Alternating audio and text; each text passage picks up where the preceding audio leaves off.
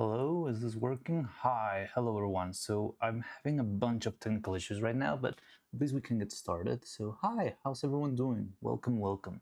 Sorry, I still haven't checked. Wait, I still haven't. Can't even put music right now. I've been struggling a lot. So, little short, quick story for whoever's watching right now of why this is such a mess right now. It's been fun. So turns out I think I lost the adapter of my workshop camera in transit between our both of our workshops. So today we'll be using our fancy camera, the fancy animation camera. But because I wasn't planning to do that, I've been struggling all morning trying to set that up, and because of that I hadn't time to check out if Twitch is working, if everything else is working. It seems like Twitch is not working. I don't know why. Like comes and goes. It reconnects, stops, reconnects. I'm trying to get Twitch working too. I'm not sure what do I need to do that. So that's why I'm struggling here. But don't worry, it's fine. We've got plenty of time. But at least we're already here. You can watch us on YouTube. I don't know what's going on. OBS is blowing up, but you can see me right? And you can hear me? Is the audio all right? Is it? Oh, it seems like something's going terribly wrong.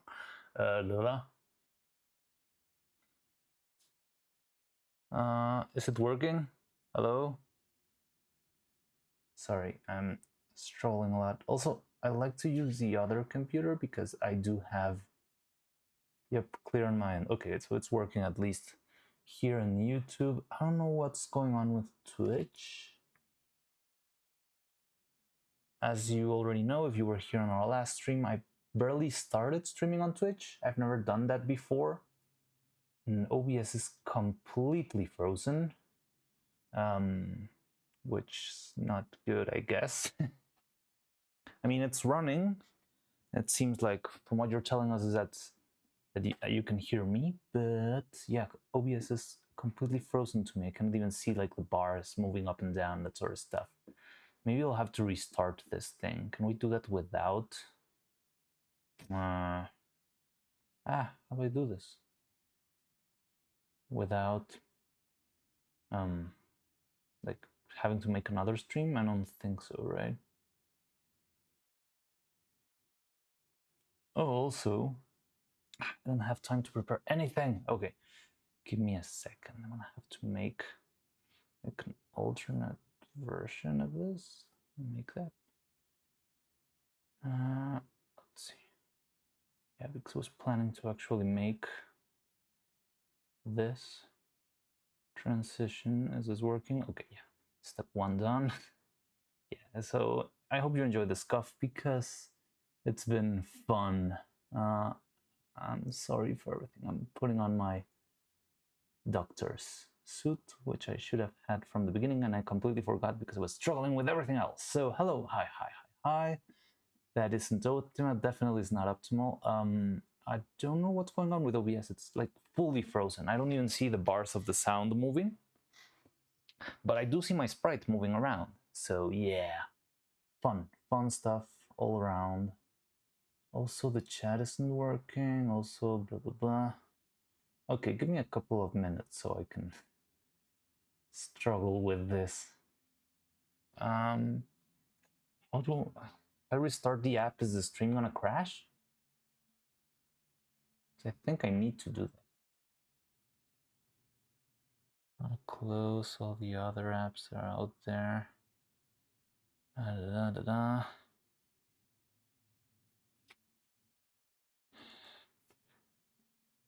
Okay. Oh, also, I haven't made an announcement in Discord, so if anyone else who's in the Discord here can do that for me, because I'm running around with too much stuff right now. So welcome, I think. Oh my god, there's so many people here. It's the first time I've seen this many people in a while, and I'm just screwing up with everything. That's very fun. All right. So yeah, if someone can say hi in the Discord and tell people, oh, I haven't put the Discord link here either. Wow, this is such a fun stream. Okay. Also, I finally figured out the way to get an eternal Discord link, which is cool. So now we can actually use the same link forever and not keep changing it every 5 or 6 days. So yeah, okay, I'm gonna have to restart OBS if everything crashes. I'm sorry, but I cannot work like this, so hi. Okay, so I'm gonna have to force quit the thing and hopefully it doesn't blow up as terrible. All right, see you in a bit, I guess. Whatever happens, happens. 3, 2, 1, bye. Okay, are we back in YouTube at least? It seems like it's working now. You can see the bars finally. Okay, let me change this. This is what I was trying to change before. It seems like it isn't working.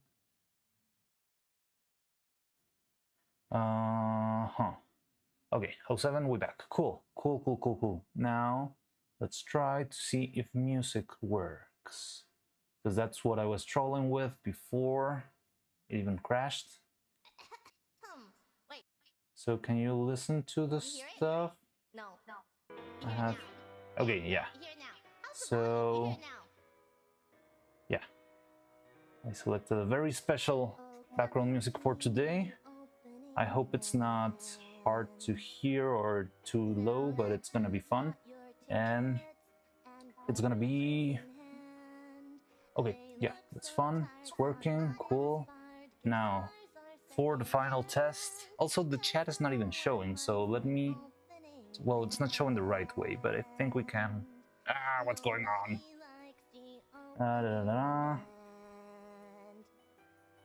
What's going on? Okay, let me see.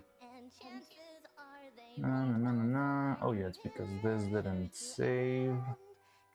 Wow, this is such a fun, engaging stream. I'm sorry, guys. It's I'm still learning a lot of this stuff. I'm pretty good at making puppets. I'm pretty bad at streaming. So, but hopefully I can balance those things out with a little bit of time and practice. In the meantime, yeah, fun for everyone. Okay, so let's get this in here. Okay, seems like this should be working. This is cool.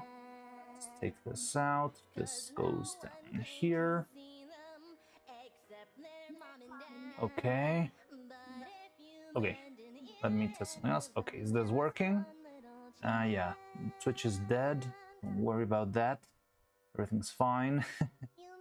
And now let me move myself out of chat. You. Okay, how's that? A little bit hard to read, but it's fine. And here we go.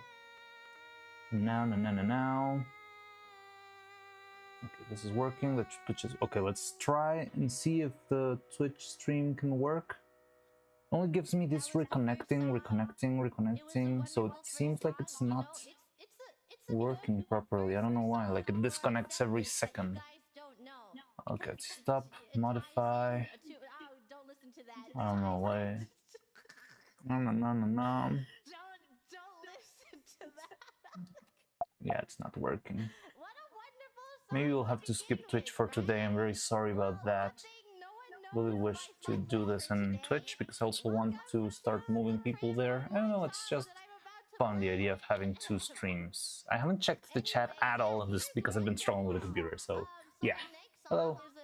Wafi, Trajax, Roman, Horsehead Studios, yeah, Trajax, blah. Jose Sayer, Niak. Hello everyone. Hello, whoa, there's a lot of people here. Hi. Yeah, sorry, I haven't been taking a look at chat because I've been struggling here, but yeah, hello. Okay, at least we can do this, I guess. Give me a second. Hi! Here I can move properly and I know what I'm doing in this reality. But what do I need to do to get this thing to work?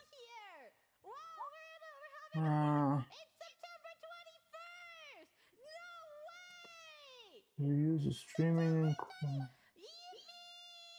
So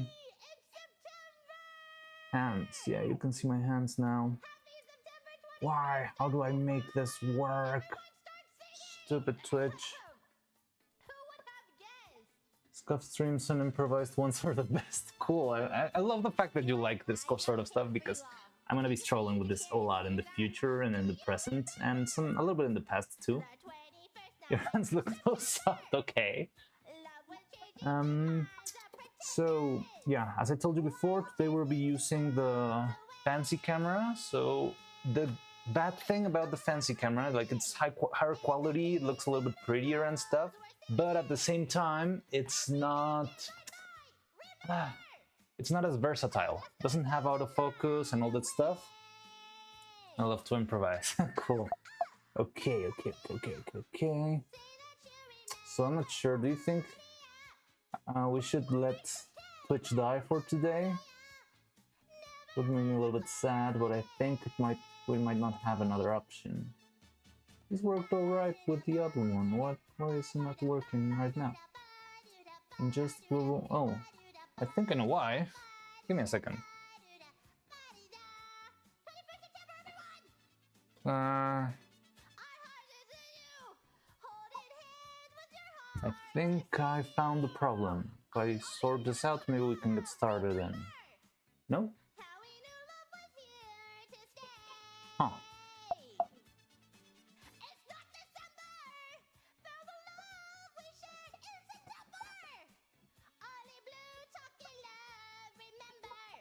The charm team.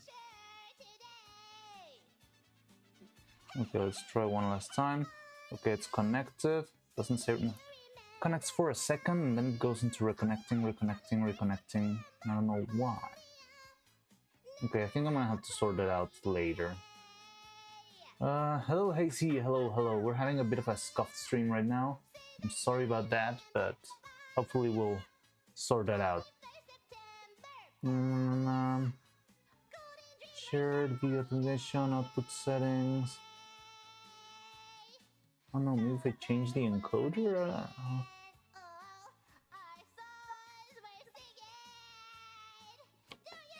So 5,000.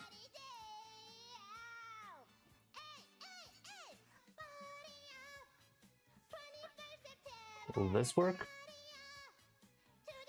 Just keeps connecting, reconnecting. I don't know what's going on there.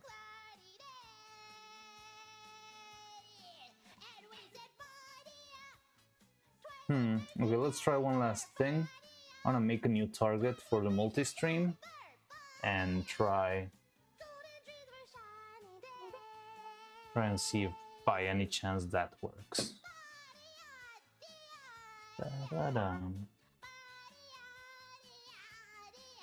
So this will be our last ditch effort, and if this doesn't work, then yeah, it's gonna be goodbye to Twitch for today, which sucks, but whatever. No. Okay, now where do I find my stream key?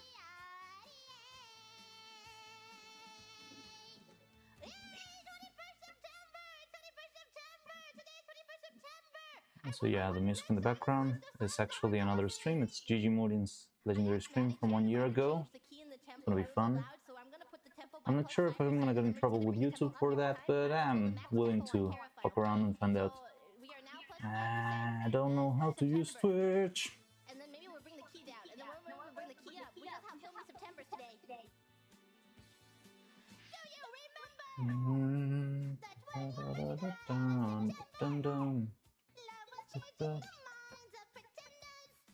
I can't even see where my stream key is. Well, it's probably not that I can't, I'm just terrible at this. Where is my stream key?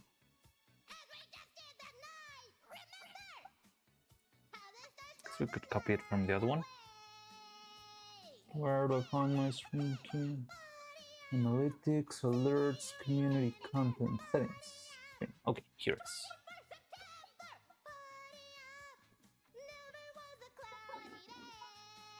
Okay.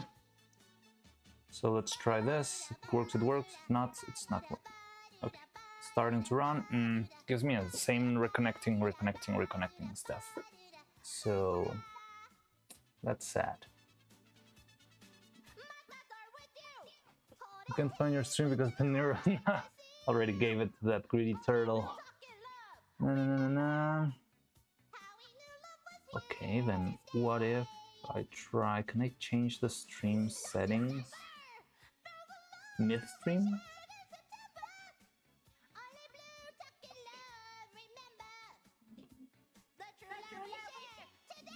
So let's see if there's no hiccups here. And see if this makes a difference.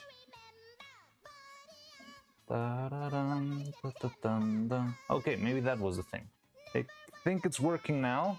If anyone's out there on Twitch, could you check if our channel's running? Hello Twitch, if this way, yes! Oh, by the way, I should remove that sign saying days for my downfall. My downfall was a lot of time ago. No. There we go. Okay, it seems like we can finally start. That's very exciting. Hello Twitch. Hello, I'm sorry for starting late. It took a long time. I don't even think I set up a time for you guys. But working here, Joliver, Tony, hello. Yes, finally. Cool. Okay, we can get started now. Okay, let's start over. Hello everyone. How's everyone doing? By the way, let me know if the music is too high or too low and all that stuff. Trim elements working. Yes, we did it. Okay. Hello everyone, welcome back finally to this your cozy and humble little workshop. I am Mariano, you can call me Mari. I'm very happy we're finally back in the workshop. I can finally work again. I mean, I like to work on the computer, but honestly, working with my hands is what I do best, and I love that. And I'm very happy that we finally have a little bit of space for us to work. Right now it's pretty much, well, I have set up this table and a couple of more tables as working spaces, but I still have a couple of spaces that I need to tidy up and prepare so that the full workshop is ready to work in full force. But for now, this is more than enough for today's stream, and I think we can have a lot of fun. So yeah, welcome everyone, welcome. I'm very happy that you're all here. I'm very happy that you like this. And okay, I'm gonna take a look. Wait, let me check the chat. And now I'm trying to start to actually read chat. Sorry if I didn't read it for the last hour or so, now half an hour. I was too busy struggling with multi-streaming, but now we got it. If you can finally watch more in the superior platform, yes, you can. So GG Limo, yes, we've got GG, and it's gonna be a long. All hail the swarm. Hi Twitch chat. I'm gonna take a look. View count is booming. Really? Cool, that's cool. I cannot see the view count, so I'm gonna trust you guys. I'm very happy about that. But yeah, okay. Great, awesome. We can get started now. So, hello, welcome to your humble workshop. Today we're going to do some surgery and some fun medical analyses on our good old little friend Evil. Okay, it's been intense. So yeah, as I told you, I wanted to use our this is the camera we usually use in the workshop. It's a very simple handy cam, but it's very handy because it's got autofocus. The zoom is really like it's got a lot of optical zoom, so you can get pretty close shots, and it's really useful. The thing is, for those who've been here for a while, you'll know that I did change our workshop before we released the Evil video. And in transit, it seems like we lost our little HDMI adapter for this thing, so I could not plug it to a computer this morning, and I just realized this morning. So I had to very quickly rush and try to set up this thing, and it seems like it's working. So this is pretty much what we'll be working with today. Let's see. I'll hit the swarm. Hi Twitch chat. 40 people. Whoa, that's crazy. More than Venom's Jeff. How extreme video looks like stop motion too. Oh, okay, that's another thing that comes from the that's not really part of the plan, but it happens because we're not actually okay. This is gonna be the most scuffed thing you've ever heard. So I didn't know how to plug in this camera to the computer directly. I'm not sure if I needed like a driver or a plug-in or something, but it simply wasn't working. So actually, let me see if I can set it up. Okay, I want to show you, but please do not judge me. So yeah, you are actually running on my stop motion software. I'm just cropping the edges so you don't see it.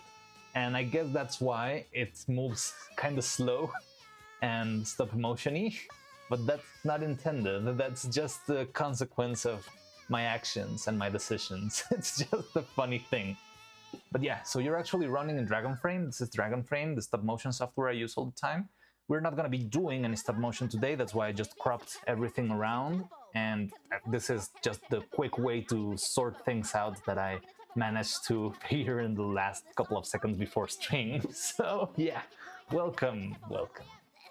So yeah, that's how everything went, and this is how it's going, and then yeah, I think that's enough introductions, enough talking about the stuff. It's been fun.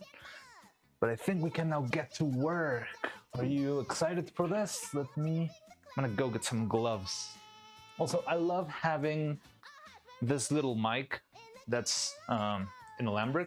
It's like, yeah, I can move around the workshop. Even if you don't see me, I'm on the other side grabbing some of my spare, well, not spare, but grabbing some new gloves from the box so we can work on this. And yeah, I can move around and talk with you. Maybe not the chat, but I can move around, have fun. So yeah, yes, amazing, genius. Mom, look in Dragonframe. Yes, you are in Dragonframe. Welcome. Okay, fun. Now move the cursor. Oh, I have the cursor. Wait, how's the cursor there? I'm not even in the Dragonframe window, but okay, so in the meantime, okay, so let's get into this.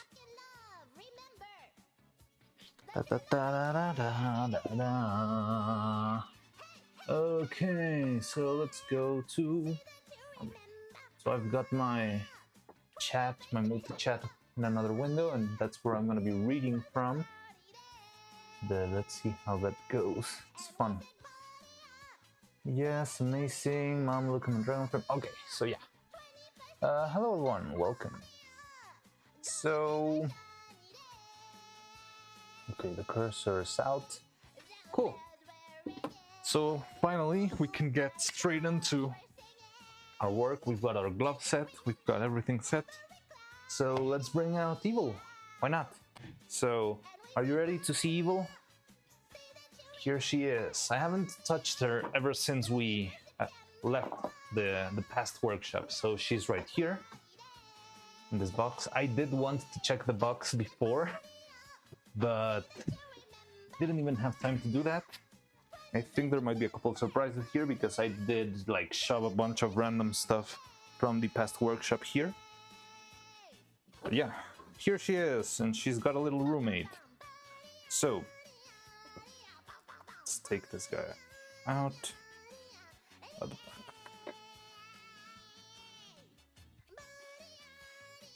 Oh yeah, just like a little side note. This guy over here was actually originally a long time ago. This is one of the first puppets I ever made, and this used to be a puppet of me. Now it doesn't look like me at all now, because when I started working with Corpo Incorporated, for those of you who know the context, I sort of redesigned it for an ad campaign they were trying to make, but in the end it never came to fruition, as many things never came to fruition with those guys. And so yeah, I just modified. I changed the outfit, I changed the head, and with that. But this used to be like a puppet of myself from a very long time ago, but it's very old, it's very damaged, and I did change a bunch of stuff. But yeah, just a little fun note for you guys, all of you who have known about the past of the workshop. Okay, so let me show you what we've got here. I think it's just mildly interesting to share with you, even if it's not really part of the surgery, but I can show you like the stuff we have and how stuff works and all that stuff. It's just gonna be fun. So this is the Evil stuff. I mean, I don't think we need to talk about the rope used for the harpoon, nor this little guy over here. We can keep him around if you want, just for the sake of it. But there's nothing special about that. But yeah, okay. So the first thing I think we could do is just talk about her, about how she works, how she's made, what I wanted to address all of the little problems that I had with her, because there's a bunch of stuff that isn't perfect, and I would like to try and subscribe for this. Hello, Happy Gecko, welcome. Thank you for subscribing. I'm really happy. This will help hope and joy when we start. Not bots, dot. Self-inserting. Ah, cool. It's official. Evil's bigger than you. Yeah. Vettel in the box. Yes, Evil looks so good. Who is the background singer? None other than the one and only Gigi Morin. She is. So she made this stream last year when she sang on the 21st of September, which, if you remember, it's today. So she sang this song for a while, and I thought it would be funny to have her stream as our background music for today. So yeah, that's Hololive's Gigi Morin, and she's gonna be screaming for a while, which is just perfect for me. Let me know if it annoys you, but I just think it's incredibly funny. Anyway, it looks so good. Put the music in the background. Subscribe for this, Gigi Morin. Finally, problems with Evil. Alternative title, Evil Situation is crazy. Oh, I hate those like vague titles that force me to click on the stuff. Did Evil say this? And it's like a 90-minute video. Can you turn the volume down on music? Yes, of course. Thank you for letting me know if it was too high. So there might also be... Okay, I did lower the volume a little bit, but let me know if that's okay. Because at the same time, it might not only be the music like coming out from OBS, but it might be the music that's being picked up by the mic that I'm wearing right now. I don't have any headphones, so I'm listening to everything. But yeah, we'll see. In the meantime, it sounds good, it's good. Cool, awesome. But the 21st night. Okay, so here she is. So this is Evil. Yeah, most of you probably have already seen her in her little animation. I'm not sure if I'm sharp and focused. Let me see if we can get... Yeah, this is part of what I told you, that we lose a little bit of control, or we have to do things manually here. I think that's better, right? Sounds good, yeah, but it's too loud. Can still hear my thoughts. So, yeah, many of you have already seen her from our animation stream. Some of you have seen her on our animation streams, but most of you have seen her on the little animation that I made that we just released about a week ago, which was really fun. It's been like, a lot of people have liked it, and I'm really glad people enjoyed it. And yeah, it's been a fun journey, but now it's time to start a new phase. And part of that new phase is checking on our past mistakes. So let's check our past mistakes. Let's check what went wrong with her, what we would like to modify, what I'd like to work on. And that way we can probably very soon get started on actually working on Neuro-sama. And I'm trying to actually push for not only making Neuro-sama, but making like another Evil, new, better, improved Evil. And yes, make like better quality in general, everything here. Look at that, look, works really... Yes, it does take a lot of patience to make this. So, now, let's take a general look of how she works. So, if you've seen the animation streams and all that stuff, you'll notice that you'll have seen how I moved her, how I animated, all of that stuff. It's not exactly rocket science, but it's just like tricky. And she's made of many different parts. Some of them are the arms. These are some spare arms that I had because we did have like a tragedy with her arms in the middle of an animation stream, and it's a lot of trouble to fix it on the fly. It takes a long time to make a new set of arms. So I have a couple of spares, which we never got to use, but fortunately we finished the animation, and I think we're going to be changing the design, so these ones are not going to be used anymore. But yeah, she's got like two separate pieces for the arms. The clothes are the only thing that I did not make myself. I have a friend seamstress who helps me out with that. And she, yeah, made all of the bows, the jacket, the dress. She's very talented, and yeah, it's very. I mean, she did an amazing job with this. It just turned out great. Other than that, so the arms are separate pieces. They are screwed in into the torso. The head is of course a separate piece. There you go. This was the first head. This is the head we used. That's why I drew her with a broken arm in the panel. Yes. Wait. Really well made doll or puppet. It is a puppet, technically, because it's not a doll that I bought from the market. Everything was made from the ground up. And it's not like solid plastic pieces. It's silicone. It's flexible silicone. So I think it should qualify a little bit more like a stop motion puppet rather than a doll, but I don't believe it's wrong to call it a doll either. I mean, it's pretty much a figure, if you will. But yeah, evil beheaded, yes. This happened a lot during the streams. There's another part of the issues that we need to address today. So on the head, we have the hair in the front, which is just stuck with a couple of needles, and yeah, it sticks right there, and it really makes a difference, like having her like this versus having her like this. Maybe we're gonna be talking about the head. I can make a little bit of a zoom in. This is a part that I don't love because, yeah, the focus. I need autofocus, but I can't use it with Dragon Frame and all this. All right, I think there you can see it a little bit better. Live decapitation, yes. So yeah, here she is. And this front hair is just like a separate piece of silicone with a wire in the middle that can be animated. I can like move this around like this, and that's how I made most of the hair movements. I really put a lot of effort on the hair movements.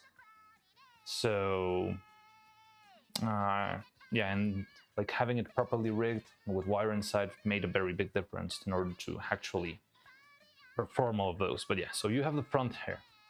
I have everything else is glued in because all of these hair strands were drilled into the head. The wire itself was drilled into the head, and then I just glued it. The only piece that's separate is this one, which is the little ahoge, which gives me nightmares.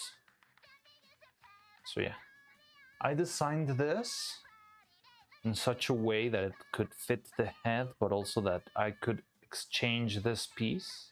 It's a little bit sad because I'm gonna have to change it anyway, so it never like served any particular purpose, but we have plenty of material. But I did make this little hole so I could exchange this little piece for a turtle if I ever got to make like an actual vessel out of epoxy or silicone, that sort of stuff. So yeah, that's not gonna fly because we're probably not gonna be using this head anymore. But I mean, anyway, I think it was a fun idea, it was a fun attempt, and I think it's the right way to go. Just need to, you know, sort out how to, yeah, like I just need to set out how to make it work with the new design that we're gonna be making. But yeah, let's take it one step at a time. So we got this. Her physics are perfect. Chef's kiss. Thank you. A lot of people did talk about her in the hair animation. Yes, I saw.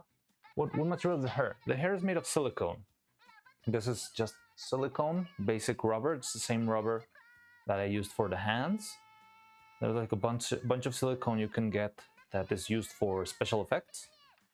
There's plenty of different materials, different consistencies. I'll hope to show you like while we get to work on them. But yeah, basically it's just silicone rubber, and it's not a hard material to get. It's a very hard material to master though. But yeah, we have a little mold, and I made like in the same mold all the different strands separately.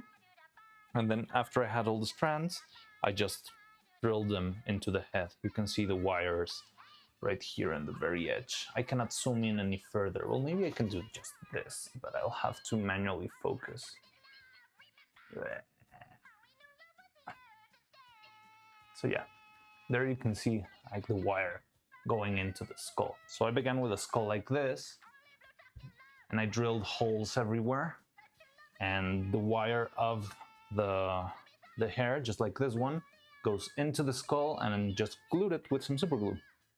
So yeah, that's another piece. Then one of the fun and most tricky parts is the eyes, but I think in order to show you the eyes, let's go back to regular focus.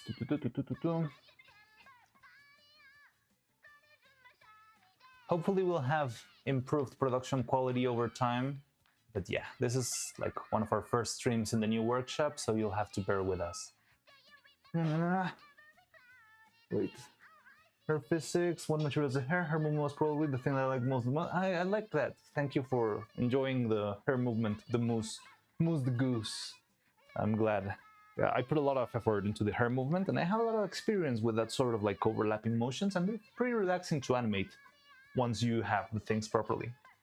Put down my vote for the Vidal epoxy figure. Yeah, it would be fun to make it, but my priority is Neuro and Evil because they're the most complex things, but I definitely would love to make this little guy with actual, 3D material.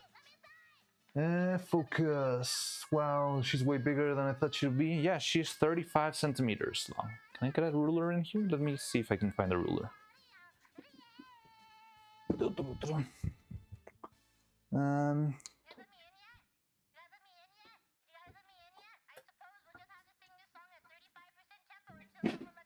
So the body, only the body is about 30, so about 12 inches.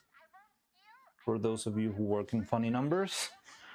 And with the head, she would be about maybe 40 then. So she's 14 inches tall.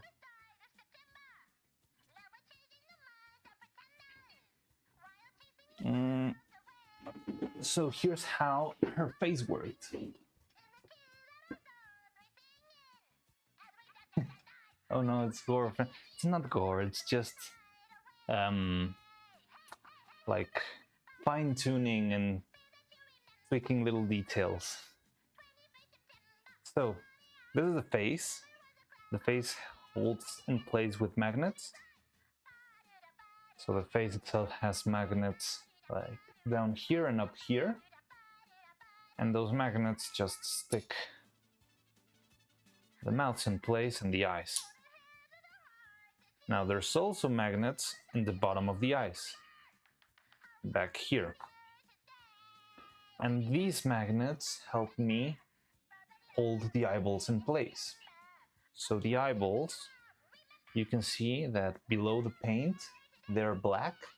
And they are black because they have a little bit of iron powder mixed within the resin. So the iron powder helps me keep them in place just a little bit more than mere gravity would. Because if I put her, doesn't work all the time. I think this head did, but I mean, the sphere can hold itself in place a little bit better than it would if I didn't have the magnets. And yeah, the eyes are their own separate piece. And also the eyes have this very little holes. I'm not sure if you'll be able to notice that it's very small. How do I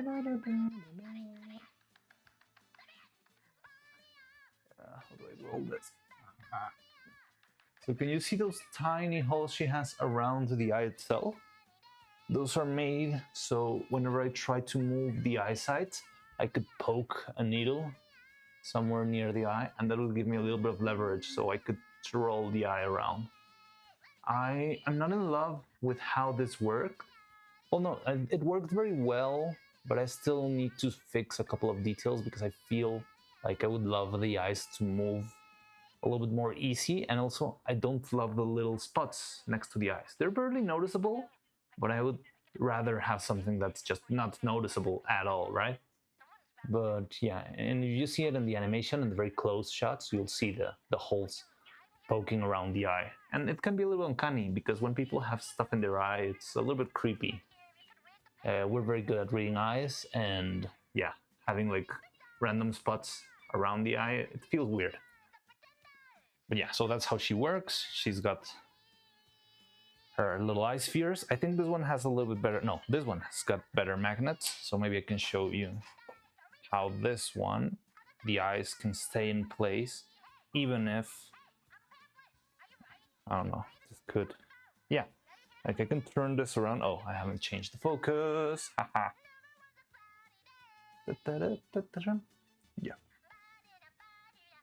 So yeah, the eyes can stay in place even if I flip her over, because the magnets just use, it has enough force. But if I move it like very fast, yeah, the eyes will fall down. And that's how she works, pretty much. So that's everything we've got here. We've got all the pieces, we've got the eyes, the mouths. I could show you over here in this box. I've got like all the mouth replacements. Ta-da. There's also a bunch of props in here, but so yeah, we got our bra hat, the guitar, her microphone, the harpoon, question mark, a couple of spare bows. But yeah, these are all the faces that she had. Well, also a couple of spare eyes, but a bunch of these didn't work properly. So I end up not using them. I have a spare skull. Tiny little skull. That's such a cool detail. Didn't know the spots in the video, but it's really cool to find practical things like that disappear in magic language. Yes. This is very neat. Hello, enjoy sleeping. How are you doing? Welcome to the stream. I am glad you enjoyed it. Welcome. You're always welcome here. Hasoret refund 14 inches. I'm not sure what that means, but cool. Oh, you're responding to the other guy. She's bigger than I thought. How tall is she? Harpoon. Also the question mark. Yes, all of that fun stuff. So these are the brows that I made. I have like the eyes closing, closed eyes. This is the angry face, which I did not love, but it worked okay, especially for the little clip of her playing the guitar and swearing a lot. So these are the mouths, and well, no, these are the eyes. Oh, this is the past hair. So the first evil I made was before the subathon. No, not the subathon, before her birthday, where her hair changed into a darker color. It's barely noticeable there in camera, but it's much more noticeable in real life. So yeah, the first variant I made had this more caramel Neuro hair color, and now we have her with the darker color. So yeah, this is the past hair. These are all the mouths. Also, because I made the mouths before her birthday, she didn't have the little flesh fang. So she used to have regular mouths. So you can see which ones were made before and after her birthday. These are the new ones, and these are all the old ones. The first ones were actually made just to get the lyrics of Crazy Fucking Robot Body. So we have the C, the F, this one I used like the R and as the A, as the E's, the big A and O. And yeah, after that, I just made this 3 little variants for the newer version. They all have the little flesh fang here. I think it's more easy to read if I turn it around. But yeah, so that's pretty much all the pieces and everything we worked on for Evil. Okay, so now let's get into the nitty-gritty. Now let's start to see what went wrong, what we should work on, and what is going to be improved both for Neuro and for Evil 2.0. Well, I'm guessing it would be probably Evil 3.0, but yeah. Also, at the same time, I'm trying to improve the process as much as possible because I'm barely getting started. And I feel like it's gonna be very important to like nail down proper process and workflow so I can make more characters in the future. So I don't mind if Neuro and Evil take me much longer than what a usual puppet would take me to make, because I'm trying to learn a lot of stuff. Because hopefully once I finish learning like all the small little nitty-gritty, I'm gonna be able to make a single puppet much more faster. And that's what I want to do in the end game. I would love to be able to make more puppets, like not only Neuron or Vettel, we can also have any other VTubers out there that would be really fun to make. And I would love to work with like official 3D models, that sort of stuff. So yeah, it's gonna be interesting, but the first step to actually reaching that point is perfecting everything that has to do with this part of the process. So that's why I want to work very in detail when it comes to these two, because these are like the stepping stone that I'm going to use for making any other VTuber out there whenever I end up making more puppets and more stuff and more interesting things. So yeah, that's why I'm being very careful. I feel like I could make it very much faster if I just like winged it, but right now I'm trying to do a lot of R&D and use that R&D to improve things in the future. So cool, let me see. That guitar is based on the, yes, it is based on the TD with TOF 10N, the Tim Henson guitar. Yes, it is. I actually got the model. I did not make the 3D model. This one I bought online. That's why I don't have it available on the Patreon. But I did a couple of modifications so I could 3D print it. And painting the inlay was so hard. I never tried to do something like that, so it was very hard to do the little inlay of the flowers. It's a little bit scuffed. It looks like smudgy and a little bit ugly, but because it's mostly seen from afar, I don't think it's very noticeable. But yeah, I really liked how it turned out, and I just tweaked a little bit the colors to make it a little bit more evil-like. I just thought it would be fun. She probably has the money to do that sort of stuff, have her own personalized Tim Henson guitar. Okay, let me know if I'm out of focus, but yeah. The frog hat was very cute. Thank you. You should thank Romanson for that. He's hanging around the chat here, but Roman is the one who was pretty much almost every stream he was asking for the frog hat, and he was like, frog hat, frog hat, frog hat, frog hat. And we made it. Oh, it also has a little duck on the top.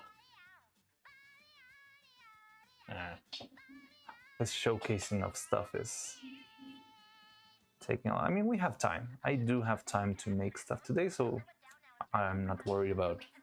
But yeah, I feel like we're all over the place, but I think that's fun. So yeah, she's got the little ducky over there. But yeah, Romanson is the one to blame for the frog hats. So you should all be thankful to Romanson for calling me, like telling me every single day, every single stream that we needed to make the frog hat.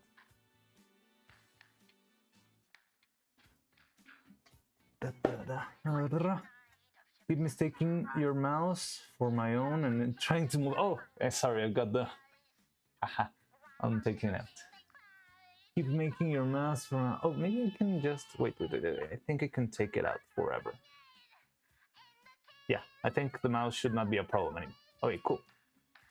Now let's go to chat. Take all the time you need. This is awesome now, or not rushed. I was blown away with the evil video. It's so sick seeing how she's put together. I do dioramas. Oh, you make dioramas and minis? Then you should totally come into the Discord. I would love, like, our community not to be like. I would love to have a community that pushes people to do more stuff. And what I'm always telling people is that I don't want there to be any like trade secrets in the workshop. So if you don't know how something is done, I will gladly teach you. I cannot like fully teach you every single thing, but that's what the streams are here for.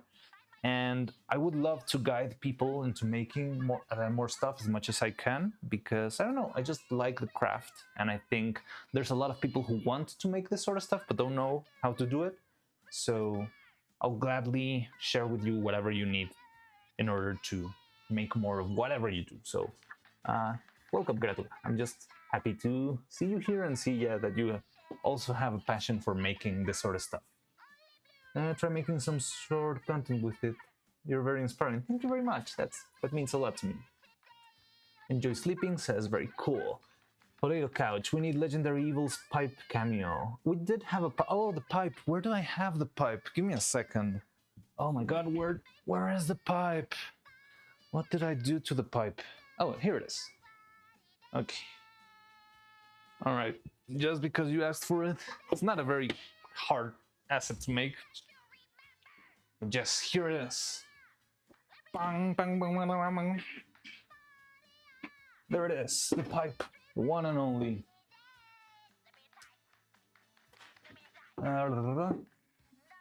Late is for a little while, sucks forever. What? Take your time, art can't be rushed. You are right. That is true. So yeah, here you have it, the pipe, the one and only pipe. By the way, so emotes and chats are working, right? That's cool. I've been trying to make sure that works. I don't know why. I need to see if there's a way to make it work in YouTube, but I'm glad to see a bunch of emotes there in the Twitch chat. That's cool. Ba, ba, ba. Roman, such a cute little head, gave Neuro cuts. Pipes, pipes, legendary metal pipe. That's amazing. Just joined the Discord. Thank you. Pipes, pipes, pipes. Damn, that's a big pipe. Pipe is a pipe is a pipe is a pipe is a pipe. Yes, pipe is a pipe. It's huge compared to her. And it's not even like metal pipe. It's just a PVC tube because I needed something lightweight. And I just painted it metallic. That's it. But the simplest asset I've ever made. But yeah. Okay, so now I think we can get into seeing what went wrong with her. Okay, so first of all, I'll tell you a little story. When I was working on Evil, I began to work first thinking I would be making Neurosama because I didn't even know there was such a thing. I was getting like barely interested into the swarm stuff because I had seen her around in a couple of videos, but I just thought she was fun and would be funny to make a puppet out of her. And then I learned about Evil, and I learned about her birthday, and I learned that she had a very tragic birthday 2 years ago. And I thought, hey, the birthday is coming in March. Maybe we can, instead of making Neurosama, we can make Evil, and at least if she has another tragic birthday this year, we can cheer her up a little bit with a fun little puppet. So that's what I did. Trying to see how this is set up because I think it's got a knot there, but okay, it's fine. So because I had this very tight deadline that I needed to finish this for Evil's birthday, I ended up rushing things a lot, especially the body, because the thing that I do not have control over when it comes to making the puppets is the clothes, because I don't make them. I commissioned this from a friend of mine called Isa Nissenbaum. She's a very talented seamstress, and she loves to make this little clothes for my puppets. So I did not have control over her timeline. I had control over my timeline. And because of that, I had to rush the body a lot in order to actually deliver it to her, and so she could like make the clothes and sew it on and all that stuff. Because of that, I ended up rushing the body too much, and there are like a bunch of issues that stem from the main body that became the biggest issues whenever it came to animation. So that's what I wanted to basically break down here and talk about like in detail for the stream of today. Let me see, is it properly focused? Why isn't it? No.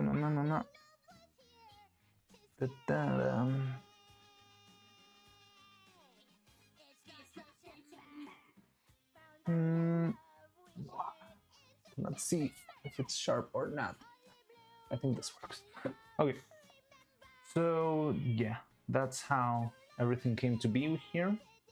And let's take a look at the finer details, because that rushing of the body really made things difficult in the future, and that's what I'm trying to improve for our next puppets, so that we can make higher quality products and higher quality everything with our next with our future puppets. So the arms are stuck with screws. You can see it here. Wait, I should do it in horizontal. The screw goes into the body, and that's how it stays in place. So I should just be able to roll this once around and remove them. They're a little bit tricky, honestly.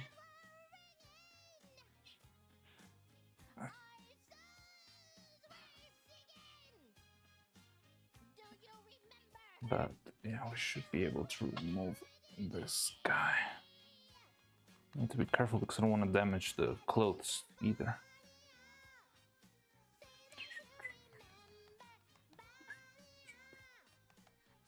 But yeah, there's some twists. It should be able to pop right off.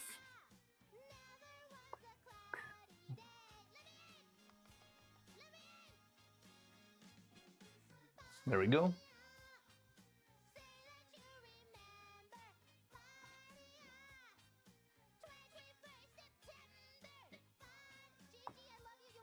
And let's make this one. Rushing is never fun. Yes, I'm ripping the arms up. It's for her own good.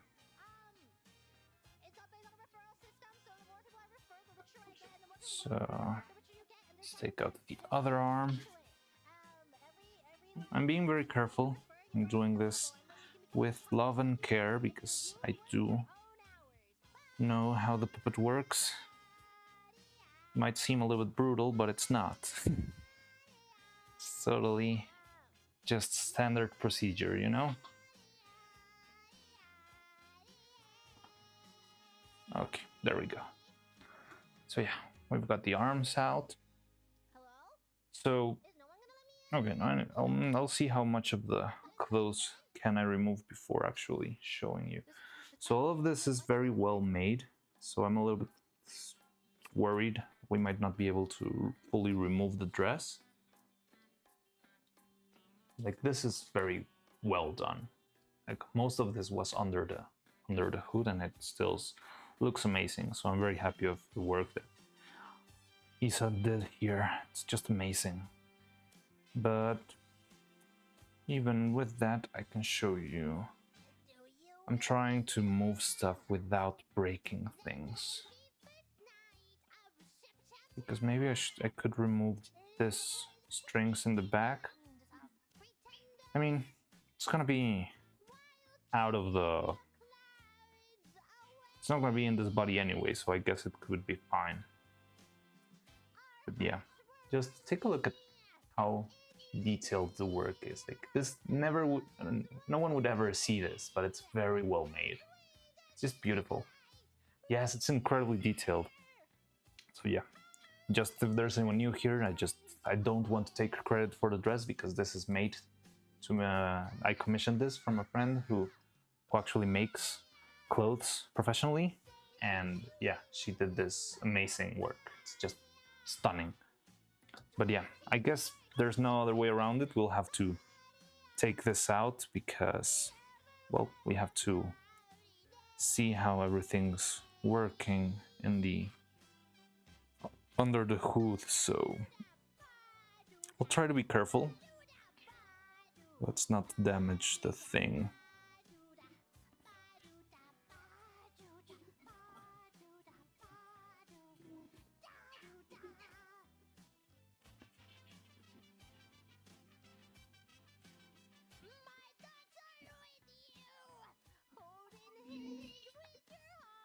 So, do you think I will get blasted by both the YouTube and the Twitch algorithm for using this song, which is probably very, very copyrighted, even if it's a cover made by the one and only Gigi Murin? I'm not sure if I'm gonna get in trouble or not, but I'm willing to find out. That's the fun part of not being monetized yet.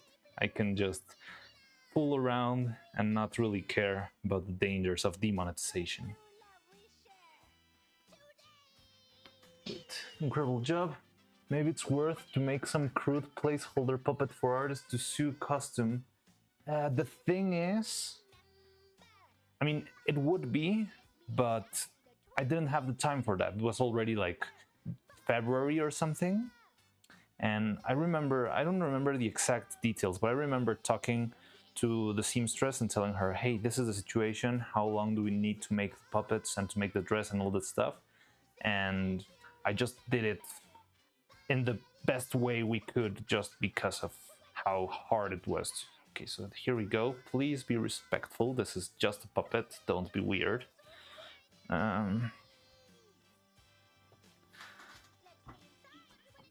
Okay, so this is evil. There you go. I mean, it's the background, I'm kind of quiet and being taken over, so hopefully not. I can hear the sun though. Okay, yeah, it's fun. And so, this is Evil. This is how she looks under the hood for everything. So let's go through the things that I think didn't go quite as well. So I did only have like one shot to cast the silicone, because if I didn't, well, yeah, we didn't have the time for the clothes. I was rushing stuff. I still needed to finish the head. So yes, it's pretty much of a rush job. I think it's good quality. I think it works fine, but at the same time, it's, you know, it's not perfect. We need to improve on this. We need to work and make this much better in the future, hopefully. And the first step is just taking a look at this and breaking down what went wrong. So, the first thing that I think really went wrong is the neck. So, for starters, the neck itself is incredibly short. I mean, it's about the right length for any neck, like a regular human neck. But the thing is, it's better to have a longer neck so it can go further into the head, because when you have this sort of head and the neck moves around, I'm gonna try it. Okay, you can see how only with the pure gravity it's starting to fall down, and it's gonna fall by itself if I just wiggle it a little bit. Because the head is heavy, the space is not a lot, there's like a lot of leverage here, and the support is not great because there's a wire. The wire is already breaking the edges of the neck, and yes, doesn't have a lot of support. It's very short piece for support. So I want to make a longer neck, have it go somewhere around here, maybe for a little bit further. I would rather have a longer neck and just cutting whatever I don't need than having a short neck and having to try and find out a way to make this work. It's much more troublesome. Under the hood, copyright is worth it. Streaming, yes, I'm also streaming on Twitch. Oh, Krieger, hello, yeah. We're also streaming on Twitch now. It's like my second stream on Twitch. I'm still trying to get the hang of it, but yeah, we are definitely streaming on Twitch now. This was Evil. When I put the background music. So I'm not being weird challenge. Very ill. My queen's become a nugget. Under the hood, ill. Hello from Twitch. Evil main character of Fifth Element. Though it's giving me flashback to my time as a theatrical vocal coach. Huh. That looks cursed. A little bit. That was a big issue during animation. Yes, during animation was a very, very big issue, especially when the shots where she like crouched down. It's a little bit hard. I'm gonna do it horizontally. So if she crouched down while animating, the gravity would pull the head out and it would fall. And that would, if the head fell, not only it was very dangerous because you could get like damage into the paint or break one of the mouthpieces or lose an eye, all that stuff, but also like recovering the pose once the head fell off, it would be like trying to put it back on and try to arrange every single hair strand back in place. It was very hard to make things work properly. So this was a big risk whenever we were animating, and your gravity, like look at that. The wire is staying in place, but all the flesh is just sliding to the right. It's falling down. Maybe the head hasn't fallen yet, but it will fall very soon. And this is pretty much impossible to animate. You need stable things in order to animate stuff. So yeah, this was one of the biggest issues that we had, but we could animate with it. And now another problem that I see is that the stockings and like the clothes that are skin tight that I just made them like a very simple placeholder, not really intended for anyone to see it, but I never want to pop it to actually flashbang someone mid animation or something. So I'd rather have like a little bit of, you know, subtle clothes underneath. And I don't like how it turned out. Like you can see a lot of like skin colored spots behind. I feel like I should have applied a second coat of silicone just to get the color like very, very well. but it's fine. That's like a minor detail, honestly. Now, the other big problem that it has is that there's a lot of empty space. So can you see over here? I'm gonna try to move closer to the camera.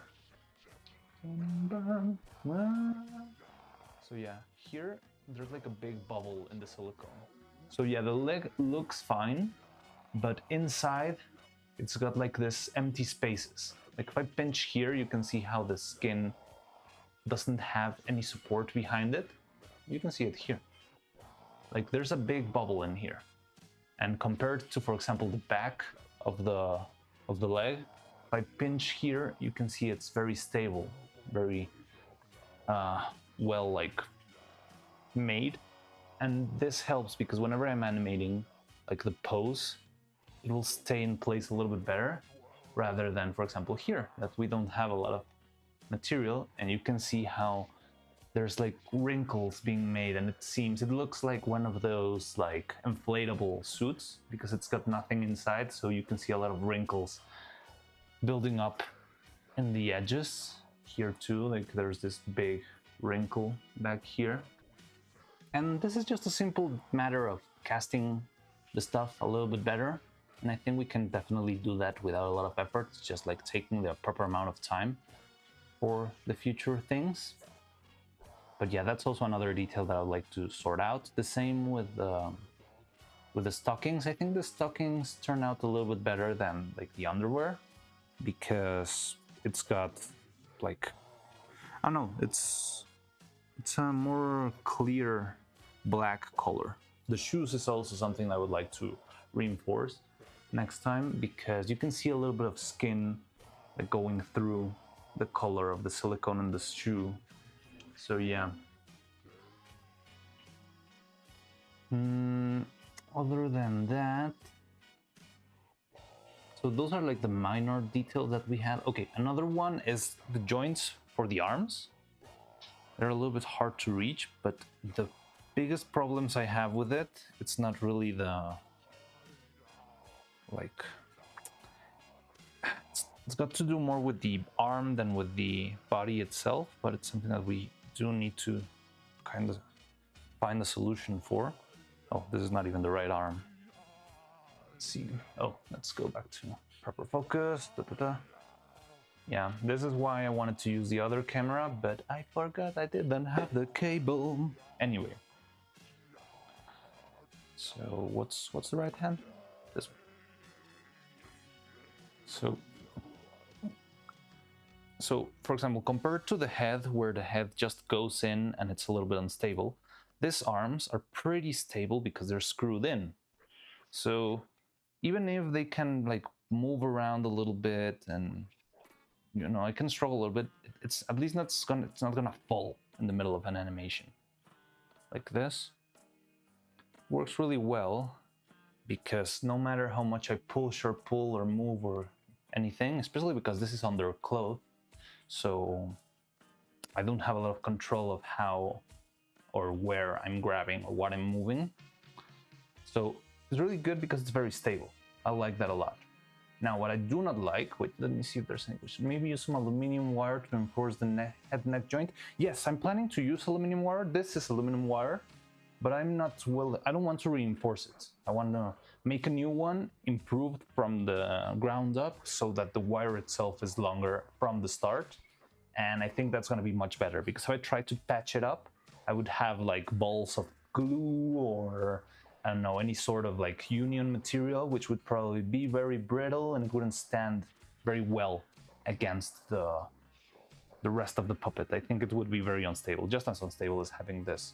So yeah, instead of actually making this, I'm going to like start from scratch and make a new neck, like a new body with a new neck that goes all the way up. But yeah, so the arms. The arms are actually, how do I say this?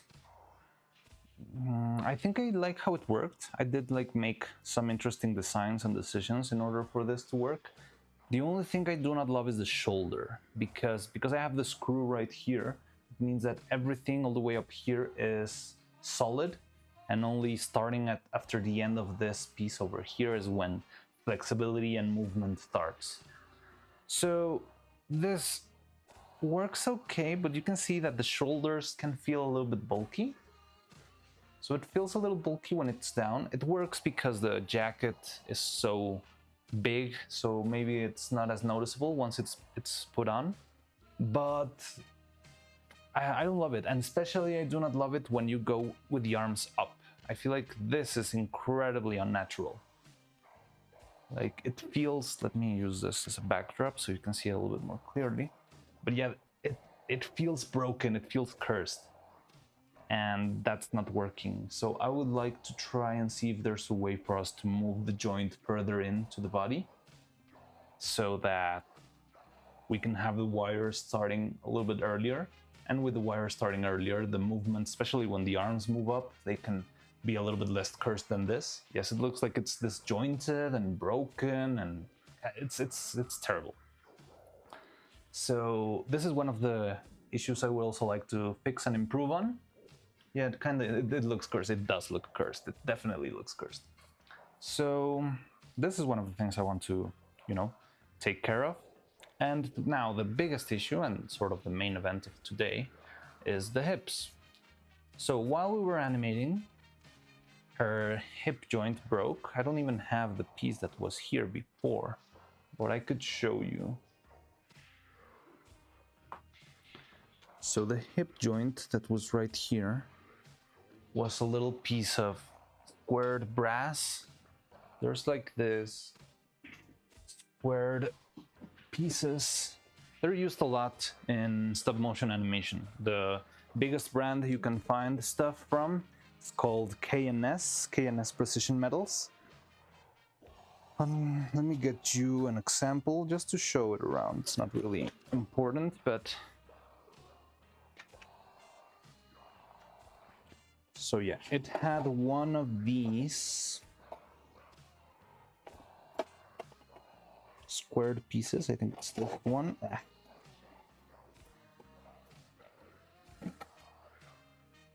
Okay, doesn't matter. And this piece was like stuck inside the body. It was cut down. Can you see it? It's a little piece of square metal. And this one's like the standard size for the stop motion rig.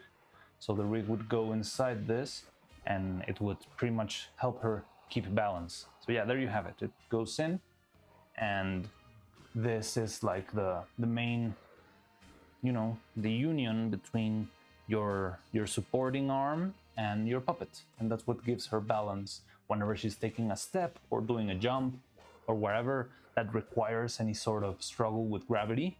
The rig will help out. So what I'm trying to do, well, first what I want to do is open it and see what went wrong.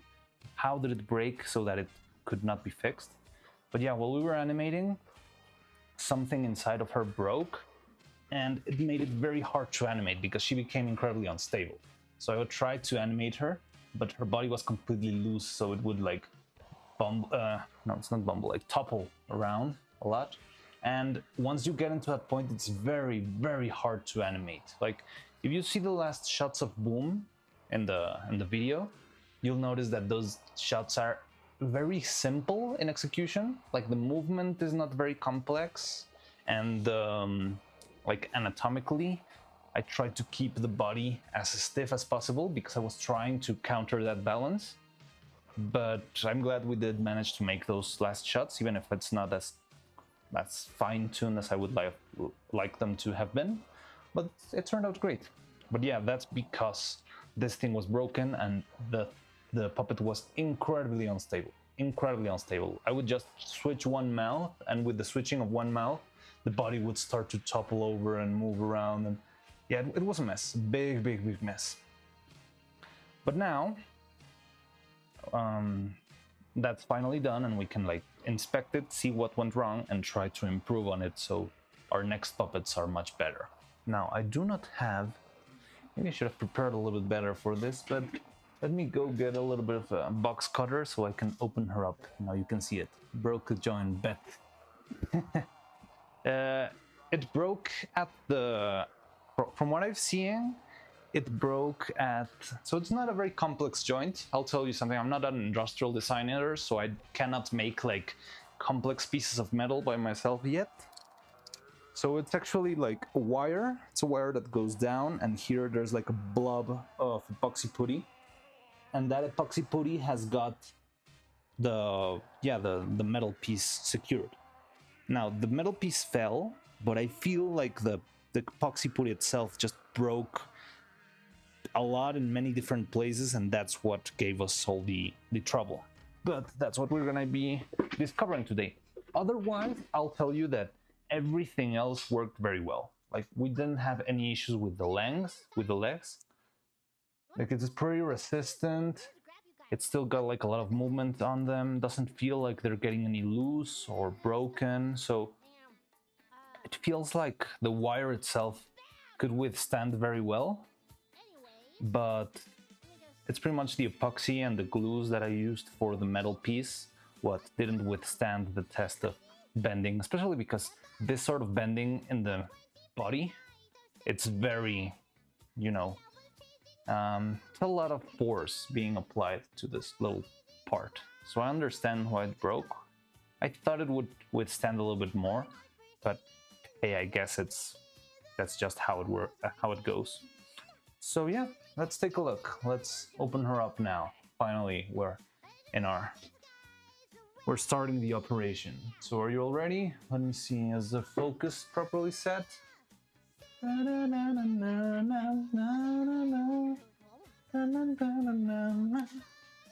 Broke a joint. After you fix it, do you have a new project with her? So I don't have anything like set in stone, but I definitely want to. I mean, if I'm making her, it's for animating. So I still don't know what. There's like a lot of stuff happening. So, for example, how do I say it? When I began to work on Evil, Boom wasn't even a thing, or it wasn't released yet. And when it came out, I was like, hell yeah, I want to make that song.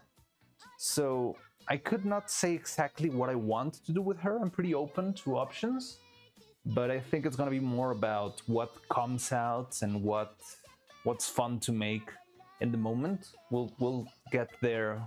We'll take that decision when we get there, but pretty much the same idea, like making fun little videos, clips, short out of them. And I would love to actually have them interact for the first time, because it's not great.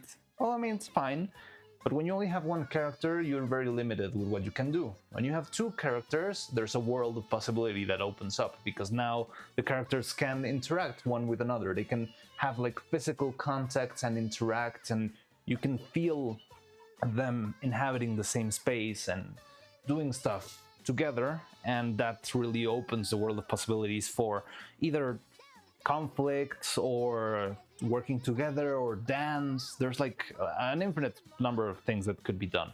I do not have like a specific decision on what I want to do once I finish making these two, but I can tell you it's definitely going to be animation. We're going to be doing animation, that's what I do here, but I don't have any ideas, and I'm open to hearing ideas. Most of the things that we made in the previous video were clips that chat suggested to me, and they were sending me like, hey, look at this clip, maybe you could do this, and she could do this, and maybe do this, and I would give my own input, like, that sounds very fun, but we might not be able to do that because I don't have the budget for such a complex thing, but maybe we could simplify it if we do this and this. And that's how everything came together. It was a lot of a teamwork experience, and I really liked how it turned out, so it's possible.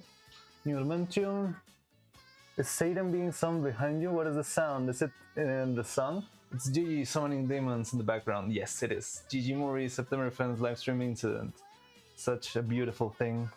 Actual surgery starts. Paying for Evil's operation to go well. Lego, Technic ball, and socket pieces work well and add a lot of mobility. I have seen, and I'm very curious of trying those sort of like toy joints, but I'm not sure if they're gonna be able to withstand as well. But I could try that in the future. I do have like the idea that I would love to one day do something more like a kit bashing project.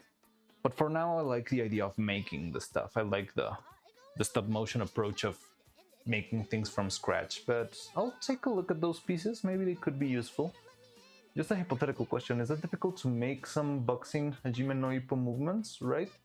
I'm not sure. I haven't seen Hajime no Ippo, so I wouldn't know exactly how hard it will be. The thing with fast movements, I can tell you, is that sometimes it can be easier than it seems. At least it's easier on the puppets, because you're not actually moving them a lot. You're making like these big gaps of movement of the fist being close to the body and then far away from the body in very short amounts of time. But in the end, you're not damaging the joint a lot because it's just two pictures that you're doing for the whole arm movement because everything's so fast. So it might not be as hard on the puppets. It's kind of harder on the animator because making combat requires experience doing that sort of combat stuff. I do not have a lot of experience with combat, honestly. But yeah, I would love to try and see. Okay, so for starters, let's look at this. You can see like the epoxy putty is completely broken. It's torn to pieces.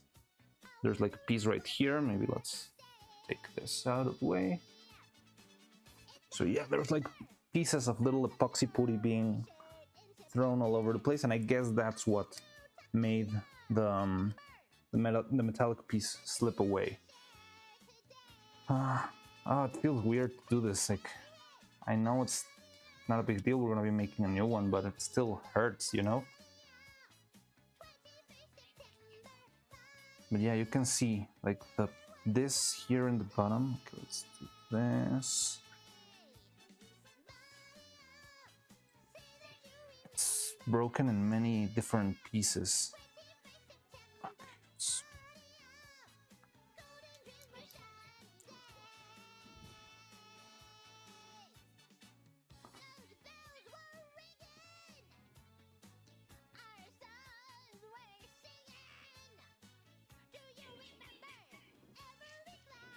so yeah, like look at this. This is broken. I can just take it out slowly. It's a little bit stuck to the bandages, but it's not really staying in place. Just torn shreds.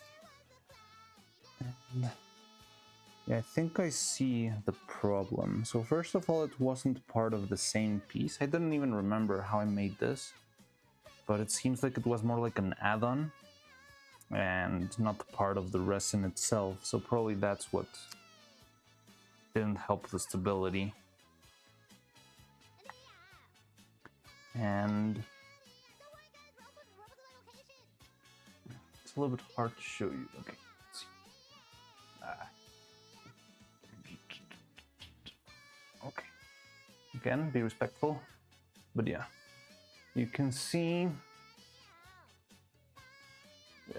over there, like this is the hole where the joint was stuck, and yeah, all the epoxy putty that was supporting around it what broke into many different pieces, and that's why it became simply impossible to keep it in place. Oh no, but there is like wait. Need to this. I hope we get to use the old camera soon. I just need to get a new adapter.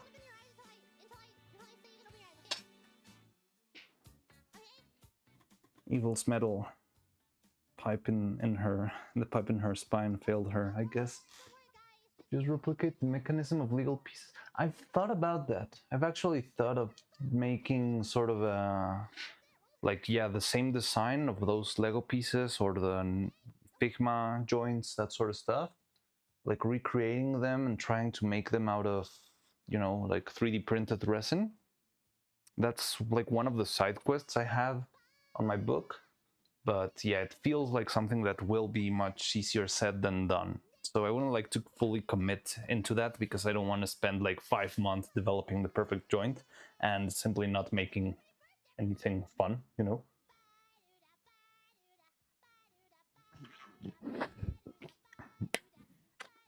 there's no anesthesia. I think she can handle it. She's gone through a lot already. She doesn't need anesthesia. Okay.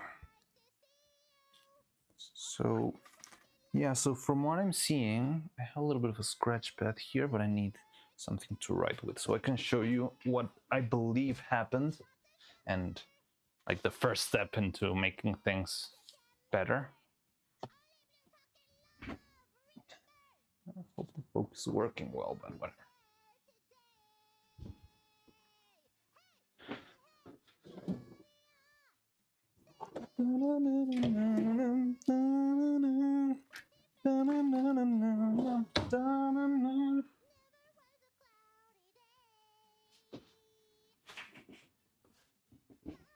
So does anyone know if Gigi is going to have like another crazy 21st of September stream this year?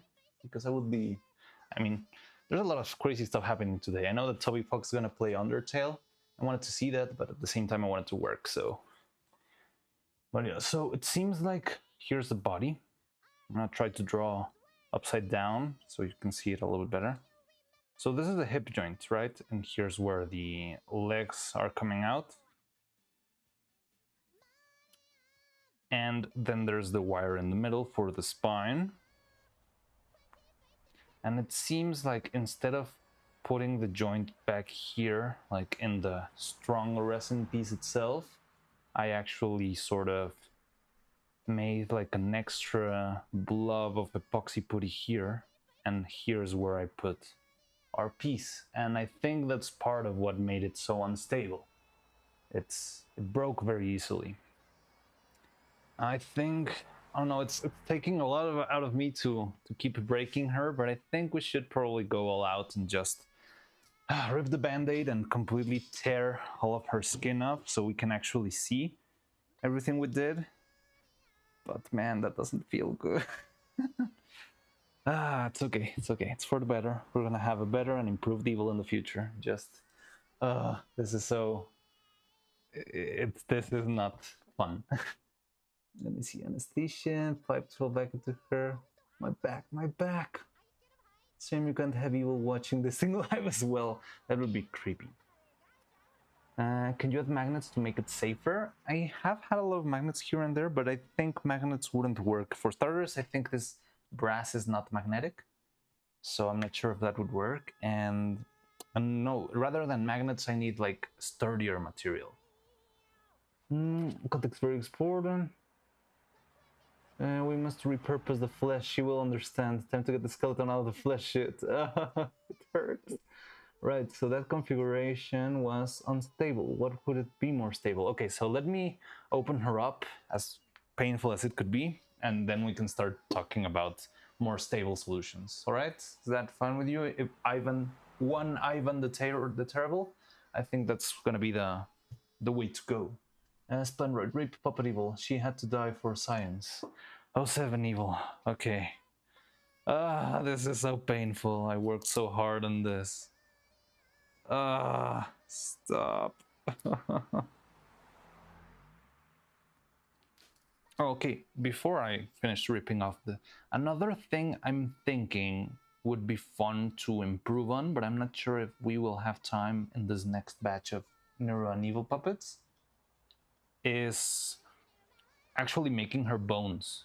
Because right now it's just like the wire itself. It works well, like it's sturdy enough, it's not like fragile even if it's only wire. But what does happen is that whenever you're trying to bend, it bends a little bit unnaturally. I mean, that's fairly natural, but like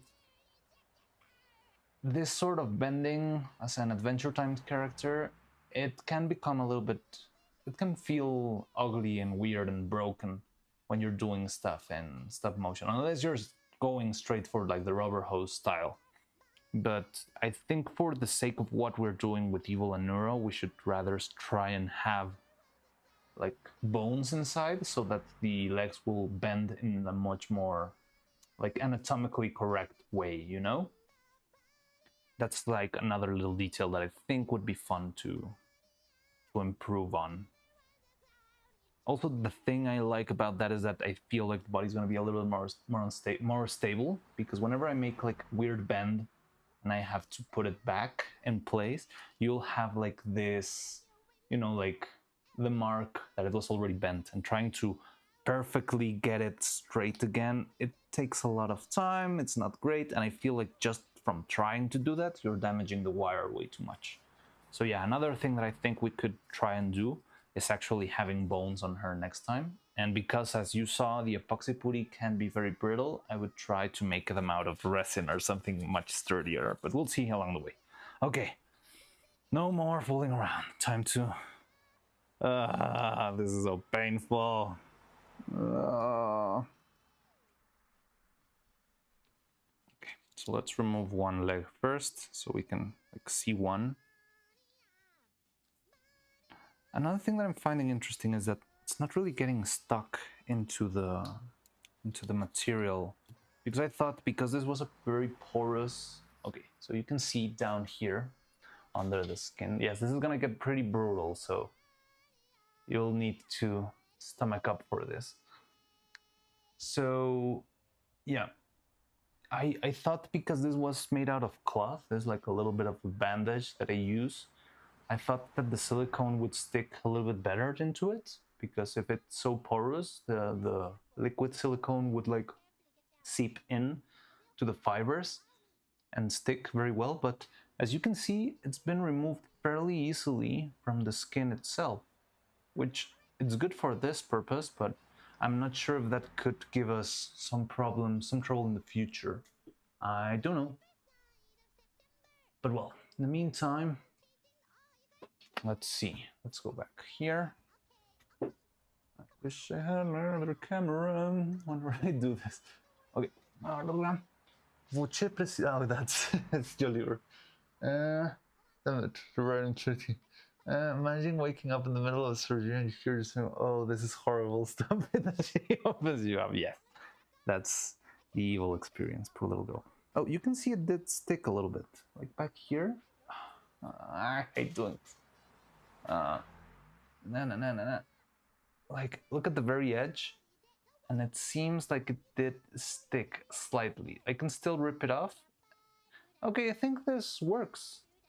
So it's not perfectly like bound together to the tape, but at the same time it sticks just well enough so that it doesn't like fly off.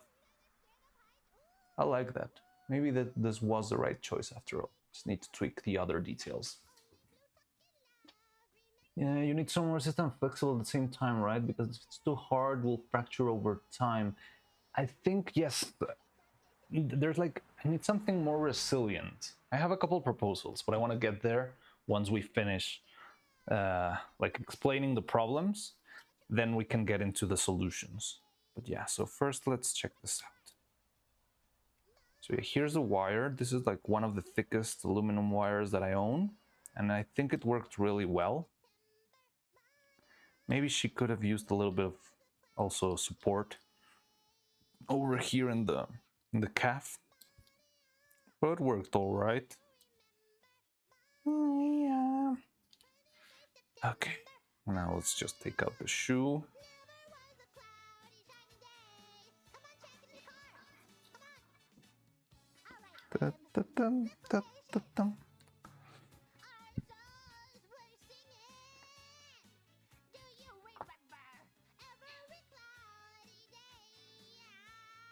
Ugh, shoe is just being massacred here. Okay, there we go. So there it is. That's the leg. And as you see, the leg behaved all right. So we had that issues with the bendiness and not having any bones, but there doesn't seem to be a lot of damage. There's like a little bit of a dent in here.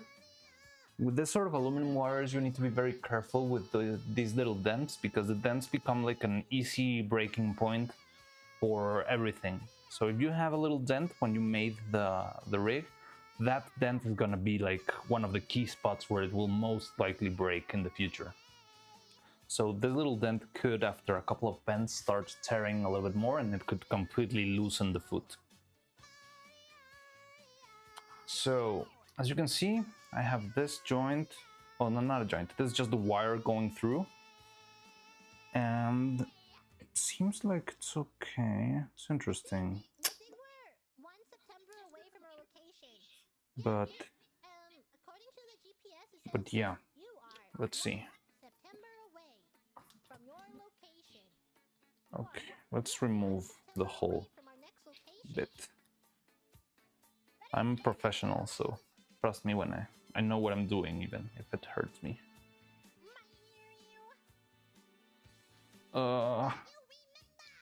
I'm sorry, Evil. There's no way back now. There we go. Anyone want a leg?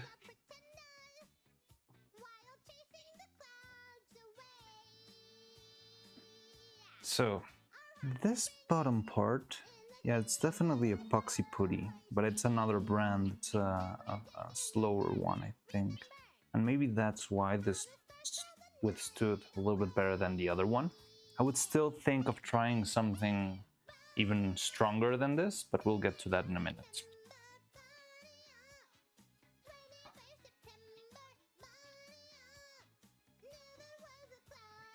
Okay, so let's take out the other leg. My poor little girl.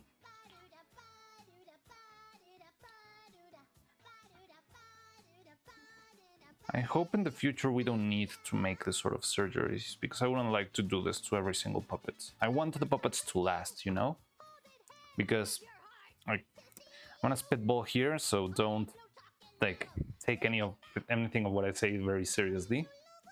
But in the future, whenever I end up making another, like more and more puppets, I would love that if I have like any other character's video, I can use the other ones as extras. So let's say we have like, I don't know, a Philion video with a Philion puppet and all that stuff. I would love that Neuro and Evil are still like in a decent state. Maybe they're not perfect, they're not recently made, but they're in a good enough state for me to use them as extras and help Philion do more fun things. So that's why I'm doing all of this, because I want our future puppets to actually last much, much longer. So yeah, here you can see it. I made like a little bit of how do you say this? Like a thigh, just so I wouldn't waste as much material. And even if I did it, we still ended up requiring more. I remember when I casted this, not only was I in a rush because I wanted to send it to our seamstress, but also I was in a very big rush with well, I was running out of silicone. So I remember I used all the silicone that I had, and still I was low on some ends, and that's why there's like a bunch of bubbles here and there. And yeah, I mean, definitely I should have used more silicone, but I didn't have any more. And hopefully with the bones, we're going to be using less silicone, because silicone is one of the priciest materials that I use. So if I end up using more resin or more of something else, maybe I could save up on silicone and have the character be a little bit cheaper to make also. So here we go, got the two legs. So here's the body, and this is where I think we screwed up. So this seems sturdy enough. Doesn't seem, we have like, yeah, I should have a little tool over here.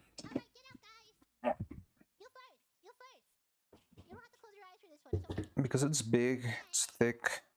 I don't think it's, where is it? Here it is. Got my tiny hammer over here. And I feel like it's pretty sturdy. Can you see it? Metal puppet skeleton and solder joints don't glue. Would love to do that. I don't know a lot about soldering, and I'm not sure because this aluminum wire doesn't solder that well.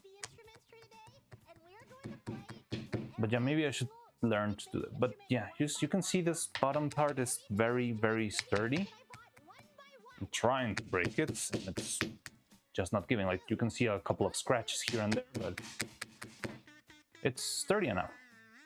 However, having this extra part, I think that's where I screwed up, and it must have been another of those issues of me trying to hurry everything up, and yeah, I didn't give it the proper support.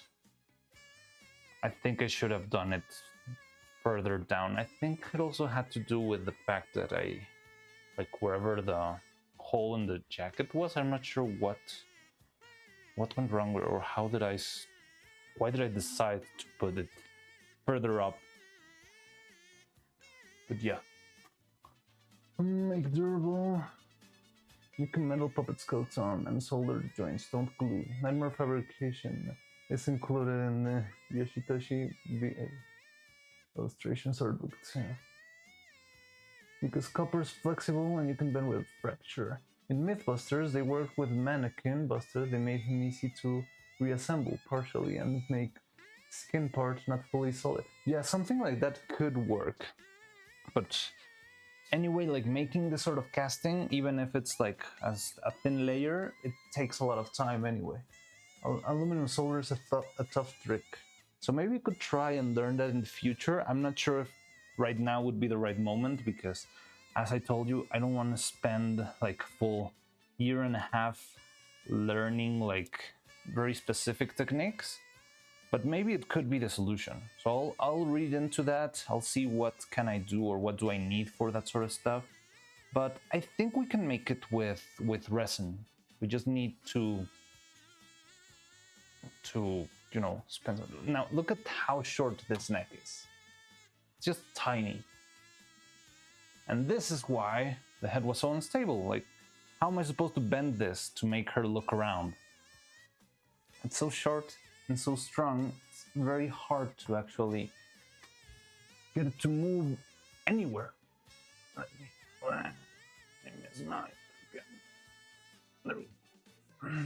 It's so hard, it's very tough to move around, and if you move it around, it starts to split in the middle because it's also very short. So the wires start to separate one from the other. And yeah, so this is very unstable. This was one of the biggest problems. Now, let's see. What I think we could do, I would like to try and start designing things a little bit further using our 3D printer.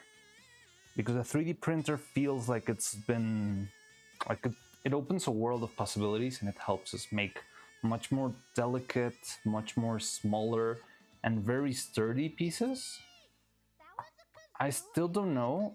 I would love to give it a shot and try all of those like super strong resins that they sell you for the printer.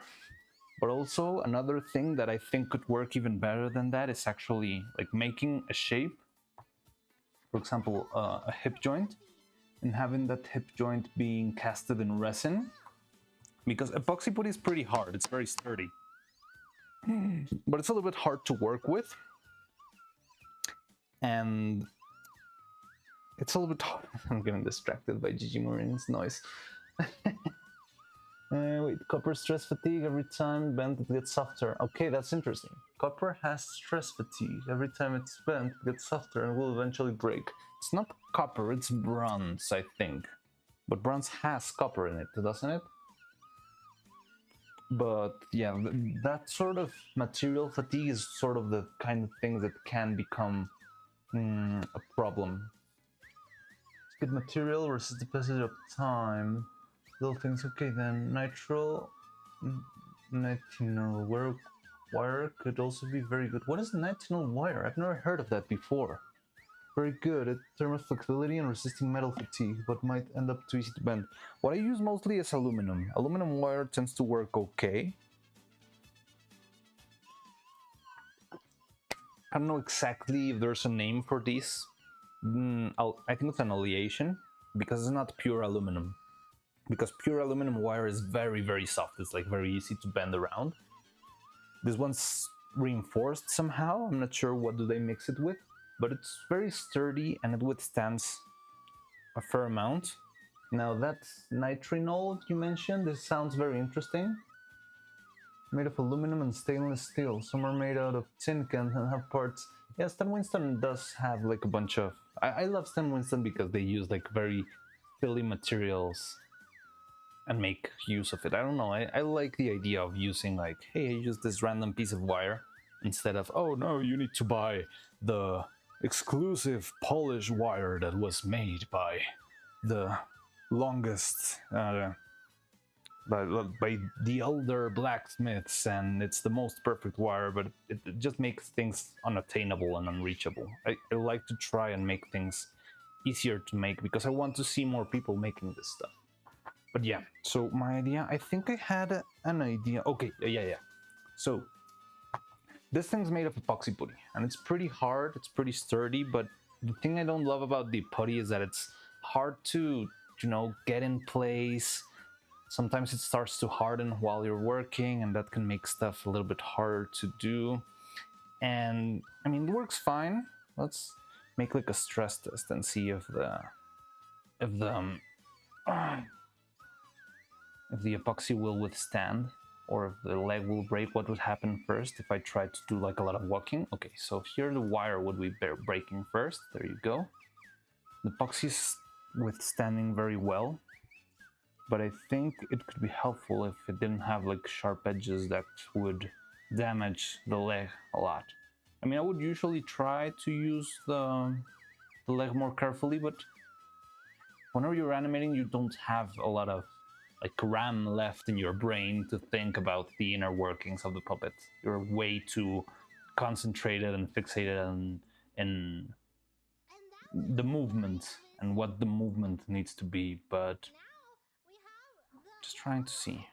So if I bend it, so yeah, whenever I bend it forward and back, it starts to make dents, like the edge of this thing is like damaging the edge, and that's what's starting to break it. And after a couple of bends, it will finish breaking. This is being a little bit careless, but I'm trying to find all of the issues that we can and have to find the solutions. Now, another solution that tends to happen when you come to this sort of animation is that if you have clothes, you can have like exchangeable pieces. So instead of having like a single big body, I could have like exchangeable legs and just like make a little joint here and change the leg if the leg breaks. And that means that if a knee breaks or if an ankle breaks, I don't have to change the whole puppet. Again, I would love to do that, but for now, that's where I'm willing to draw the line, because the mold that we have for the body is a single piece mold. I have it right here, I can show it to you. Da, da, da, da, da. Be right back, everyone. Wait a second. Here's the mold. I don't want to get a lot into the mold part, because I feel like if we do that, it's gonna be very hard to keep everything on track. But I'll show you real quick. So this is the body mold, and it's pretty much everything in a single piece. It's like, you know, it's the legs and neck. This is what I need to modify if I ever want the neck to be longer. So I'm gonna have to cut this to make it longer, and I also am gonna have to probably drill a little bit into the harder casing. So this is like a softer, it's not silicone, it's actually urethane. Like a membrane. It has the fine details, and then there's like a hard shell. Oh, you cannot see it. Like this hard shell, and this is the membrane that goes inside. So this got the very fine detail of every single thing, and then you have the rest over here. Anyway,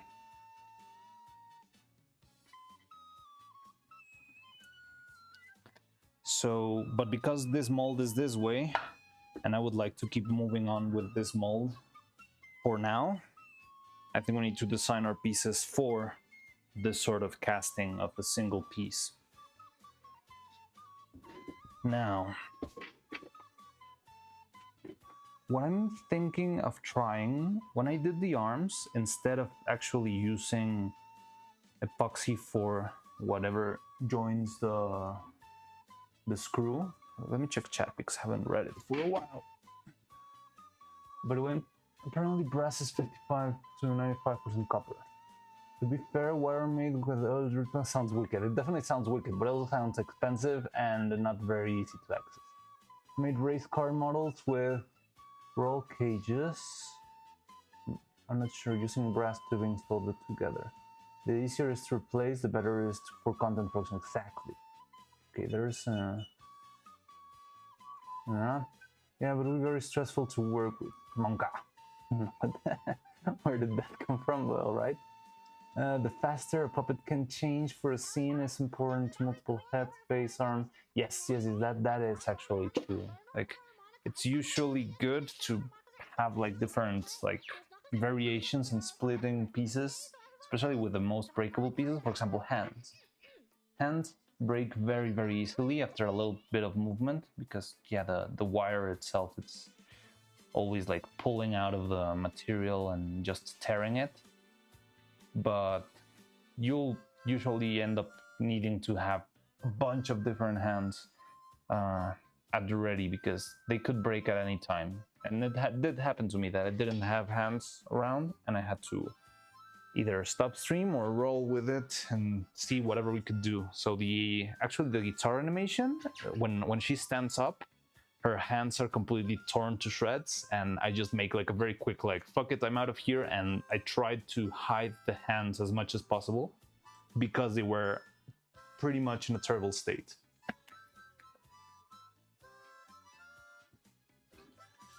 By the way, Evan Westbrook, I see that you have like very insightful input into everything we are talking about. So I'm just wondering, like, are you a puppet maker, or like a machine, like, how do you say it, like a metal worker, or how come you know so much about all of this, you know, design stuff?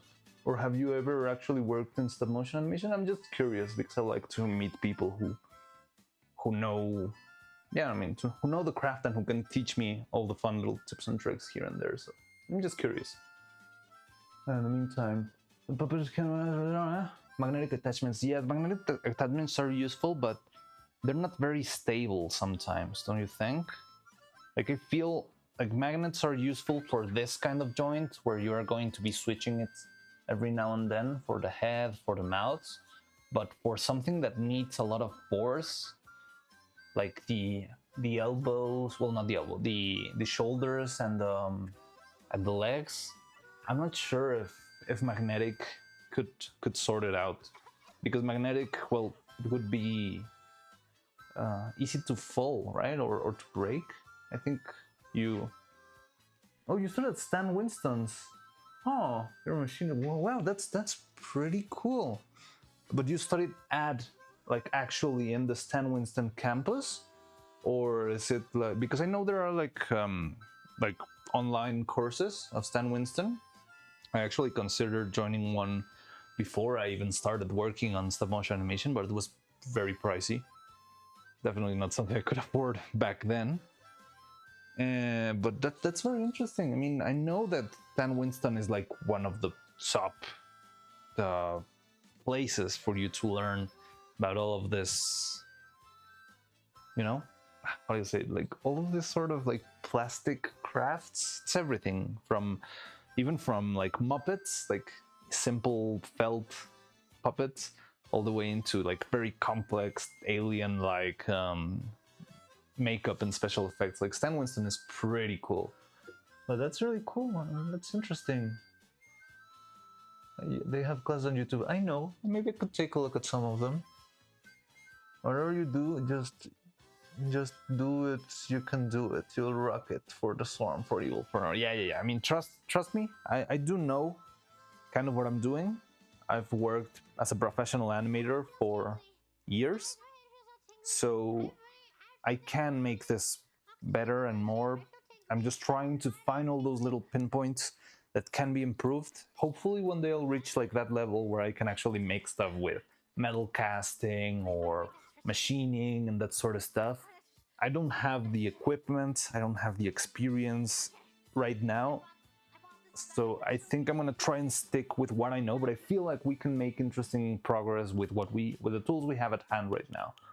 So I feel mixing together resin casting and resin printing and that sort of stuff, we could probably make this much more easier and easier to achieve, but we do need to do a lot of trial and error. But hopefully it won't be that much trial and error and we can just move forward. Magnets to restricting for moving parts because of polarity. Oh yeah, polarity, that's also like a big mess.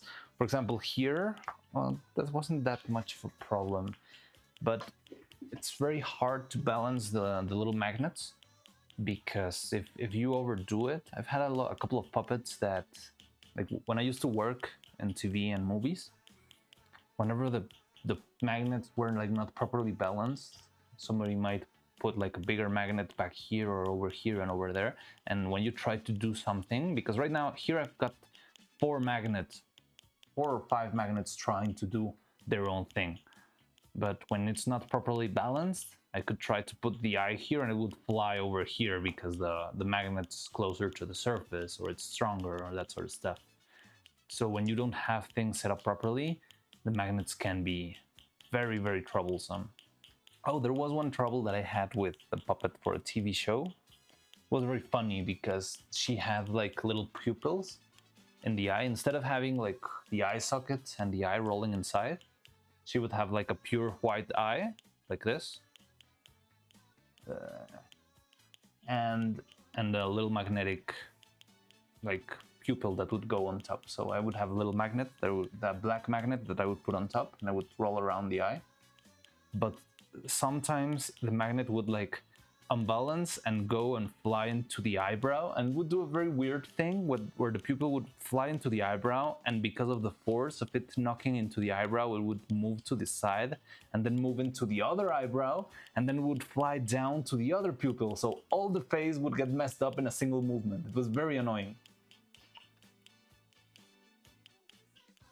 But so yeah, what I think we can do is maybe improving a little bit and making like resin casting pieces, because this thing, I feel like it's sturdy as hell. It's just very, very strong, because this is not actually epoxy putty. This is resin that I cast. So I had this little cup. I have it over here. I remember seeing it when I showed you around. No, it's in the box maybe. Westbrook.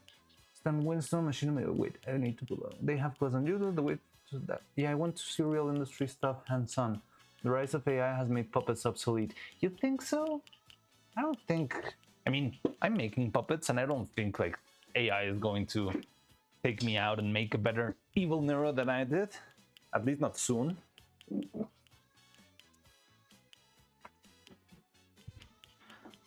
But it sounds like you do have like industry insights, so that's an interesting thing to talk about.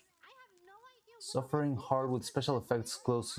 Well, that is a thing. I mean, the thing is that special effects, I feel like it's been displaced a lot just by 3D in general. Like nowadays, you can just pop a bunch of tracking points into Benedict Cumberbatch's face, and bam, you've got a dragon. And there's no need to make like an actual plastic dragon that's huge and very expensive. I mean, I understand the supply and demand sort of laws, but I like to keep things like the old Onga Bonga way making stuff. But yeah, it's totally. Wait, no way. Turtle spotted in YouTube? There's no way. No way. Holy shit. What? Holy. No way.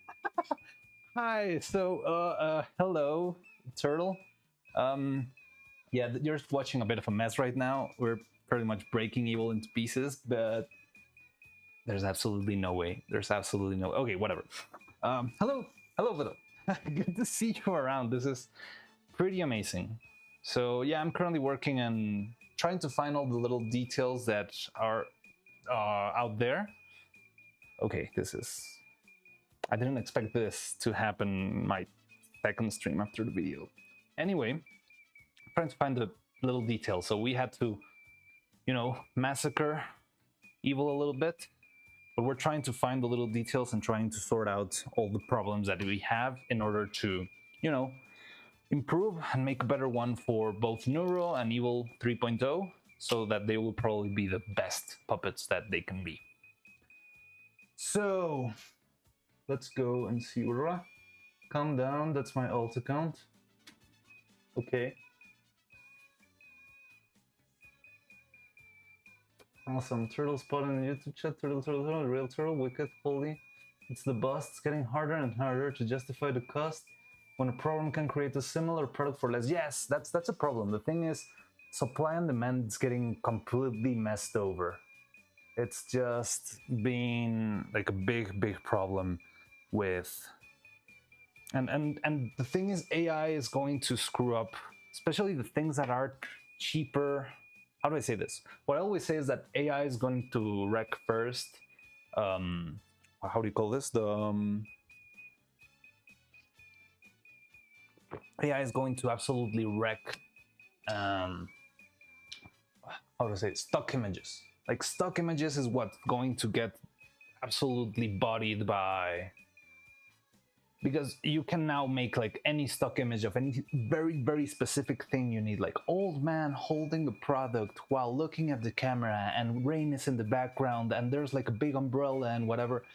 Everything, all of that's what AI like models can really do well. But when it comes to movements, I feel like they've screwed up a lot. We've got fooled. I guess we got fooled. Prefer the old style and it's more real.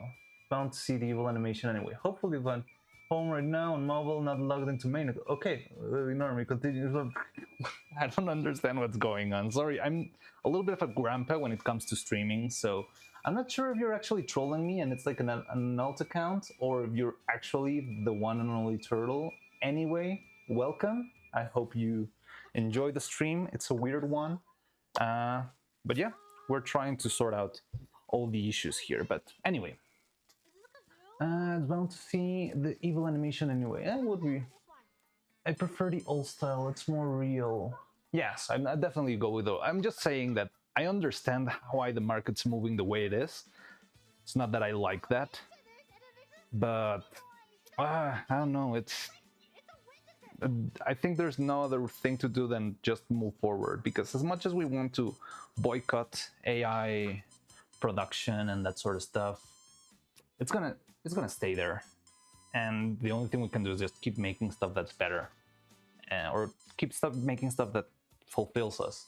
So I guess we don't have any other option. So as I was telling you, I'm trying to make the. I think we could make something very interesting. So how I made this little arm joints that are incredibly resistant. I think this is like one of the sturdiest things I've ever made, and that's because they're made of resin. They have like liquid resin that was casted into it, and it went into every little detail into the.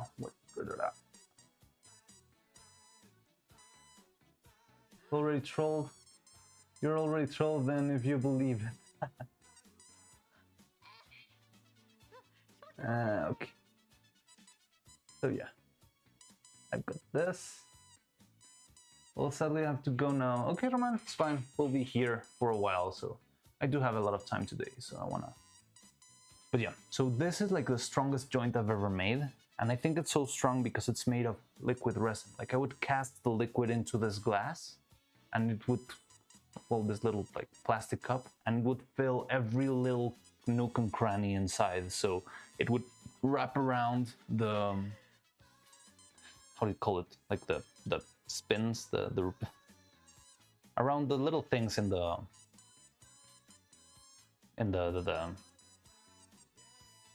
screw, the spinny things in the screw, and that would help. So maybe I can do this. I would do this, and I will just have the wire, and I would cast, and it just ends up being very hard to move and very hard to break. I feel like it's the same as with the legs, that it's not that it's gonna break from the resin, it's most likely going to break from the wire because of the tension. But I think this could be the option to make much more resistant pieces. Threats, that's the word, yeah. Later, all right. Oh, you need to leave too? Already told that you believe. Bye, chat. Oh no, you're saying later to Roman. Yeah. Evil stream just 18 hours ago. You know what streaming cost me? Well, gotta go. That's why I'm telling lies. Beep boop. Oh yes, there was like the evil stream, Japan stream yesterday. How did that go? I didn't see it. I'm not sure. Did anyone here see it? I didn't get to catch it. I was working on a bunch of stuff, getting ready for a stream that I couldn't even set up in the beginning of the day, whatever. But yeah. Also a storm telling lies, beep boop. Yeah, everyone's telling lies nowadays. Welcome to the post-truth what times the threats. As far as I see it, AI is a tool, and neither good or bad. An artist could use it to streamline their work. Yes, I understand, but it's it's a hectic time to be like a visual artist in general. That doesn't mean, I don't know, it's weird. The relationship with AI can get very weird, and that's very strange that how to say that what I am doing is, it's not actually AI art, but it's like made by an AI. I like it because it's a nice bridge between the things. It's like, here it's art and technology working together to make a funny video, and it's not like fighting against each other just to steal whoever's job. So I don't know, it's fun. But yeah, so I had this sort of thing where I have the screw popping out of the cup, and then I would cast the liquid resin in here.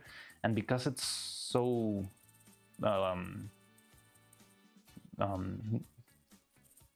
so aqueous, so little viscous, it has low viscosity and would feel everything. The coffee part was really cool. I'm not sure what you mean with that. Thermos joint longevity, would ball joints be better? Yes, like ball joints would absolutely be the best way to go. But the thing is, I don't have the machinery nor the experience to actually make complex ball joints. And I would still like this to be a place where people can learn how to make stuff. Because if I went to like having a commission of my ball joints, it feels like it would, I feel like it would break a little bit the spirit of the channel, because it would be a little bit more like, how do you say this? So is the focus right already? And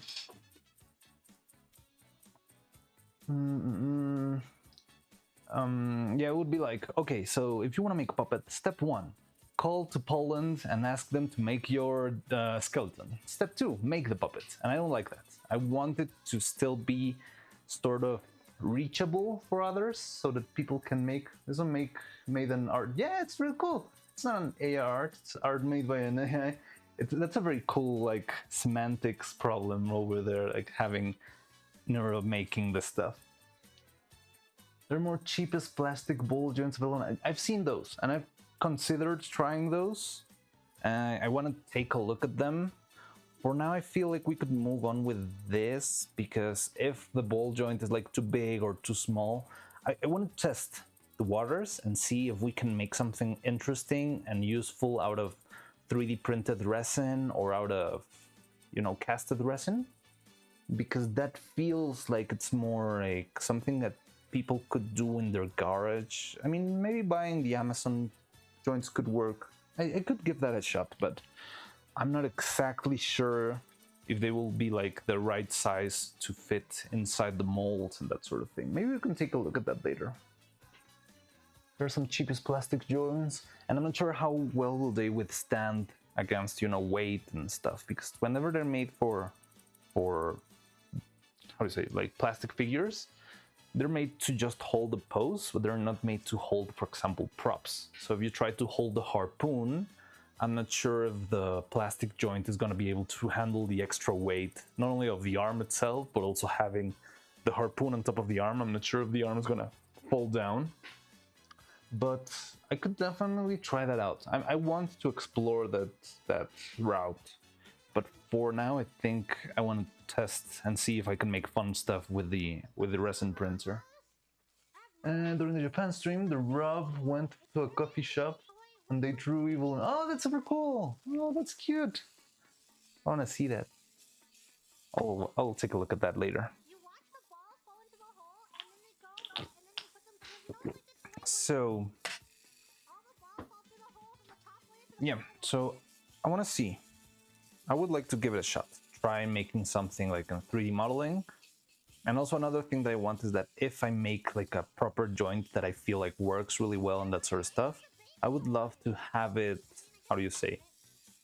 Especially with those things that are like, how do I say this? Like character independent, like character neutral, I don't know, like, you know, joints and sockets and all of those pieces. If I ever design those in 3D, I would like to have them available for free. Just so if there's anyone out there who wants to make stuff, it's like, okay, then just buy a 3D printer or meet someone who has a 3D printer and here's the file, and you can just print your own stuff and start making things right away. That's another thing that I would love to make, to push more people to making this stuff. Because there's a lot of people who want to make stuff, but they don't know how, they don't know where to start. And I've been there too. But now that I do know at least how to start vaguely, I would hope to be the kind of guy that helps other people. Anyway, so let's check out what else went down over here.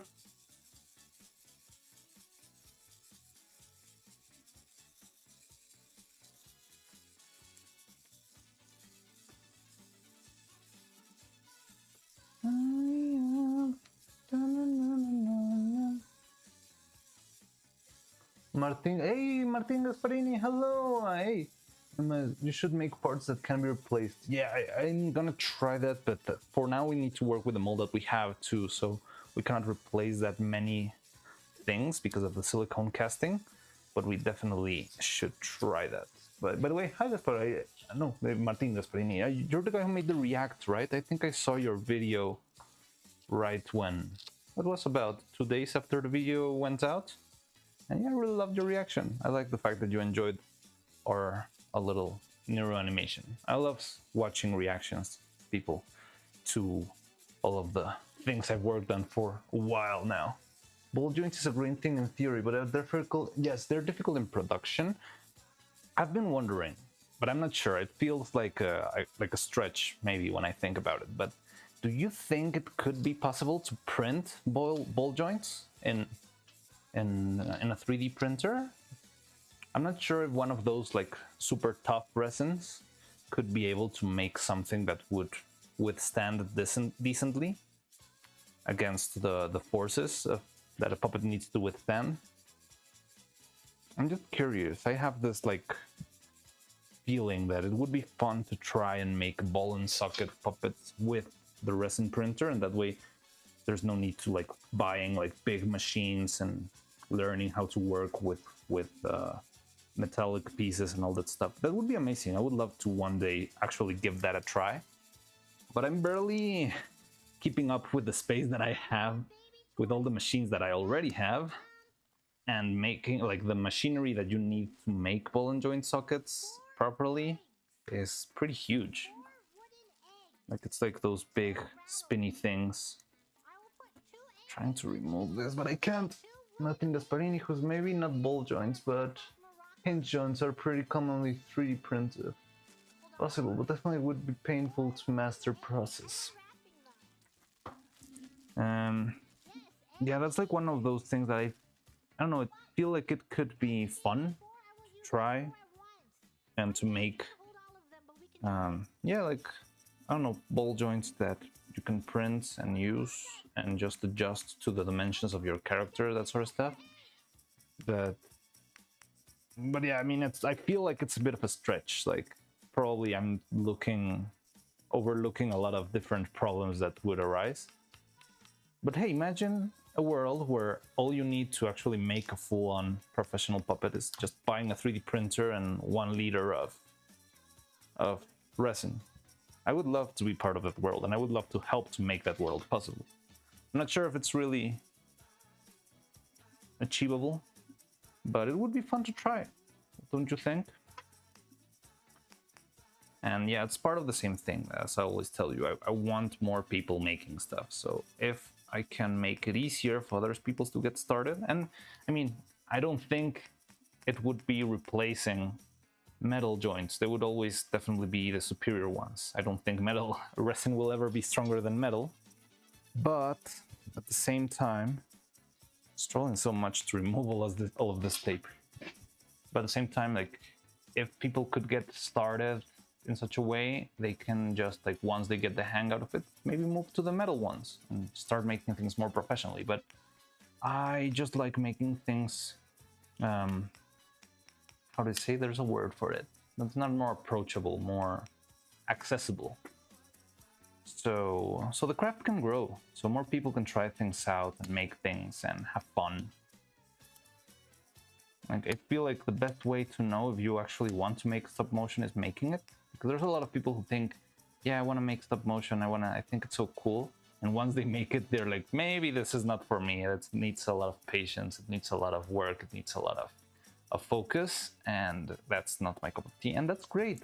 It's okay, you can try stuff out. That's what life's about. Just try things out, see if they work for you, see if they don't work for you.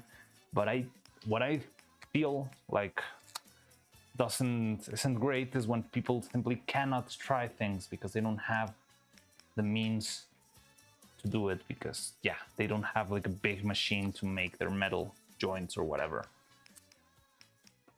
And yeah, that's something I like a lot about 3D printing. It's making a lot of stuff faster and easier. It's, yeah, you use like less dirty materials, but maybe it could help others get started. Oh my god, I'm struggling so much to remove this. In a long shot would be perfect to design sort of basic skeleton puppets on which you could put skin bar. Exactly, I would love to do that. But it does feel like a stretch, right? It's not like, oh yeah, I'm gonna do it tomorrow, it's gonna be perfect, first try. But hey, wouldn't it be fun? Wouldn't having the possibility of helping people make more art, isn't that like very cool? What is this? It looks like a little jester. Doesn't Dummy 13 use ball joints? Yes, Dummy 13 does use ball joints. It's a little bit bulky.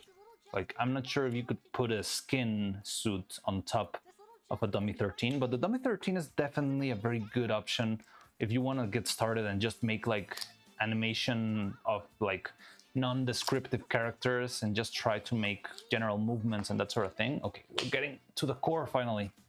Ugh. How am I supposed to play music with this? There we go. Okay. Hello, Janice. Hi, hello, Janice. Good to see you. Nice to see you as always. This is why I do videos. I have stuff I want to talk about, but I'm not good enough to do stuff like that. Yeah, it's just a matter of practice, you know? I wasn't good at this in the beginning either. And some would say I'm still not very good at it, but that's a matter of perspective.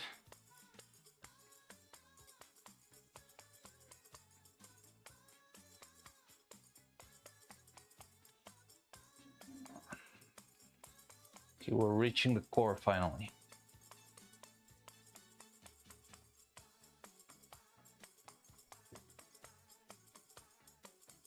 You are great. Thank you, Martin. I'm glad you like what I do. I love making stuff. It's fun. But I'm always trying to improve, so I hope we can make even better stuff in the future.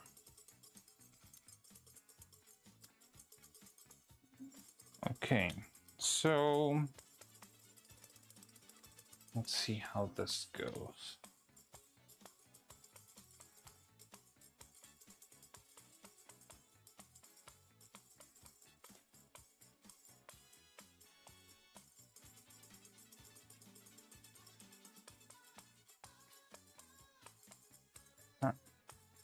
Okay.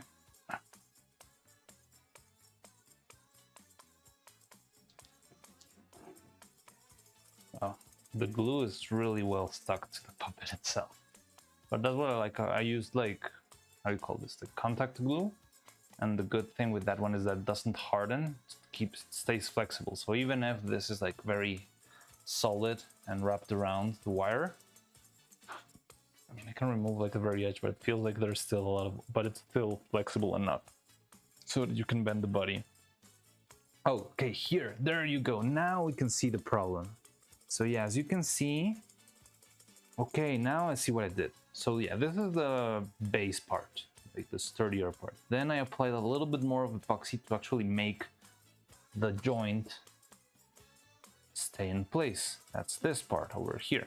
You can see the difference, right? Maybe I can... Sorry, I hope we get the other camera soon. I'll have to set stuff up, but yeah, for now this works. But yeah, you can see the difference here. So this is the original part, splenoid. I'm fascinated about neural technology and psychology aspects. Yes, it's pretty cool. It's like, I don't know, it's just interesting. It's like, it feels like the basics of child psychology and at the same time the top highest end technology being put into practice. But yeah, so this is the first base part that I made. You can see it's pretty sturdy, it's working well, and there's no damage pretty much anywhere. But it seems like, oh yeah, I think I remember. So I made this, and after I finished making like the hip piece, I just remembered like, hey, I didn't put any, you know, like brass piece in there. How am I gonna use this? So after it dried, I had to apply like a second coat of epoxy that was this one, and that's where I put the brass piece over here. However, because of that, I guess it was much more fragile than this one. It doesn't go like all the way to the center, and at the same time it's just like a little add-on. It's not very thick compared to this. Like, look at this. This is incredibly big and bulky, and this is a very thin little tiny thingy.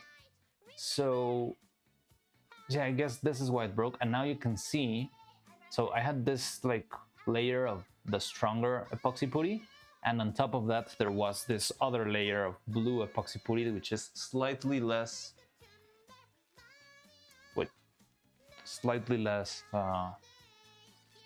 resistant. And I think this is the part that broke first. There was more somewhere around here, but this table's become a mess. Yeah, like there's this little tiny pieces here and there, and I remember a couple of those pieces of the blue one also got lost while I was working. Like during the animation, I remember seeing the pieces of epoxy flying around. But anyway, we got this, and as you can see, the epoxy, you can see it properly there, right? It broke over here, like the very tip. It's like a lid that opens and closes, and that's what let the brass piece fall out. So here's the problem. This is the big one. Just fell, just broke from here, and that's why it just kept breaking and breaking and falling over again and again. It's just because this was making absolutely no pressure at all. Nothing at all. So now I get it, why this broke. And so yeah, it was a bit of an oversight on my end, but I remember I had to rush it because I needed to make the body like ASAP for the costume design department. But okay, so now I think we have a good intel on what we could do for our next piece. So I'm trying to think of the things that we can improve, or well, the things that we can do to actually make a hip joint that can withstand it. I think it would be better if it came out from a little bit further down. So I think this was just because I forgot to put it and I ended up like fixing it on the fly. But yeah, maybe if I had done this from the bottom, from the beginning, it would have been much more sturdy. But at the same time, I want to try and make this like a more complex, a little bit more elaborate resin piece. I hope that would make it much more interesting and fun. Let me see, I haven't seen chat in a while. I kind of meant, wouldn't the joints of the Dummy 13 be a good reference? Yes, they would definitely be a good reference. I could try that out so I can see how they work, analyze them. I would like to make them from scratch, because I feel like it would be a little bit dishonest if I just tweaked Model 13's joints into whatever I need and try to publish that as my own creation. But they could definitely be a good reference on how to sort those things out. Also, I think like Dummy 13 is usually made with filament printing. I would like to test it out with resin printing because it's a little bit finer detail and you can make smaller pieces. Let's move the focus again. By the way, let me know, it's a little bit hard because I struggle a lot with the camera today, but I'm also want to see if in the future we can actually do we can actually make the camera, put it in different places. Right now it's more or less on top. It's like the general view that we've always had in the workshop. But I'm just wondering if we can like move it around. Now that we have more space, maybe we can have it in the side and on the right, on the left, that sort of So cool, love your work. Thank you very much, the Thunder Nugget, the Terrible. I'm glad you like it. Maybe some metal parts with joints bowl can be purchased and used for that. Yes, maybe it can. Maybe we can find out products to buy. But I still want to explore that avenue of maybe making stuff by ourselves. I don't know, we're gonna be taking sort of baby steps there, but definitely would like to try a lot of different stuff so that we make the best quality puppets that are out there. Wait, so okay, now that we've finished up our surgery, if you can call it that, it was more of an autopsy than a surgery. Dolphink was right. So now let's take a look and see how we can maybe some metal parts. Making it requires metallurgy. You can do it. Yeah, but the thing is, I don't have the machinery and equipment. I hope we eventually get to that point, but I would like to keep things sort of in a simpler route so that others can try it by themselves and not have it be like, hey, look at me doing impossible things. I mean, I know that's like an avenue of making things. I could go like full Nile Red and hey, today I'm making things out of thin air and making diamonds out of rock or whatever, and you can people can just watch it and have fun. But I want to make it, yeah, I have this big goal of wanting to push more people to make more art. So I'm trying to keep it simple enough, but at the same as high quality as possible, so that it's not just simple clay figures made like, yeah, out of, you know, simple how do you say, elementary school clay. But yeah, it's like one step at a time, I guess. When with the joints, 2013 would be a reference. Yes, I feel sorry for using other work for reaction. That's why I asked for character. Yeah, it's fine. I'm fine with you using the like what are you? I'm fine with what you did with the reaction. I think it's cool, and I think it's fine as long as you know, credit the proper people and you don't say I made this. I think that's fine. It's pretty much how the internet moves, you know.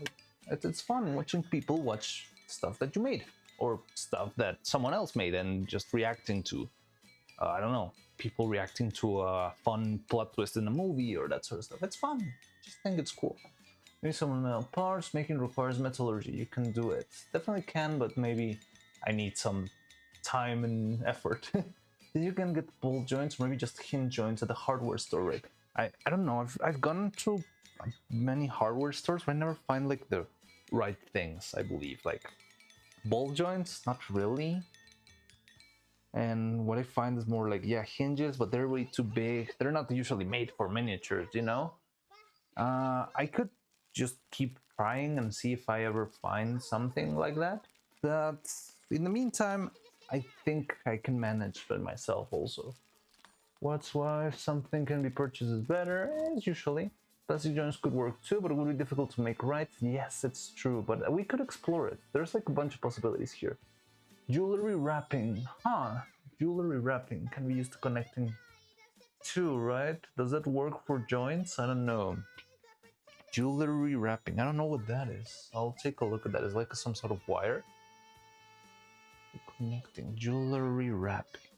Yeah, I don't know what that is, but that sounds interesting.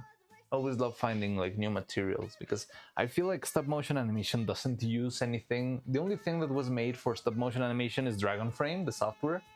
But everything else, it's just stolen from somewhere else. Like, oh yeah, we steal foam latex from theater kids, and we steal our tools from dentists, and we steal the wire from gardeners, and we steal the epoxy putty from all of like those contractists and, you know, home workers.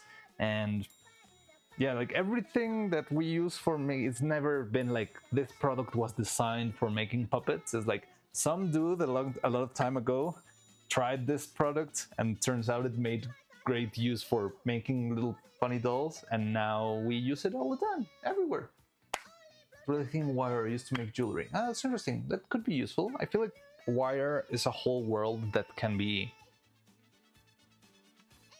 I've got a million different uses that you could do for fingers, for arms, for limbs, for bodies, for hair.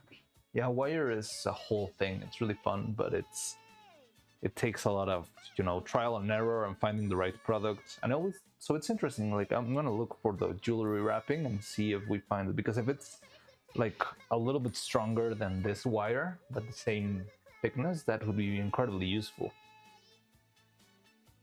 Making wire sculpture used to fix my headphones. Huh. So I think you have joint blood, which you put one part in the body and the other in the arms, and if they are factory made, they will fit anyway. Yes, yeah, I think that could be done. That's sort of what I did here. We had like screws, and the screws you can like screw in the arm. But I don't know. Say, do you remember 21st September? There was a cloudy day.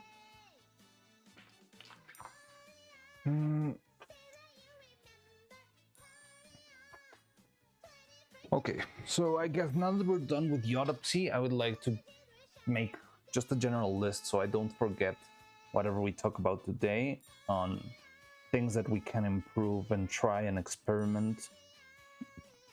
We need to be very careful with what we choose to do, because, I mean, if something doesn't work, we might need to start over, and that would be a lot of time and resources. So even if there are like some good alternatives, like, you know, like metal piece making or trying the resin stuff and that sort of thing, I'm gonna try and balance stuff out and see what's more viable, not only for the sake of making a better puppet, but also for the sake of making the puppets in a shorter amount of time and keeping the best quality possible and avoiding the risks of having to start over in the middle of the journey, like 1 month from now or something like that. So let's write stuff down. I think, did I have a Sharpie over there?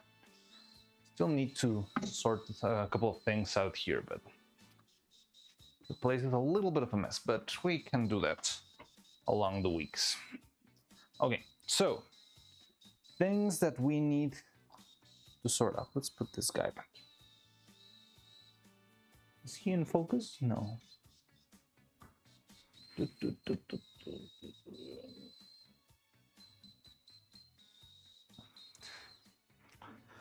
Oh. Okay.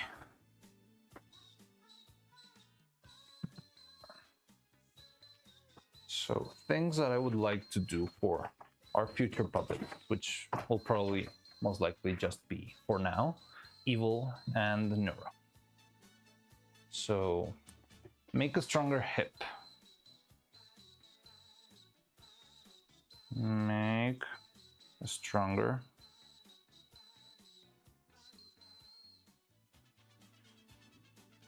hip joint. That's like the big one, because that's what stopped us from actually animating. Let me see if I can flip over. Of course, because I can working around limitations is a great way to improve. You could simply buy solutions. What's the point of doing it in the first place? Yeah, I mean, I could just go to like a big studio and buy a puppet, right? But I don't think that would be the right way to do things. And yeah, everything here is all about the process. Okay, so I'm gonna see if we can I want to try to, yeah, just so you can read what I write. I'm gonna twist it over. Does that feel right? Yeah. Make stronger hip joint. So another issue that I had when working with Evil's head is that these magnets are a little bit too big or too strong, and sometimes the mouths would fly into place, which could like be a little bit unstable. Yeah, like that. Like that snapping, it can be a little bit too harsh, and I feel like if I'm not careful, it can break even the pieces, like this thin pieces in the sides of the face. So I want to try and do the same thing, but maybe using smaller magnets for the mouth. I'm not sure. I think the eyebrows are okay. Yeah, it's not that strong. Also because the magnets Okay, so the mouth is made with, how do I say this? The mouth has two magnets. It's got a magnet in the face or in the skull and one magnet in the face. And that's also why it's a little bit stronger. But I like that because it's easier to match. Like the magnet will pull it to the exact place where it should be. Meanwhile, the eyebrows, it does have a magnet up here. It has actually more magnets than the other one, but the eyebrow doesn't have any magnets. And that's mostly because of the shape, because it's such a weird shape. I couldn't put a magnet in here and not have it like bend around or do something weird. So instead, the whole thing is mixed. Like the liquid resin was mixed with iron powder, and the iron powder gives it like sort of a magnetic property, but it's not strong enough. It's not as strong as another magnet. So it can fall down maybe, but it stays. So if I move it, you can see it's almost falling down. Not sure if you can see it over there, but it stands kind of in place. But the drawback is that it doesn't go for the optimal position all the time. Like I could slide it this way, and because everything is magnetic, it still holds in place. So those are the pros and cons. Like the pros is that this is not as strong as the other one, but the cons is that it's not snapping straight into wherever it needs to be like this one. This one pretty much goes straight into place, and I just need to make like very fine tuning, but there's no need to actually like arrange it. Well, this could happen, but that doesn't happen when you have eyes. And yeah, like putting everything in place is much easier when you have two magnets, but the strength of the two magnets pulling each other is much stronger, and it can be messy when animating. So I would like to try and balance sort of this around a little bit. So I would try and consider using like smaller magnets for the mouth and using magnets for the brows themselves too. So having these ones be made with magnets, but also with smaller magnets, so they would just snap in place but don't really like stay and become like hard to manipulate like this ones. But yeah, that's like another thing I would like to test out and see. I'm not sure about the magnets in the inside of the eye because they work fine-ish. Like the eyes could fall after a while. Maybe I should just try and use a little bit more iron in the eye itself, but I don't know. I need to be careful with how much iron I use because I don't want it to be like more charged in one side than the other, because when you move the eye, it will try to go back to wherever there's more iron. But I think I can make it work just how it's been working up until now. But yeah, so balancing the magnets in the eyes will be interesting. It's gonna be like trying to use smaller magnets for the mouth, maybe use magnets for the head. I just tore all my gloves with the needles. Wait, I haven't seen chat in a while. Give me a second. Of course, limitation is great to improve. Bye-bye. Oh, see you, Nia. Have a good night. Oh, and love how put the wire in their hair so you can animate it too. Yes, of course. Silicone cushion between magnets. I'm not sure. I mean, a silicone cushion could be too thick, or I'm not sure if it would be too much work to actually do that. I could try that I don't think we need it, honestly. I think all we need is like less strong magnets. I already bought some new magnets that are slightly smaller. I'm not sure if they might be too small, but I'm willing to do like the trial and error and see how well it behaves. But we'll have to see that when we get there. Silicone cushion, I'm not sure. It sounds like an interesting idea, but I think it could be like adding too much steps to the process. I'll think about it, and maybe we can try that in the future. But I think for now, I mean, just shrinking the magnets using like smaller ones might be the easiest solution, rather than making like a whole new engineered piece specifically for this puppet.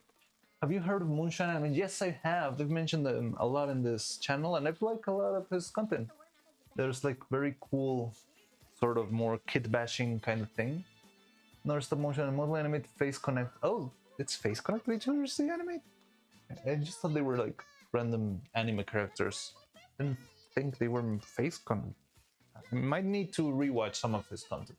But yes, I like moonshine animations a lot. It's really cool. It's got really good. You know what's really cool with moonshine animations content? The lighting is really cool. Like it's very dramatic, very interesting looking. I like it a lot. Their faces aren't expressive of yours, but they have cool sets. I mean, definitely there are like faces that come in the like in the kit bash, no, not kit bashing, in the with the original figures, right? So I'm guessing it's kind of limited. Also, hi on Twitch. Hello, Thunder Nugget the Terrible. Welcome to Twitch too. So good to see you there. And I'm trying to learn like how to set stuff up between different platforms, but I think things are starting to work all right. So let's make stronger hip joint. Now let's put like balancing magnet, like shrinking mouth magnet. Shrink mouth magnet. And maybe use magnets in the brows.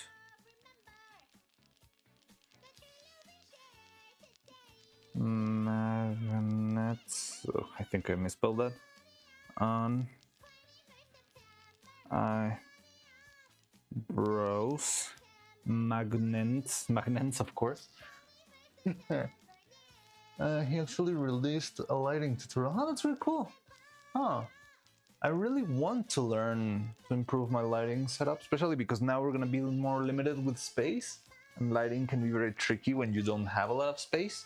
So that could be a very good watch. I'll take a look at that later. Use magnets on eyebrows. Maybe use more.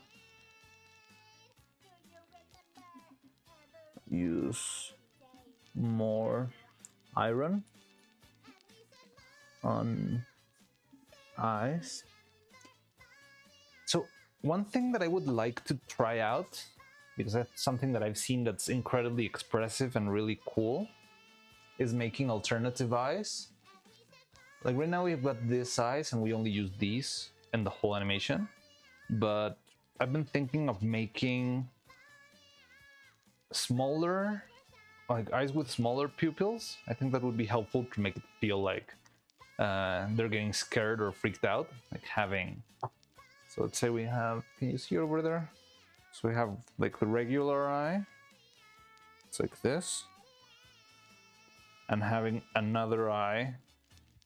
I'm not sure if I should reduce both the iris and the pupil, but something like this, so you can actually make like the feeling of them being like either scared or freaked out or angered. I mean, this sort of details can feel incredibly expressive with only a switch between two different eyes. I would have to redesign the eye a little bit, but I think it could be fun and it would be worth it. Now, another thing that I've seen in both Evil and Neuro is that they have like alternate versions of their eyes. I wouldn't make all of them because I feel like they're too much, but there is like both starry eyes and heart-shaped eyes, right? Like this. I think they also have like cat eyes, I don't know. So maybe we could try to also make one of those, or maybe two. It will depend on the character and stuff, but it could be fun to try that out. I'm not sure if... yeah, I don't think we could make all of them because there's plenty of different versions, but it would be fun to try and make like actual starry eyes, don't you think? Of High on Twitch, he actually released a lighting tutorial. Sounds like a good idea. Sort of like the twins eye tools. Yes, like the twins eye tools. We would have to be very strategic and just pick like the best ones or the most useful ones for animation. Because yeah, as much as I would love to make all of them, I'm not made of time right now. So yeah, I'd rather try and just keep it to the very best. We can sort of, when we get to that point, we can ask ourselves like which are the most important eyes that we need to nail down.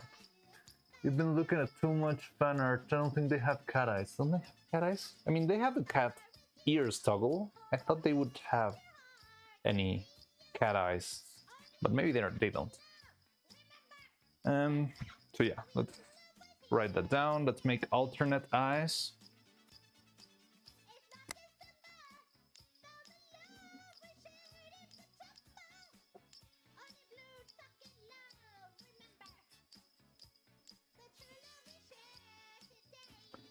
eyes. And now another thing that we will have to struggle with is that the mold for the eyes is a mess. I think it's very torn and I don't think it's going to be useful anymore. So I think we're going to have to make a new eye mold. There's two molds for the eyes. One of the molds is made for... Blur things out. So there's two molds for the eyes. One mold is made to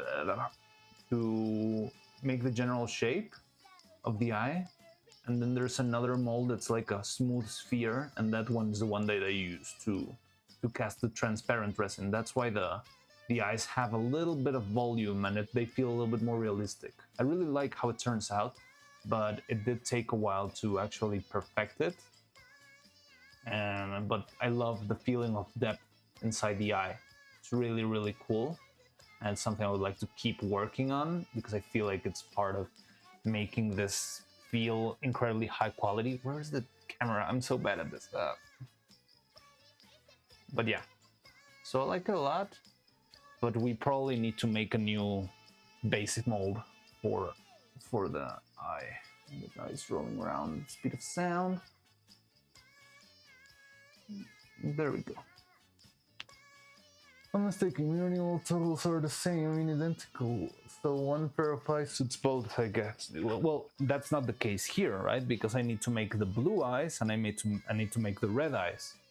So even everything we do, we're gonna have to make like the pair for both of the twins. So we need a set of red eyes for evil, a set of blue eyes for Neuro, a set of red smaller pupils for evil, a set of red smaller pupils for Neuro, a set of starry eyes made with red for evil, blue ones for Neuro. So it's gonna take its time to make all of those, but I would like to have like a wider range of emotion and expression with those eyes. I feel like it's gonna be very worth the effort. It's not actually that much work to make those.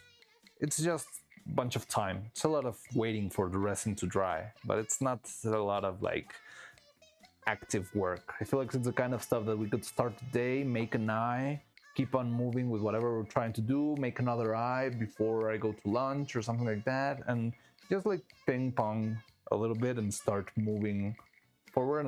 And before we notice, we might have like 8 or 10 eyes already in our pocket. Now, it's not that easy because I remember painting these was a big mess, but we could do also like stroll with the paint. And I remember there's like a bunch of tiny issues that can arise whenever you cast these. So it's a lot of trial and error, but I feel like I've already done most of the trial and error myself. But I'll see. Oh, another experiment I want to do is I want to see if what happens if I make the... Let's go back to the zoom in. There we go. So I want to see if the holes in the eye, where's the thing? There it is. But now let's go back, let's go forward. There we go. So the eye has little dots around. Those are the dots I used for poking it with a needle and having it roll around inside the socket. I'm wondering if maybe I could do the same thing, but instead of having the eyes outside, the dots outside of the eye, having it like either on the very rim of the eye or like in the inside, in the black edge, because maybe the black edge would be a nice place to hide the drilled hole. So that's another experiment I would like to make. I'm not sure which will be the final like solution, so I think we can just leave it open and see what works in the future, but that's another thing I would like to test. So let's put that in the list.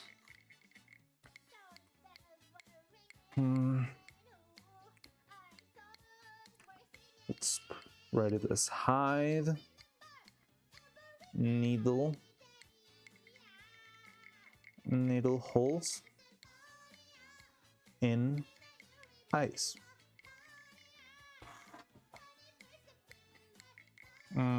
Okay, so already spoke about the face, like changing the magnets, trying different like resistances and that sort of stuff. Okay, so the hair. The hair is a big thing here. Ivan the Terrible, yeah, makes sense. How long repair buys take? Wouldn't be an issue with the edges to move to wouldn't the issue with using the edges to move the eye, that eyes rotate and move? So I'm not saying that I would use the edges for the movement. I'm just saying that these holes that we have in the eyes, instead of having them in the white part of the eye, where it's very noticeable that there's like a little black spot, moving it to the inner side of the eye where it's already black. So because it's gonna be like a black hole on top of a black rim, hopefully it will not be as noticeable in the camera, and I won't have to actually modify it later on digitally. Cure Evil's decaying body? No, so Evil's decaying body, this, I kind of lied to you. This is not a surgery, this is an autopsy. So Evil's fully dead now, and she's gone, but we're gonna make a new and improved one that hopefully will last much longer than this one did. So that's the plan, that's what we're gonna be making now. In a center pupil, black will hide very well. Yeah, but the center pupil, I feel like it's not great. You see, I ended up doing more than one hole, not only because it's more like easy to access, but because these pupils, and in general, like VTuber pupils in general, they're not perfect circles. They are like ovals, like almond shaped. Not the eye itself, but the shape of the iris.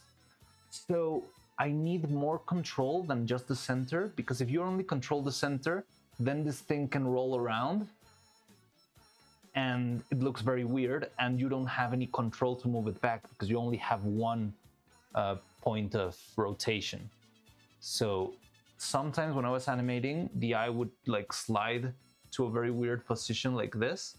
And when it's like this, if I only had like a center, I could move it around, but I couldn't be able to roll it. And that's why I use more than one hole, so I can actually use the needles to roll it around and rearrange it in the right position. I would also try, or love to find, but I haven't found like a concrete solution to it. But if we found some way to not have, so that the eyes wouldn't roll, I think that could be like an incredible, progress. But I'm not sure how to do that. So if anyone's got any ideas, I would be very open to hearing them. But yeah, one of the biggest issues we have with the control of the eyeballs is that they roll, having the pupils rolling around. So I'm not sure what could we do that could be simple enough so that the eyes stop rolling and they just move like up and down, left and right, but they don't roll in their own axis. I don't know what could the solution to that problem be, but I would love to hear if anyone's got any ideas on how to sort that out.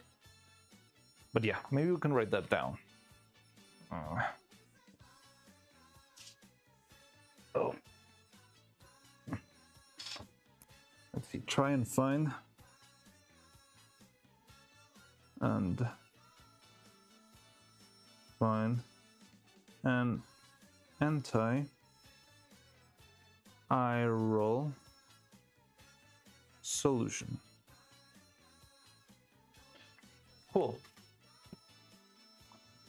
In a center pupil, black will hide on you. You're gonna cure evil, that makes sense. Time of death? What about? I mean, time of death would have been like a while ago, like weeks ago, but in today's stream, probably around the hour-and-a-half mark, I would say.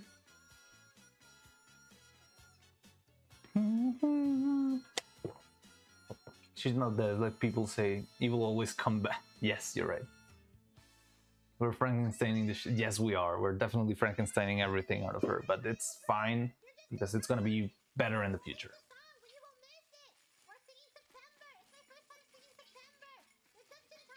Okay. Remember building a Lego thing with eyes when I was little? Had the eyes connected together with a bar behind the sockets. They could go up and down, left and right. That's interesting, huh? Okay. that sounds interesting. I'll try and see. Do you remember which Lego model it was, or like was it like a set, or was it something you designed yourself? Diva daba. That sounds interesting. Maybe you could be onto something. First thing that came to mind is beats. If you kept on a lag string, it would be able to turn left, right, up and down, depending how loose you make it. I don't know how that works. Wonder how Leica keeps their puppet size moving freely. Yes, I also wonder how they do those. I think they have like complex mechanisms behind it, because if you ever see like a puppet without its skin, it's like a bunch of different like little pieces. But even so, I don't know what the solution is for this eye roll. I didn't even think about this as a problem when I was making the puppet. And only when I was actually animating, I realized, oh my god, this is just a problem. I was just building with what I had. Okay, so it's not like an official Lego design. But it would be interesting, so maybe we could take a look at that. I think it could have potential to like design a little bit on how to connect it with the rod. I think I have an idea now that you... Okay, I think I might be on something, but it's a little bit complicated. I'm not sure if it's gonna work. But okay. Beast mode. Just dropping in to say good luck on the surgery, Doc. Thanks. Thank you very much. We're already a little bit past the surgery, and we're trying to see what the points need to be made to improve upon our little evil doll. But yeah, we'll get through this very soon. Okay, so try and alter, find an anti-eye roll solution. Now that with what you've said, wait, diva daba. Basically a steering linkage, like what you have in a car, but the eyes are acting as ball joints. Yes, I think that's a complex part, right? Like the ball joint tends to move weirdly, but yeah, I think it could work. I just need to like develop it a little bit further in my head. Try and thumb anti-eye roll solution. Okay, so we've got that. Okay, so the head. I like the head a lot. Let's assemble her, just for the sake of it.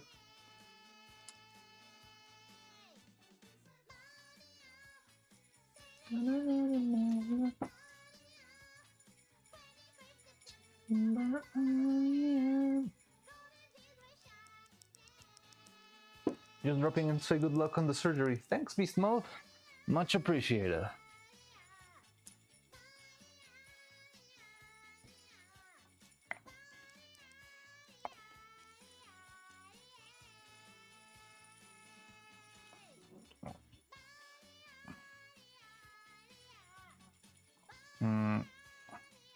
Okay, there she is. So, the hair worked fine, and it behaved very well, and I was able to do very interesting stuff with it. But the thing with the hair is that I don't love how it looks from the back. Like it feels weird and bold and something, yeah, I don't love it. It's just weird. Like you can even see a little bit of the scalp. So I could just paint the scalp in the same tone. I think that could help a lot. But yeah, in general, I don't love the feeling of how she looks from the back. So I wanted to see if there's a way to actually make more of a uniform shape that eventually breaks into the tentacles. This has been a huge topic of debate here in the channel, because a lot of people say that if I do that, I'm gonna lose mobility and not be able to, you know, make as complex movements as what I did with the plasma globe and that sort of stuff. And you're right, you might be right there. So that's why I'm also not fully committed to that yet, but I don't love how it looks. I still have like this itch that it's not perfect, it's not clean. So I have a couple of ideas on how to maybe fix that.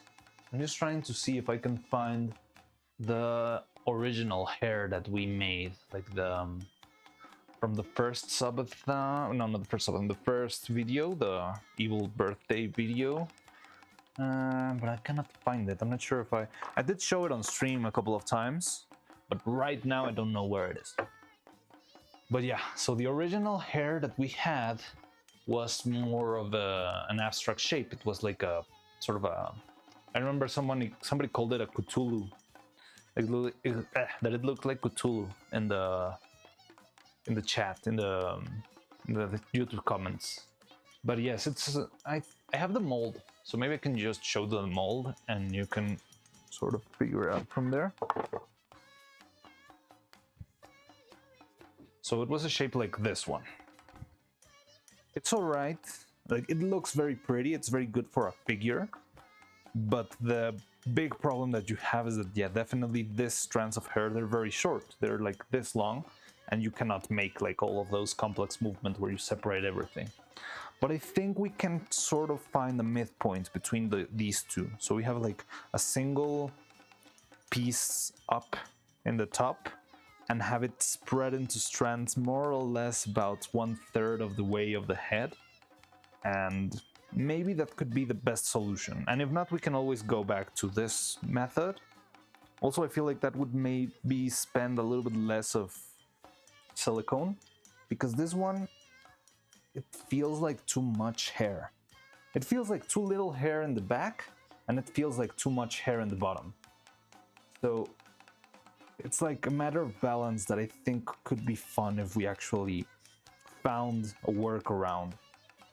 So, something that you might not know, because a lot of people here are new, is that one of my biggest goals here is to try and find a way to actually make, how do I say this, anime kind of hair. So I would like my puppets to look as if one of your like anime figures that you have on your bookcase or whatever came to life. That's why I've been trying to perfect a way of using silicone hair and having it move around, because I feel like I could try and do this with real hair, with like how do you call this, like nylon hair or strands, and it could be like easier and it might even look more realistic.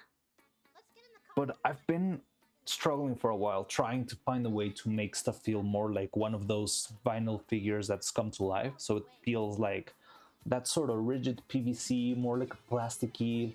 I want to have that feeling of it being a toy, honestly. So if in the end it doesn't work, I could always try and move into doing stuff with hair.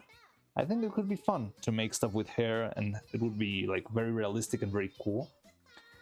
But yeah, it's like another of those like big goals that I have, that it feels like it could be amazing to actually make stuff feel like toys that are come to life. So I've been struggling with that for a while, and I've been trying to work into finding a way to make it feel as much as a figure as possible. But it does take a lot of trial and error. And I mean, I like a lot how she turned out, but I still see like those little details that I feel like, maybe we could sort this out and we would be one step closer to actually making very interesting puppets. Maybe add another layer of hair. Yes, that's sort of what I've been trying to think about. But the thing is, this layer of hair is pretty much like glued in. So if I had a layer beneath it, I'm not sure how I would like put it in. You make the eyes heavier when transfer with up-down movement. Yes, because of more. If it's heavier in the bottom, it's because it's got more metal, and the metal would be always trying to pull into the most magnetic centers. What's the hair made of? This hair is made of silicone. So it's like this. It's rubber. It's the same rubber that we used for the hair and for the hands and for the body. So it's just simple, soft rubber with a little bit of wire in between. It's a very thin strand, and it's got the wire in the middle that keeps everything in place. And yeah, it's pretty cool. So I would like to see if I can find a way to make the perfect silicone hair. But if not, I can always end up moving into using actual hair, which I don't think would be impossible. It would take a little bit of time to learn, and it would probably look very pretty. But I still have this hunch that I want to make a good plastic hair. I want to make good rubbery silicone hair. So, but yeah, okay, let me go back to comments. How difficult would it be to make a second model, specifically get texture? I think it would be like too much work. Maybe it could be like just another head and switch it around. But yeah, I would rather find a way to make like a head that looks good from all angles and that it feels like it works sort of like hair would. So I'm not exactly sure if we're gonna be able to make it, but it feels like it could be a very interesting, goal to strive again towards, to find the solution of the legendary silicone hair. Maybe fix silicone hair and under layer of nylon. Maybe, but they would look very different. Like if you have one layer of this that looks, flat and rubbery, and beneath this you have a bunch of hair strands, it will look weird. It will look like there's a different, like, change of materials. It would feel like she has her hair beneath and she's just wearing some weird like rubber octopus on top of her head.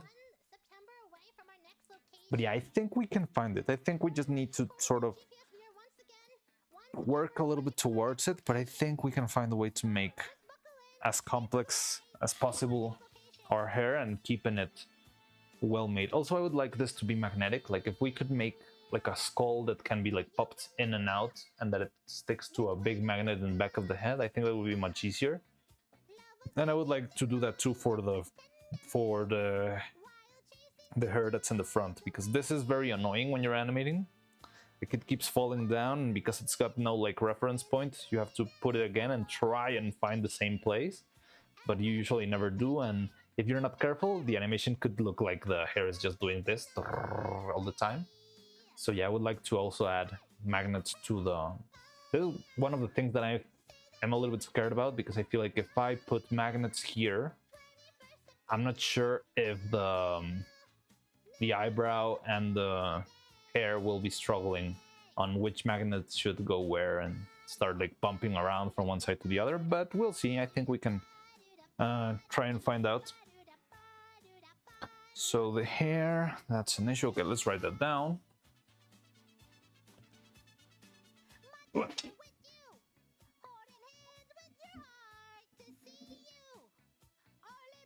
Mask bold stuff on the back could be good. Maybe like this guy.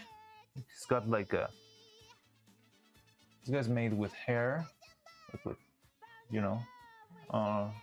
and it feels much more real. But this is definitely not animatable. This is just like a solid piece of hair, and it doesn't move.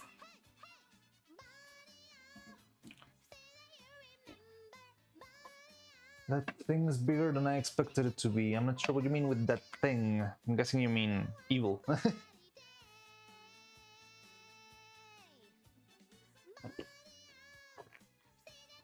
Yeah, she's pretty big. She's about 14 inches tall. Someone with long bangs, I just say, there is a strong breeze.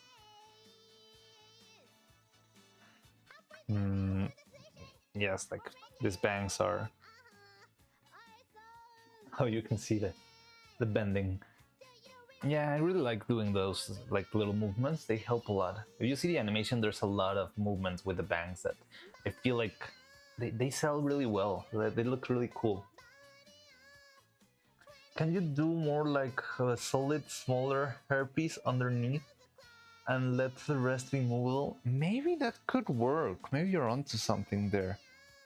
Like having just like a membrane of silicone that's just for, keeping everything together, or to like making it feel like a single piece, and then everything else just like strands popping out. I think that could work, but I want to think if there's like more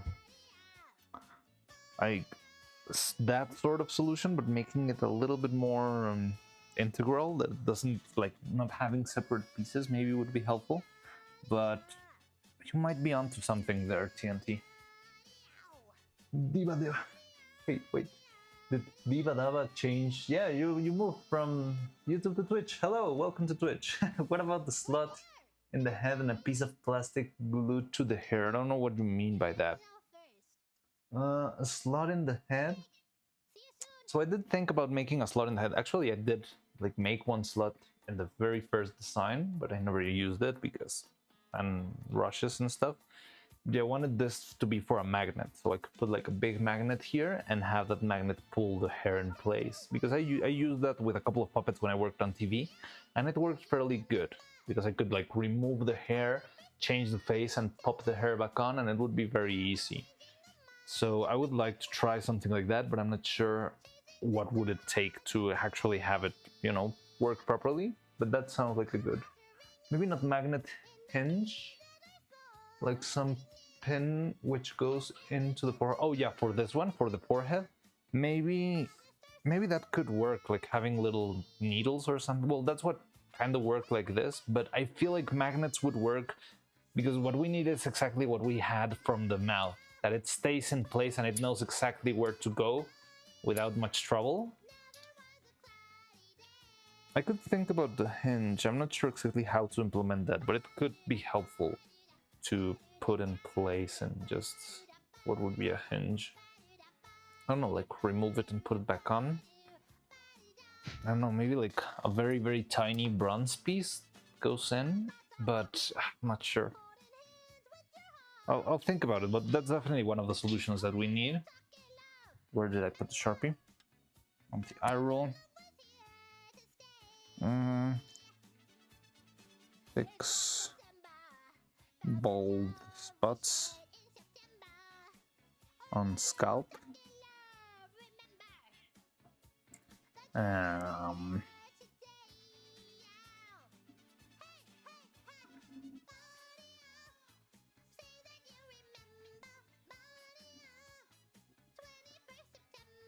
Unified breathable hair. Find how do I call it, fixture, an easy assembly method for the bangs.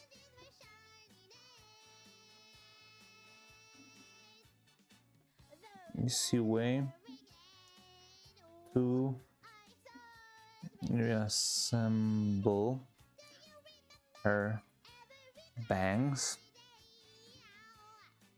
Now, the mouth. So we would have to make new mouths. Like if we're going to change the magnet, we're definitely going to be needing new mouths, and the new mouths would probably need to be a bunch. We'll be needing. So usually you have about 12 mouths for a single emotional state, let's call it. So it's 12 mouths for neutral faces, 12 mouths for happy faces, and 12 mouths for sad faces. That's how I used to work in TV, and it was more than enough to get a decent range of emotion. And maybe sometimes you would get like a very special extreme mouth. For example, I did a lot of characters that were singing, and whenever they were singing, they would have like an extra open mouth, and it was really good because you could even play with the A and the extra open A, and it would be like a little oh. It feels natural and clean. Wait the day the swarm suddenly appears in the middle of the strings. It's gonna be fun if that happens. It's gonna be crazy.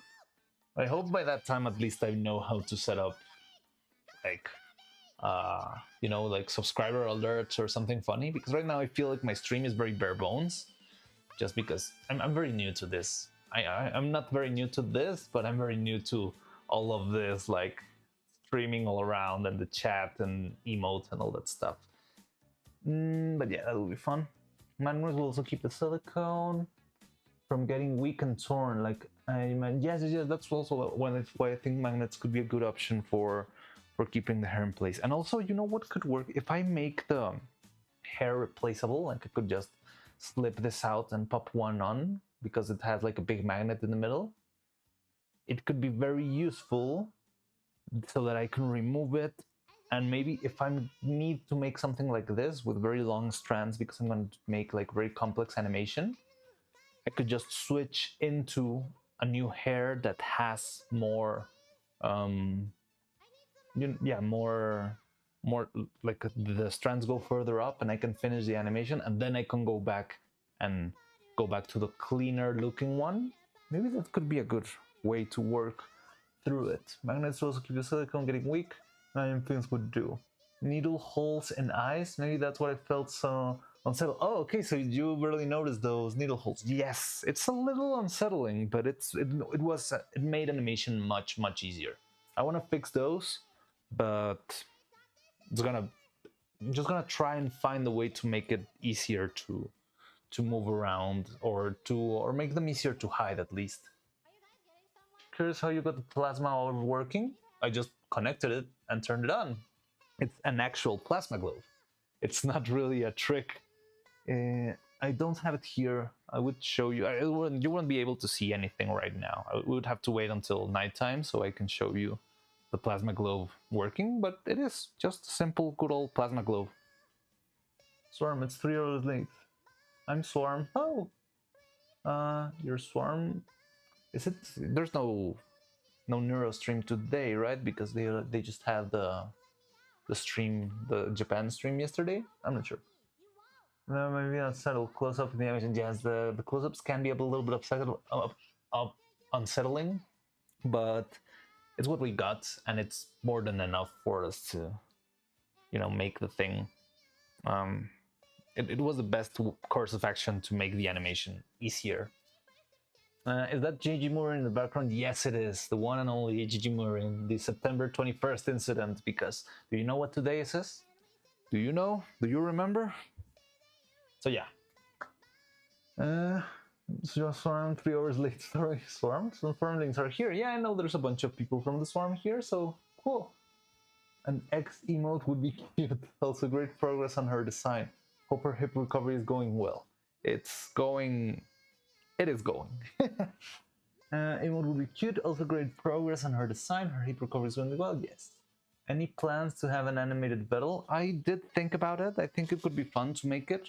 So the only thing is that my priority is definitely the twins, but I really think it would be fun, and it doesn't sound like it would be that hard to make an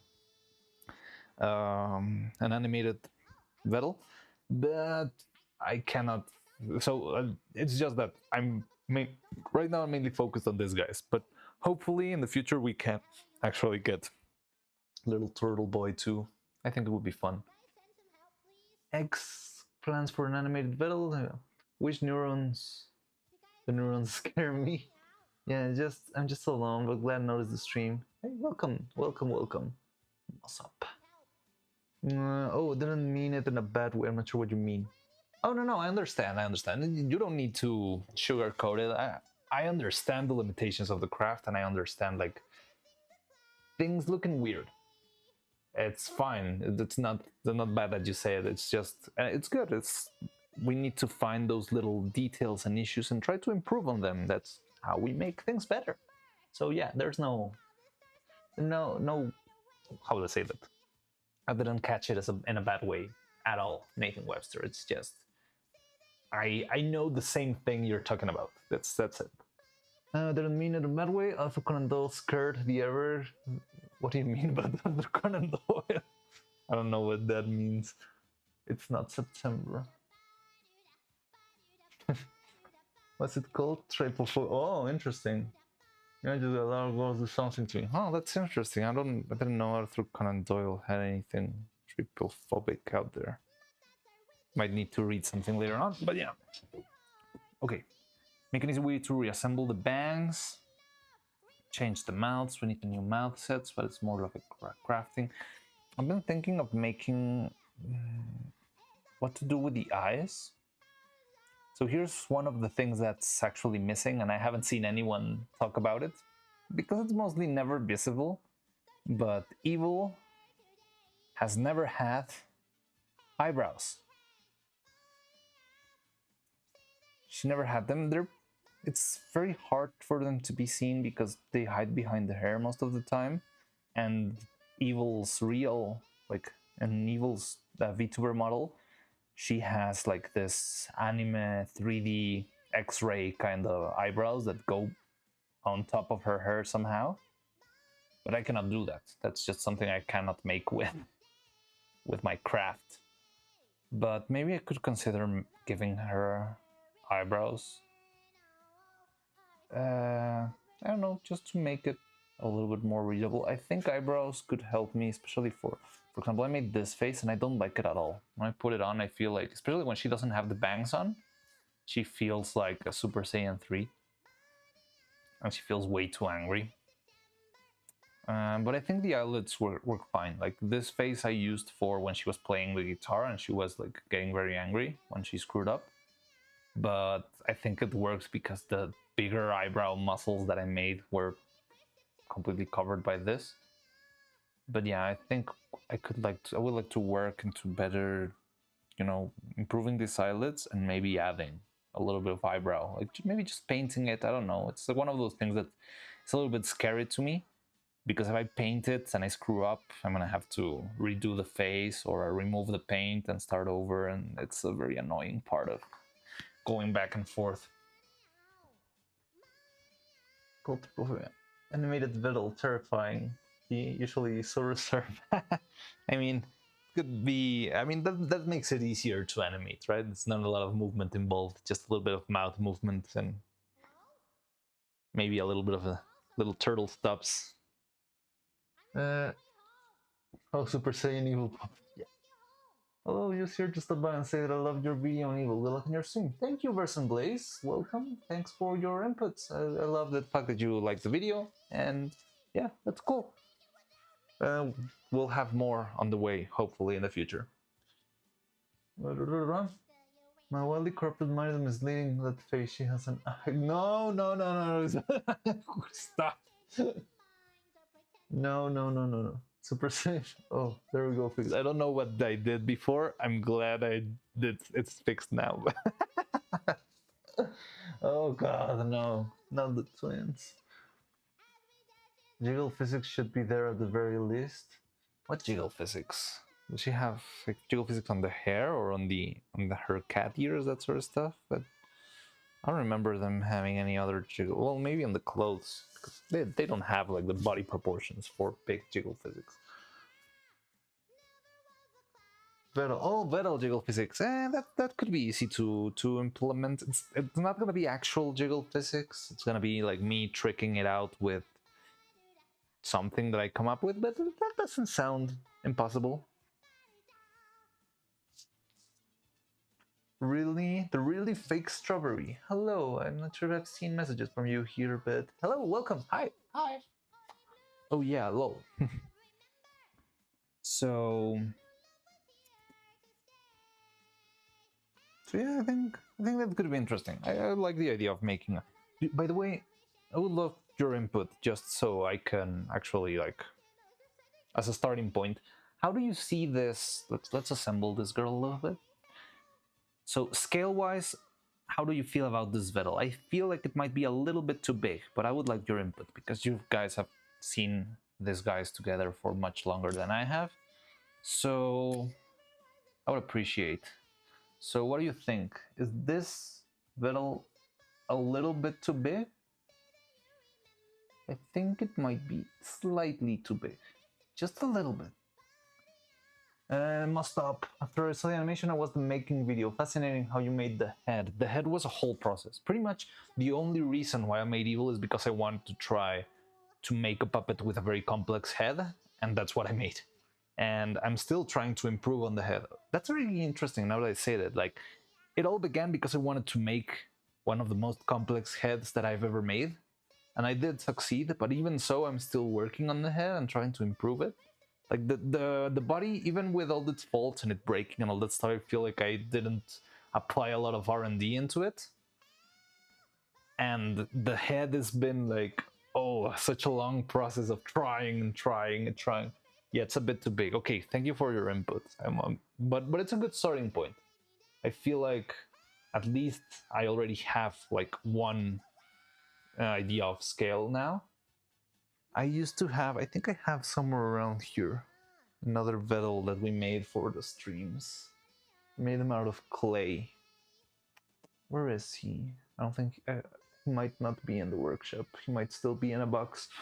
But yeah, we had a little clay Vettel that we also made. But it was a very simple, very roughly made Vettel, which I used for releasing all my anger against. I used to use like smash it with a hammer or poke it with needles whenever I was like painting stuff. Yeah, it was fun. Yeah, a bit too big. So the reveal of the multiple expressions, I got it. I mean, okay. We gotta know for you, if Beryl is too small, it's gonna be a pearl and to move around and to cast him, right? I mean, this is definitely not. I mean, if I made something that's like 20% smaller than this, it still feels very manageable animation wise. It's not a very complex character. I've done this sort of like, how do you call it, like sidekick animal companions characters before.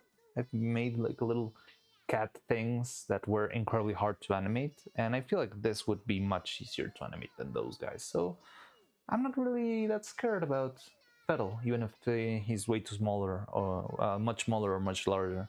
But yeah, I mean, the important thing is that he should fit on top of Evil's head, right? I think that's the most basic element that we need to fulfill. So the picture fell is normally like just between the twins' bows. Okay, just between. That's great. That's a very good reference. So we're not that far away. It's maybe like 10 or 15% smaller. That's a very good reference. I think that could be very useful. How to make a puppet of Bella as human? I've thought about that too. I think it could be fun. Now, here's the thing. I think I've said this in a couple of, like in our past stream and stuff. I would love to get to the point, like right now I'm making a very like fan art kind of stuff. But I would honestly love to reach a point where I'm making stuff with official models. Like being able to reach out to someone and, hey, could you maybe lend me your 3D model so I can turn it into a puppet, and having them send them to me and, you know, work with that, because I would love to work with official proportions of the character. I feel like that makes work much harder, because I could just have like a template anime girl body and just use that again and again and again and not care about anything. But I'd rather have like 1 million molds to make every character their own body type. I love the subtleties when it comes to difference in design. So it's not only about, I don't know, a character being like bigger or smaller. It's also like I love those subtleties of Corelli having a long neck, or Ellie being like having like a slightly taller, like a slightly taller torso, and that sort of things. I love those little variations, like, and I would like to preserve that. So going back to your question of the Vettel human, it would be fun. I think it could be cool, but I would love, in order to do that, I would love to have like an official or official-ish or idea of what Vettel's body is. And I'm not sure if we're ever going to get one of those. I'm not sure if he's ever going to make like a VTuber, like a 3D body design. How do I say this? Like, yeah, we already know the general programmer sucks and black hair and scruffy and all that stuff. But I'm not sure. All I'm trying to say is that I would love to have like an official design to work on, but it could be fun. It definitely would be fun to have human Vettel playing around with Evil and Neuro.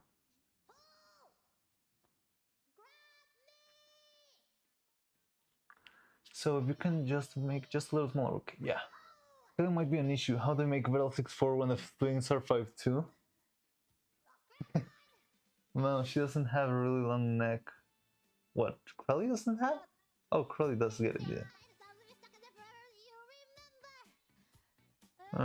Crowley has a long neck? It was Doki that gets the neck memes. I don't know, I just saw a video where they talk about Crowley having a long neck. Or, for example, Crowley's legs. Crowley's legs are huge. She's extremely tall. And I like that. I like those little body variations that make everyone unique. So I know it's like shooting myself in the foot, because whenever I try to make another model, I'm gonna have to make like a new mold and a new everything, but I like getting my hands dirty, so I don't mind.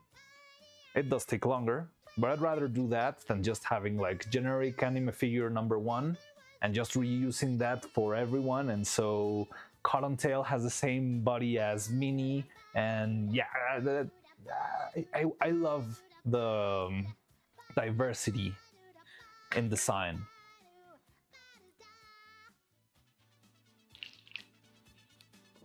Anyway, Crowley got it too. Muscle Crowley has the longest legs too. Yeah. Her legs are huge. Visual view better design. I don't think we'll get that one. I mean, wouldn't you consider the Discord, how you say it? The Discord fungi sprite as kind of an official design? I mean, he uses it openly, so I would guess. I mean, it's not a 3D design, but it's a starting point for an official approved design. How does thick silicone respond to bending? For example, full silicone body with a wire skeleton. Oh, well, you're a little bit late for that, but maybe you can go back in the stream. But yeah, here we have the thickest silicone we had. We already stripped it out of the legs. You can sort of reassemble it. Sure.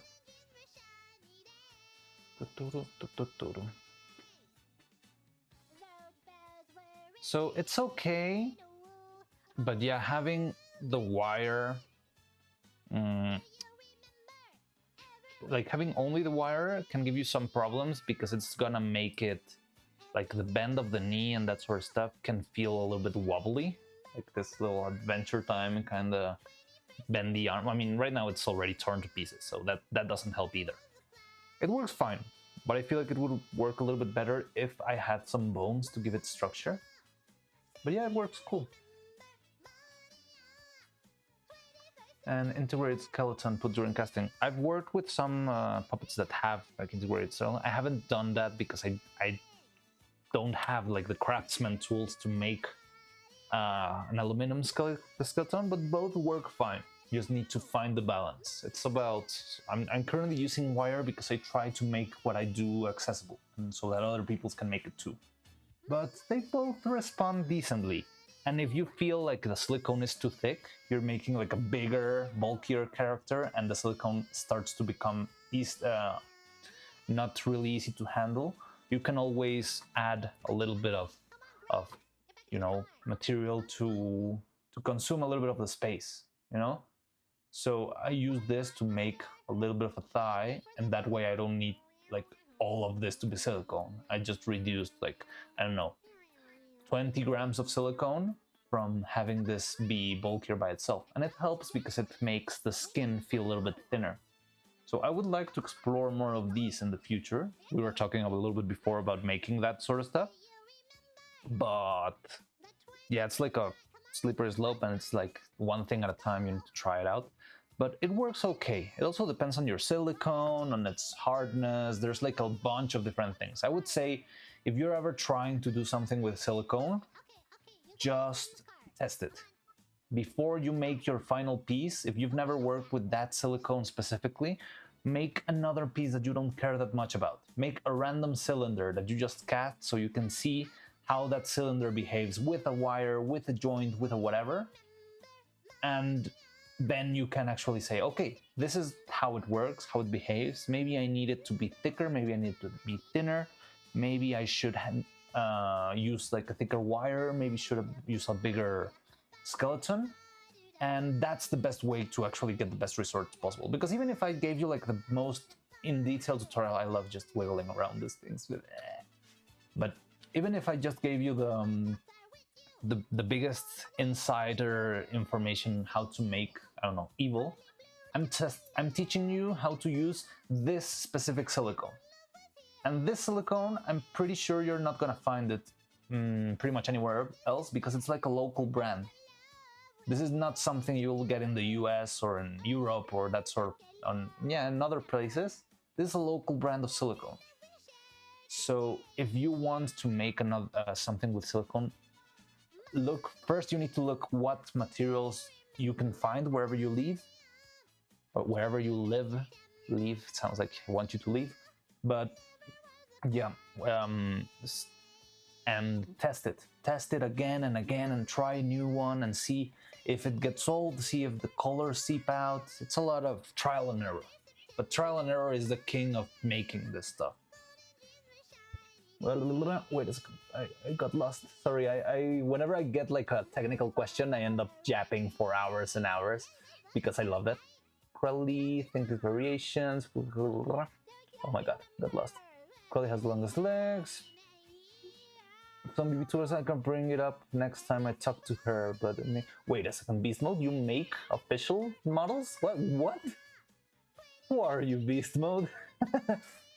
That's cool. That's really cool. But yeah, so even if you make, I'm not sure, I'm just assuming things right here because I'm an old grandpa when it comes to technology and I don't know any of you personally. But Beast Mode, even if you make official models, which would be fun and would be very incredible, yeah, if we want to make something, the best way to approach it is to actually get the permission of the users, right? Like, hey, insert VTuber name here. Would you be okay if Beast Mode gave Mariano's workshop the design of this model so he can print it out and make a model? It's a lot of talking things out, but that sounds amazing. So if you're really involved with it, that's really cool. That's very interesting. Approved, better term. Yes, that kind of works. Ball joints. Apparently, evil's 10 feet. And evil's apparently 10 feet tall. At least that's what she said. Oh yeah, she just said that in the Coco thing, right? Left pointer peak. Like stop motion could benefit from a material that bends as easy as silicone but hardens under a current. That could be very interesting, but it sounds a little bit science fiction-y. Have you ever tried aluminum filler rod for welding? I've never tried that. I'll be honest with you, I've never actually welded or soldered, how do you say it, soldered a lot of stuff in my life. I think I haven't actually never done it before. I could be open to trying it, but I've never done it before. So it's kind of a little bit scary to me, honestly. Alright, I was just thinking about something like a resin printed mold where you can just pop a skeleton in and recast it whenever needed. That's something that can be done. And definitely. I mean, a mold could be made out of resin or it could just be made out of, you know, plaster or whatever. That doesn't sound very outlandish. It's just a matter of knowing the materials. Mean to say, I mean, what? Holy shit, just came and she's decapitated. Oh, hello, King Turtle. Yeah, her being decapitated is the least of her problems right now. So we pretty much skinned her alive. So yeah, she is completely lost. Here's her skeleton completely torn apart. So I kind of lied in the thumbnail.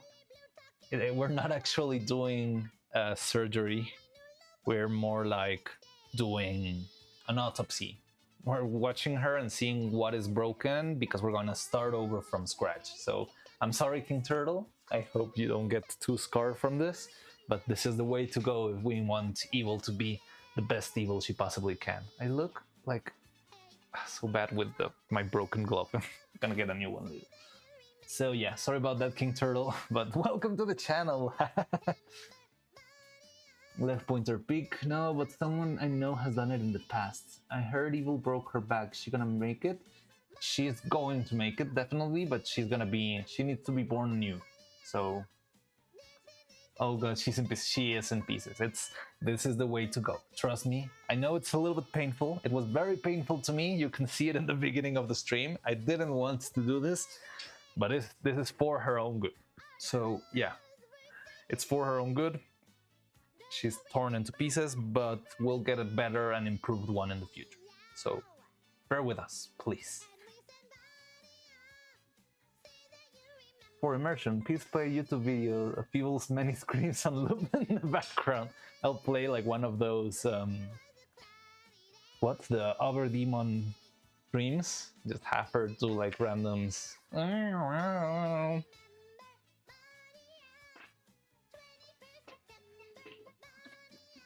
Okay, so give me a second.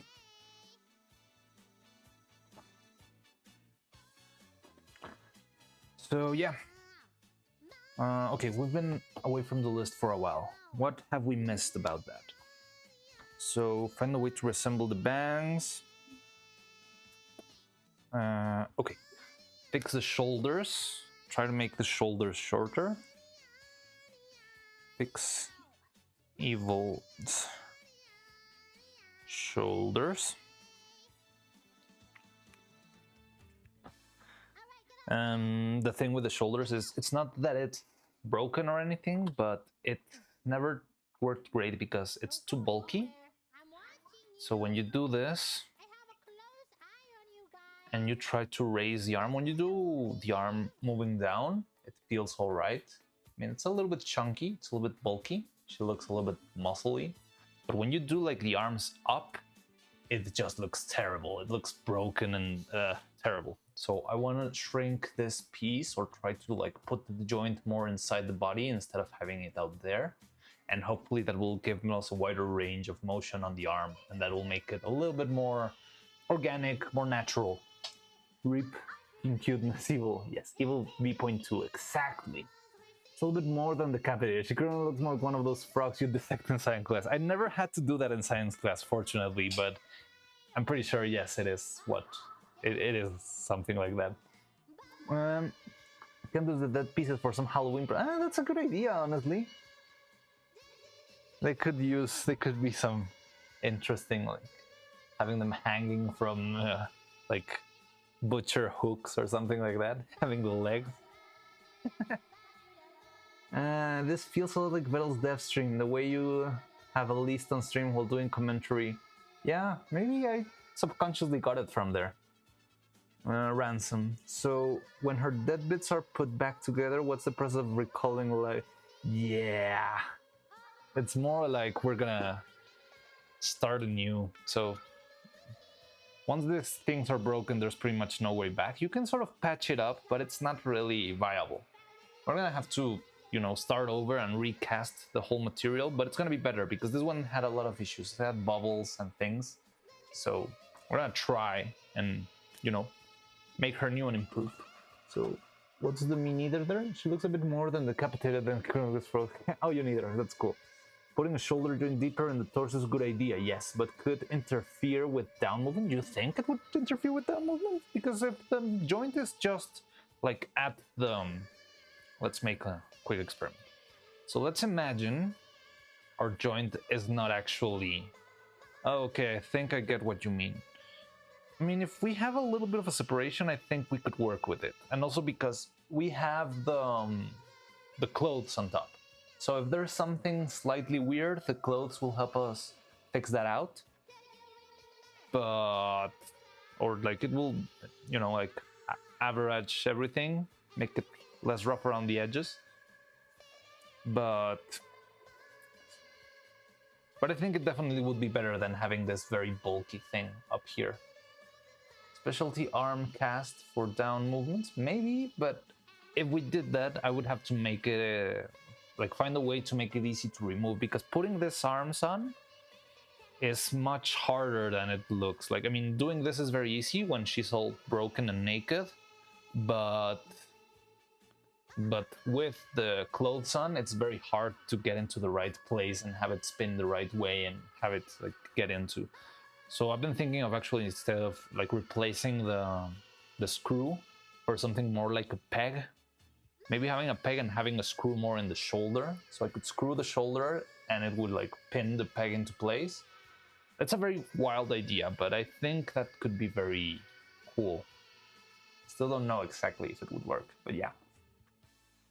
Vertical split, replaceable torso, each with differential. That sounds incredibly complex. I'm not sure if I catch everything, but it sounds fun. Lucky Evil is a digital being who can be put into a new body when the old one breaks. Exactly, we can just make a transfer. She's just in a flash drive somewhere around here. I just lost it, but we can just move her info into a new body and it's gonna be much better. And also, Neuro is gonna be much better. Specialty arm cast for down movements. It could be done. Oh yeah, but vertical split, replaceable torso. I'm not sure, because if it's like a vertical split, it might be hard to replace on the exact same spot.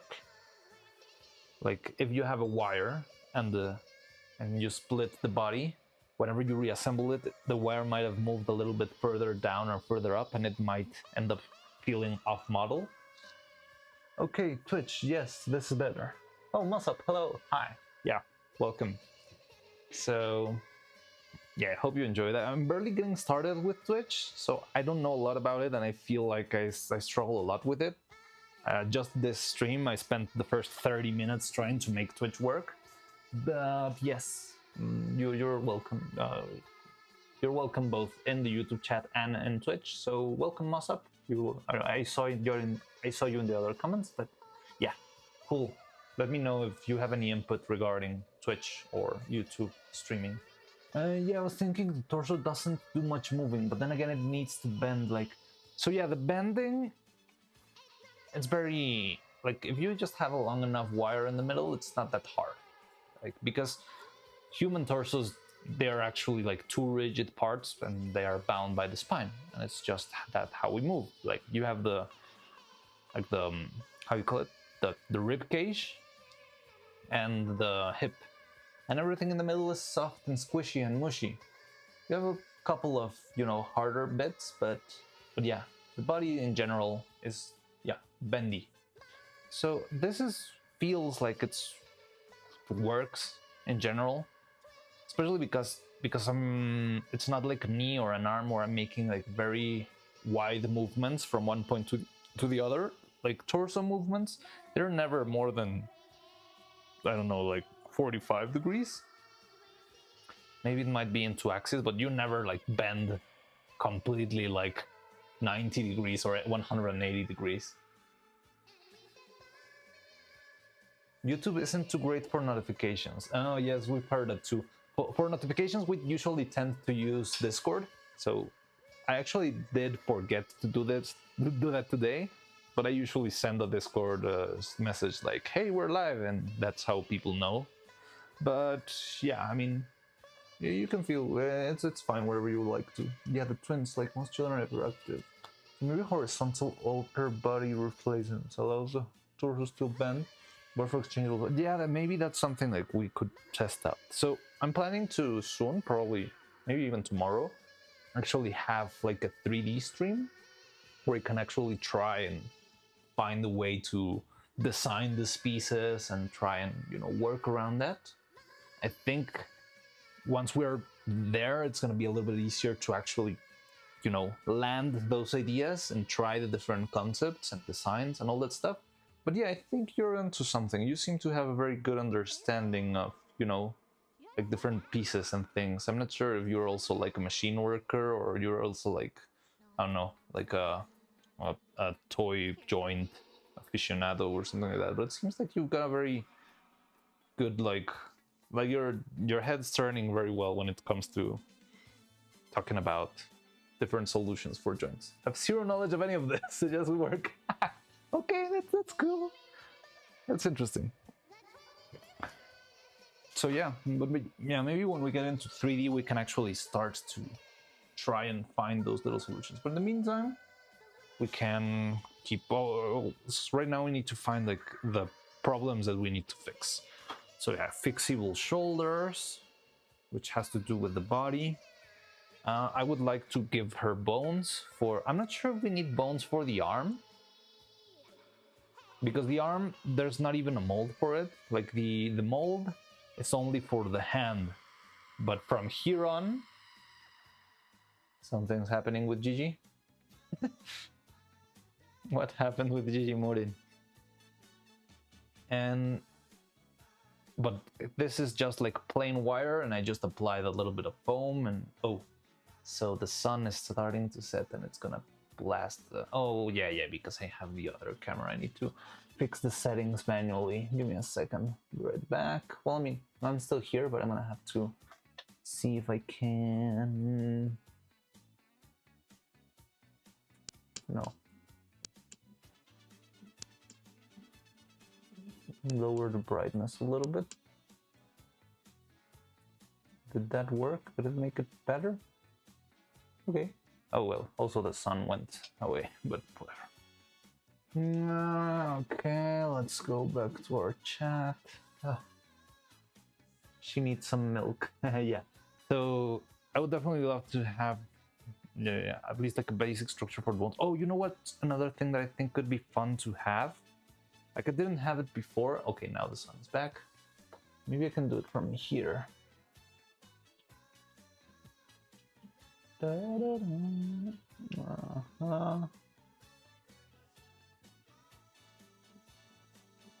Okay, so here's one of the things about the current workshop, that I still don't have any curtains.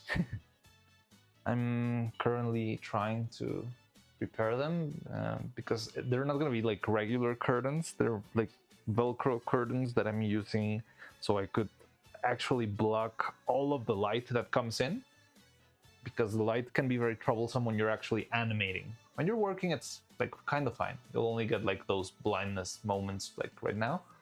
But when we have the when we try to animate, it's gonna be a big problem if there's like sunlight piercing into the studio. So I'm gonna have to work in cool little curtains for this place. I want to get the curtains ready, and once I get the curtains, I can actually give you like a little tour of the studio. I think that would be fun, because I'm not sure if you know, but the studio that we had when we made the original video, it's gone. It's kaput. It's we had a lot of trouble, and basically we had to close down that studio. But that doesn't mean we would stop making stuff. So I made a new like little workshop out of furniture that I took from the other place, and yeah, like preparing stuff. And I'm barely getting set up here, so that's why it's also a little bit scuffed here. Wait, she needs some milk.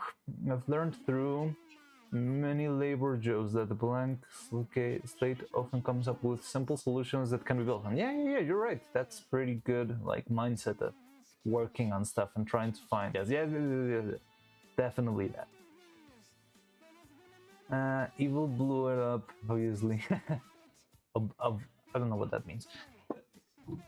So, another thing that I want to do now that we have a new studio is consider actually having foot tie downs, so you can have a little screw to tie the foot to the ground, and maybe that could give us a little bit more stability in the middle of an animation. If the hip breaks, I can at least tie it down to the feet and, you know, keep working, even if it might still be a little bit harder, but it could really help to have, foot tie downs.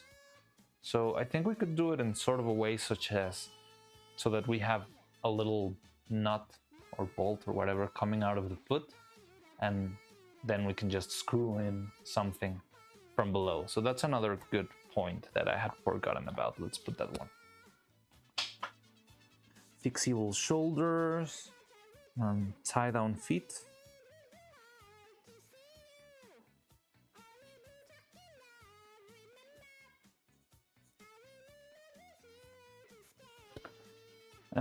What else? The eyes, the hair. I don't know, maybe there's something I already mentioned, but I forgot to write it down because that happens to me a lot. I love yapping, I don't love writing. Well, I do like writing, I just forget about it. Scuffed workshop, so normal. Workshop job is not. Yeah. Can the arms bend? Yeah, the arms can bend, like, you know, like Adventure Time. It's like just a single wire. But I think it could be maybe useful if we had a bone. I don't know, maybe I think the arms are easier to make into a believable elbow. I don't know why the legs feel a little bit less like that. Maybe because they're so thick and the silicone naturally like bends into weird shapes. Hopefully the clouds will cover the sun in a bit. So yeah, sorry about the blasting of light. I hope you don't mind. But at 2, the arms bend. Does anyone get a small pause, or what does just, I don't know. But yeah, let me know if there was like a little glitch there. That would be fun to know. So normal workshop, yeah, pretty much. Nathan, where I got 2 connection hiccup on this end, imagine. Okay, I don't see like any notification. Okay, there's like one sign of 407 dropped frames, so maybe there was like a little bit of a hiccup. Sorry about that. The sun. So yeah, not sure how to deal with that right now. But yeah, what else do we need to... Okay, so we need the different eyes, the mouths. We need to make another mold for the eye.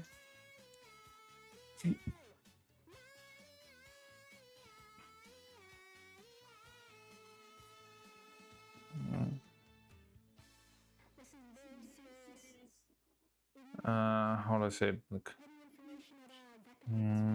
smooth Almo.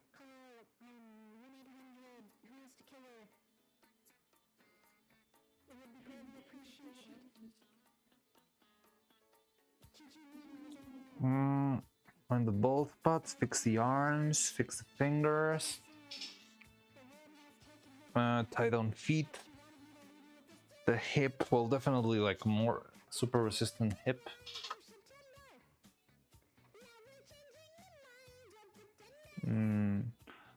Improve hip resistance. Okay, so make her... Oh.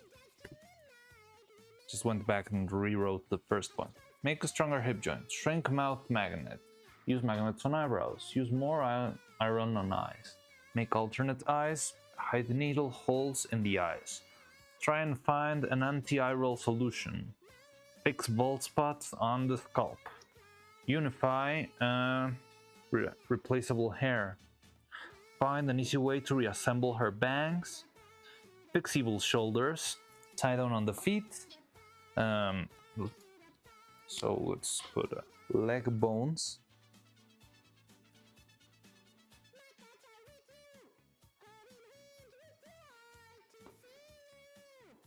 Add leg bones. I'm not sure if we need the arm bones. Oh, one thing that I want to do, it's not really like part of the alternate eyes. Oh yes, you weren't here before.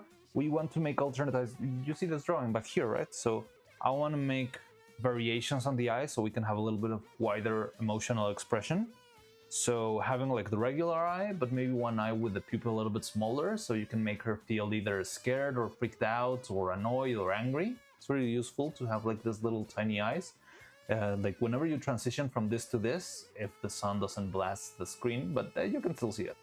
But the eye will go smaller, and it feels a lot. You know who does this a lot?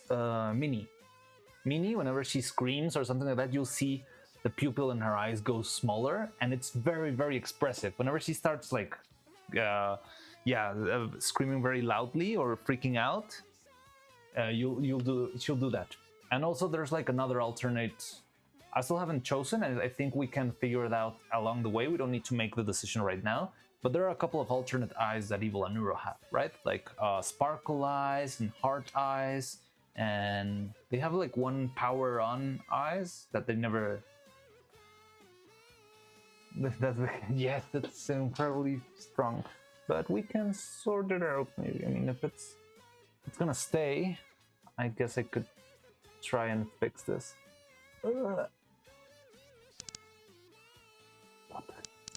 Oh, this is okay. So let's put up shit. How's that? That better? Yeah, not bad. You can see the tripod there.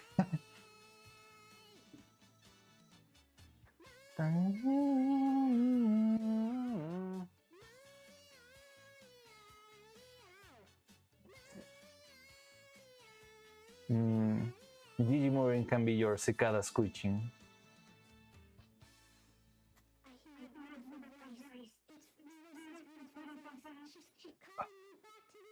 Okay.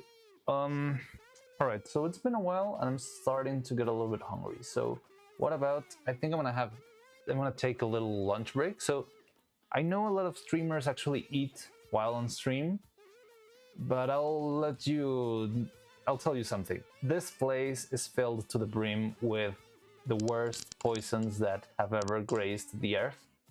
Like I've got urethane, I've got silicone, I've got ammonia, and all sorts of nasty, nasty things. So even though I like to stream a lot and I like to share time with you and all that stuff, I feel like eating here is never a good idea.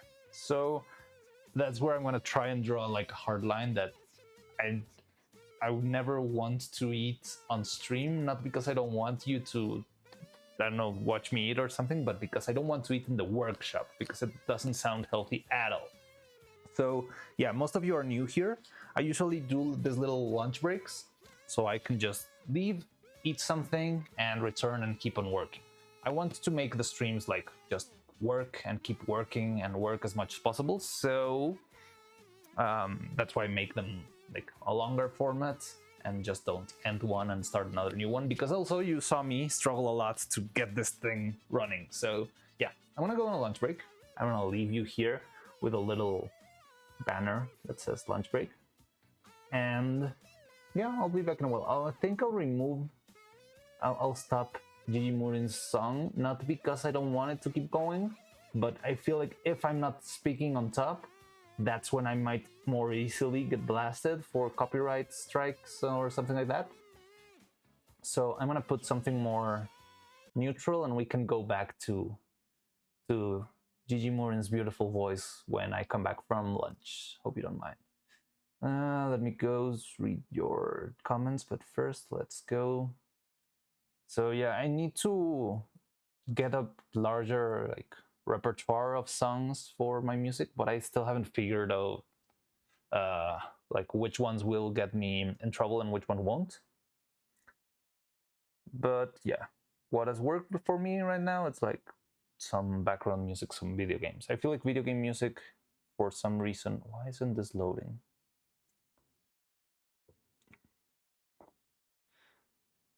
Oh, so you can pause Gigi Murin, but you cannot put something else? Come on.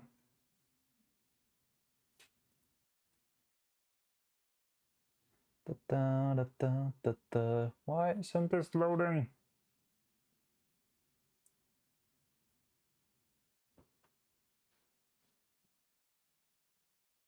Na, na, na, na, na, na, na. Trying to find.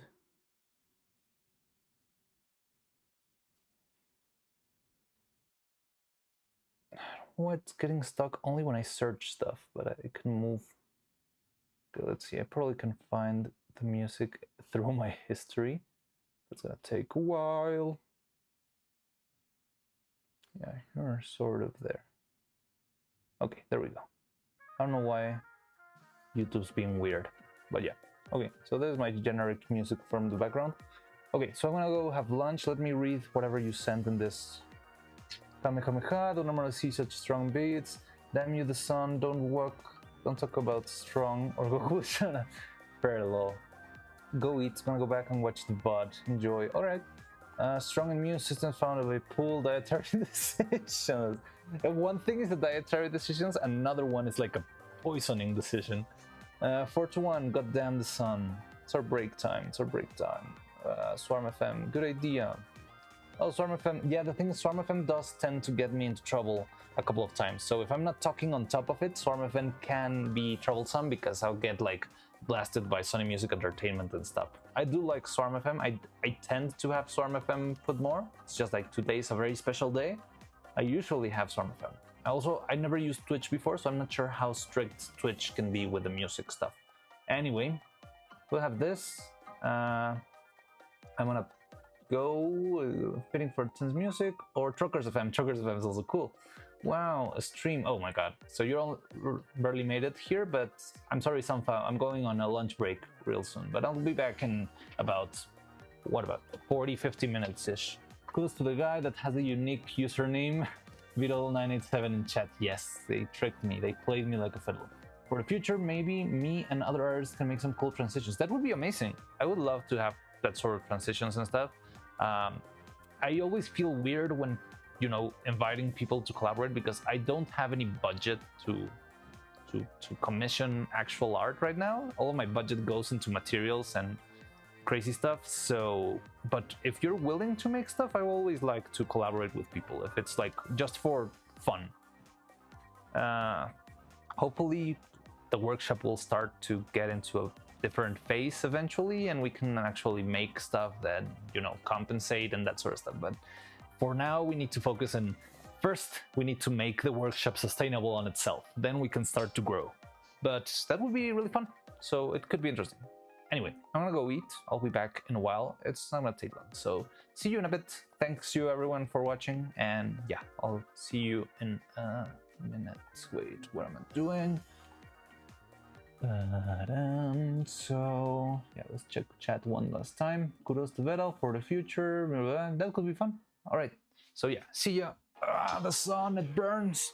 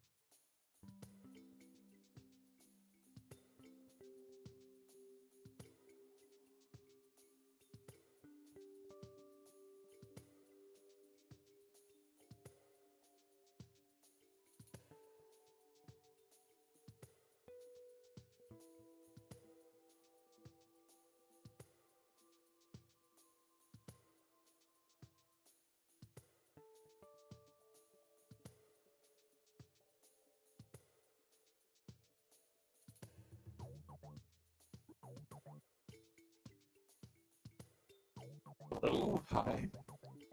Oof, the sun is really blasting here. Hi, hello, how's it going? I am back. Da da da. Let's see, let me remove our little banner. Hello. Good to be back.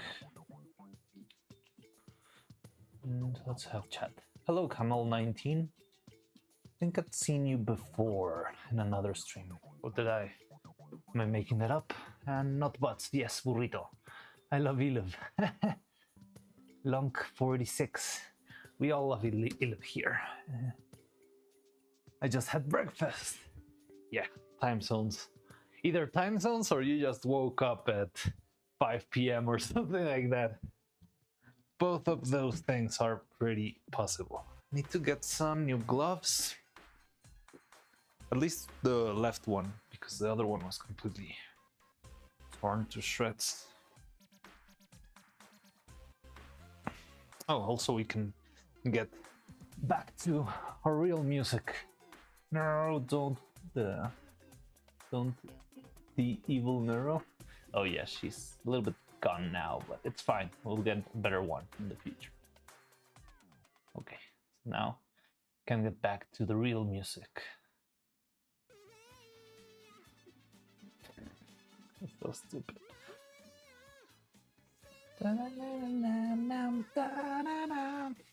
21st September, never was a cloudy day.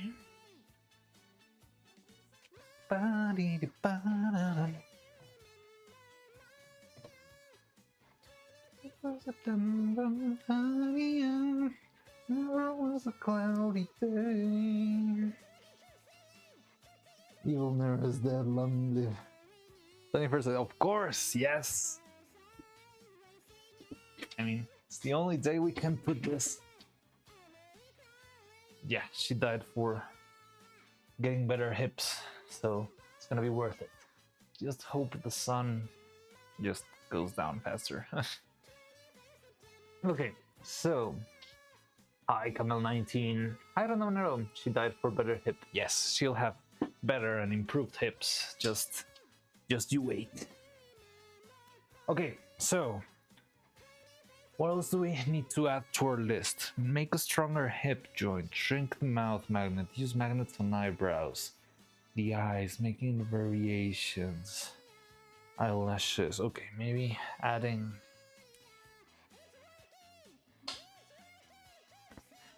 use magnets on eyebrows, use more iron on eyes, make alternate eyes, hide the needle holes, try and find anti-iral solution, fix bald spots on scalp,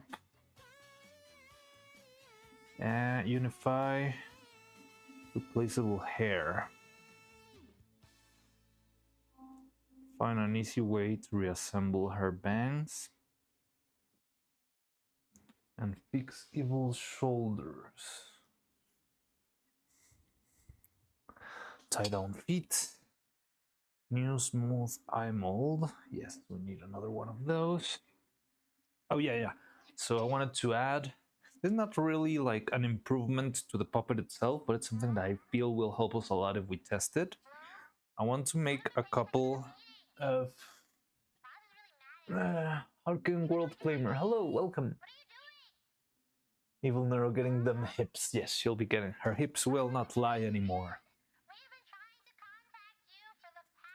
Now my cheeks keep altering the chords. Not that kind of hips. Add legs more. Okay, so yeah, I want to make different tests. Like, try. How do they say this?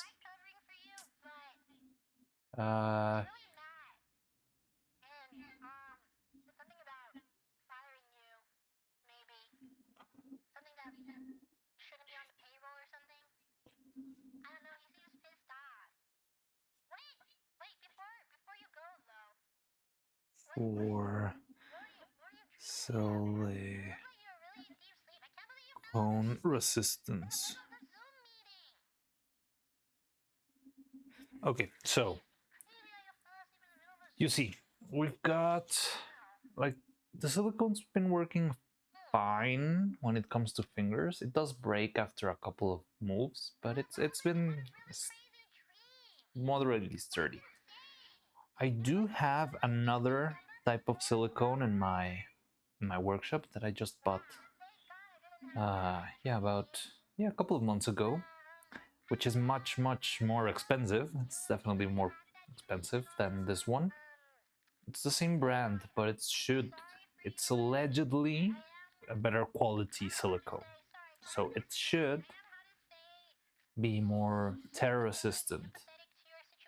So I've been thinking of trying to make like a couple of sample arms. They're not even gonna be like final arms. It could be even like plain white arms just used for the sake of science and comparing them to this arms.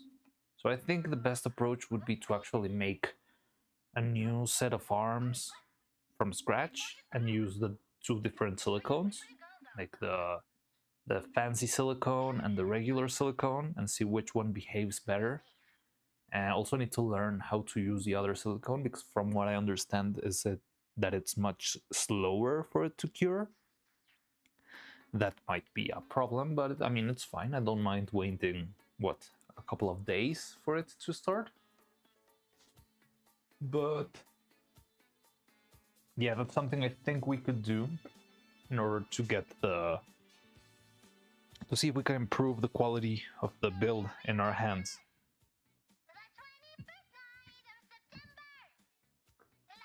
So that's another test I want to make, like doing different variations of the hand. Another thing that I remember I said to Delphink back when we were doing the arms is that we could try and make the arms without the... So these fingers, they have like wire that has a paper coating, but I feel like the paper coating isn't really helping that much, and it's just making it easier for the silicone to slip and break because it's thinner. So I had like this idea of maybe we should try and make it... I think this one is already do not have the paper coating, but yeah, like trying to make them without the paper coating, and hopefully the fingers without the paper coating will be sturdier because the thickness of the silicone is a little bit larger. Still might need some patching up and stuff, but okay, let's take a look. I'm gonna just tear open. Okay, it's getting dark because the sun is leaving. I'm gonna come and go, but okay, so this one's okay, but you see how easily it teared off, no? So that's something that happens, and if you're like folding the finger down and up and down and up, after a while it starts to tear down even further. So yeah, I just wanted to see if maybe making an alternate version with the fancier silicone will make for them the we'll make them a little bit last a bit longer. I rather, it's more important to me that they last longer rather than it being like better quality reproduction of the mold. But yeah, that's something that we also need to take into account. Oh, we also need to improve this thing. This thing was so annoying to make. Oh, you cannot see anything. Wait. Hello, Roman. Let me return brightness here. Still a little bit dark. Give me a second.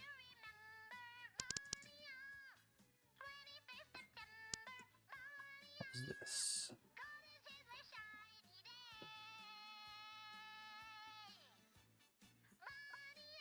Okay, maybe I'll just...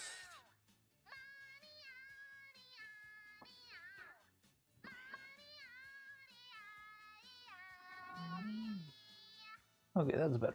Let's hope we just don't get blasted by the sun again, because I'm gonna have to rearrange this. But yeah, seems fine to me.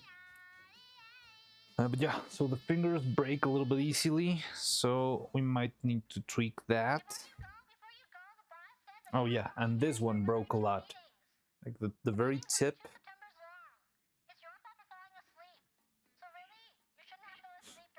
It broke a lot. Oh, it's like tearing and it spins on top of the wire itself. So I want to see if maybe we can, you know, improve on this a little bit. It's not terrible. It worked fine. It's a very challenging piece because it's a very thin, very long piece of hair. I'm very scared of all the VTubers that have ahoges. Like very, very scary to make because they're very thin, they're very long, they're very unstable, and they're very hard to animate. Not because it's complex in itself, but because it's hard to control. Actually, Gigi Murin scares me a lot because of that, because she's got like the biggest ahoge ever. And yeah, they've become like one of my biggest challenges to overcome when it comes, which is a little stupid because it's such a tiny and silly piece of the sun's blasting. Yeah, it's fine. But it's such a silly little thing, and it's so incredibly hard to get it right. But we'll get to that eventually. I'm back. What did I miss? Not much. We just got back. I've been talking about what to do, like what other things to do. I said that I wanted to make a couple of tests just to make like sample hands. I want to try a new fancier silicone that I bought. It's a little bit pricier, but the hands don't use that much silicone. So if it's useful for the hands, maybe we can start making all the hands with a fancier silicone, and hopefully that will make them last longer. But I really need to, you know, test that out, and it's a lot of trial and error, but that's another thing that I added to the list. And I was just ranting about how these things make my life miserable because, I don't know, anime hair is difficult, and why there's like characters that have a bunch of these that scare me a lot, like Gigi Murin or Elizabeth Rose Bloodbane. They all have like a very, very long, thin ahoge, and it's very hard to actually make in real life. But other than that, that's pretty much everything you missed. Not that much. Haven't been back here for a while. Well, I mean, haven't been here for a while. I just made it back. So yeah. 2 more hours? What do you mean 2 more hours? Some sage, well, hair antenna of doom. Yes, the hair antenna of doom, definitely. But oh god. But yeah, I'm not sure if I would change a lot. I mean, I would definitely need to make another one because this one's starting to tear. Maybe I could consider if this also merits to be made with the fancier silicone. Could be useful if it works. Just had a thought on the eyes. Considering when she's googling, her eyes have the ones and zeros. That sounds like a pain to animate. Yeah, I think that's something that would probably need to be made with, like, digitally. I would love to make it physically, but yeah, that would need at the very, very least, I guess, 3 different eyes. And it's 3 eyes that you only use for the first couple of seconds of animation. Just doesn't sound very wise, you know? But it would be fun. Hopefully one day we'll get to the point where we can actually just make random stuff because we can. We're kind of at that point already, but you know, when we get to where we can actually make stuff without having to be so strategic with what can be done, what can't be done, what can we afford. But yeah, for now, I think those eyes could be a bit of a stretch. I think it would be easier to make them digitally.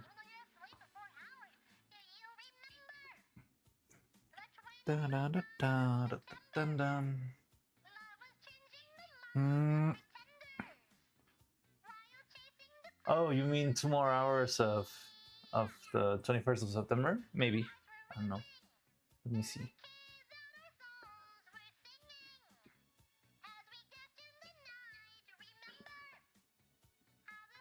No, there's much more than 2 hours left.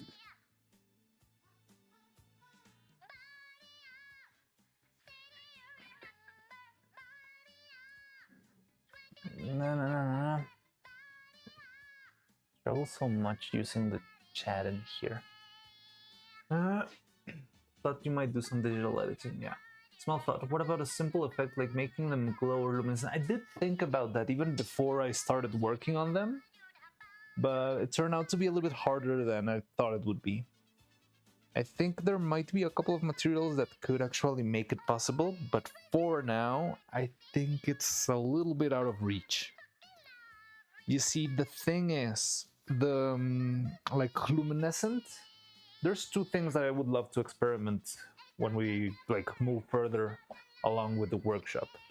There's like how do you like fluorescent elements.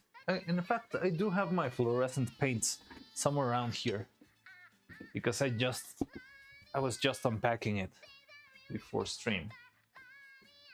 So yeah, there's two things that I would love to try out. But I did make a couple experiments when I was getting started with Neuro, and I just got to the conclusion that this might not be the right option of products. But yeah, these are both like glow-in-the-dark paints. One is an acrylic and the other one is like an ink. I wanted to do that, I really wanted to, but it's not, it doesn't apply that well to the eye. Like when I tried to paint it, it wouldn't stick. It was more like smudge. They felt weird. We can make more tests in the future. I think it would be fun to make them on stream so you can see it. But from what I've done up till now, it didn't really work as well. So yeah, one option was this, like applying different fluorescent paints. Maybe if the sun leaves soon, you'll be able to, because right now it's again blasted by the sun, so it's probably gonna start glowing if it leaves. But yeah, fluorescent. And then the other option is there's fluorescent things, and there's also like UV glowing things. Maybe if I do this, you can actually see. No.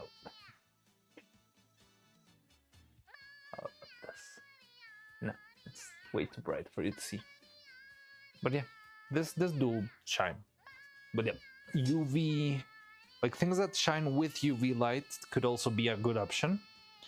Now, another reason why that hasn't worked a lot for me is that those sort of pigments and additives are usually applied to the how do you say it? To the resin itself. Like when you mix the resin, you add your fluorescent or your UV shining powder.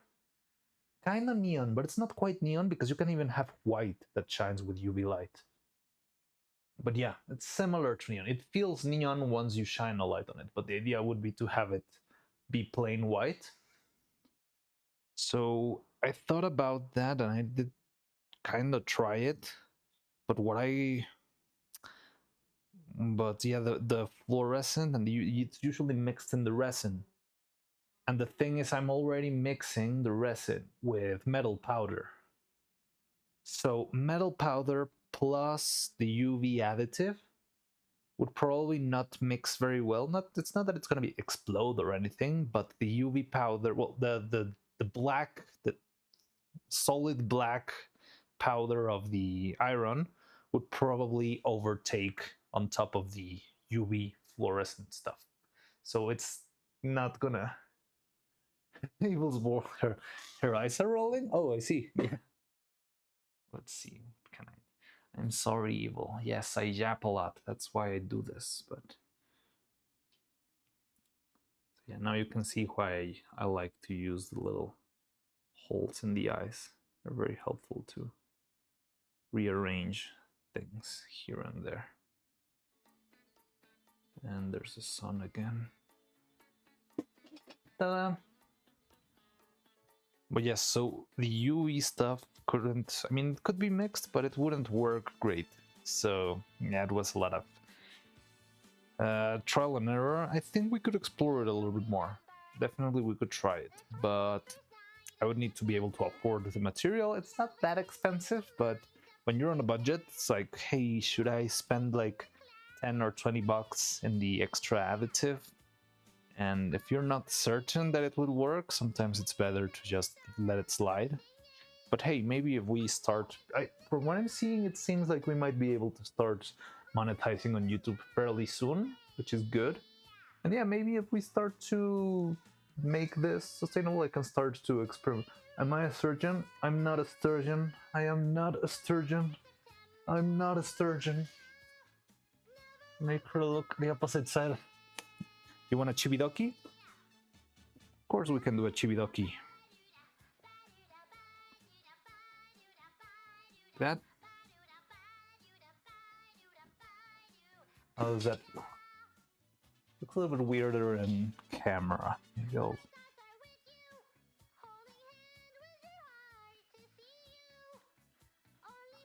There you go. Modeng! Modeng!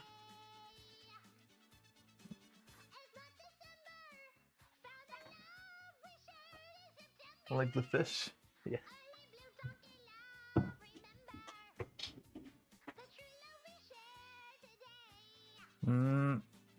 So make samples for the silicone. What else? Oh, you know what? I've been called out on this a lot, and I'm a little bit scared of it, but I think we should definitely give it a try. Is making the new pins, because the pins we have currently, they're based on Evil and Neuro's previous design. And in those, it wasn't really, they didn't look a lot like enamel pins. They look like little statues.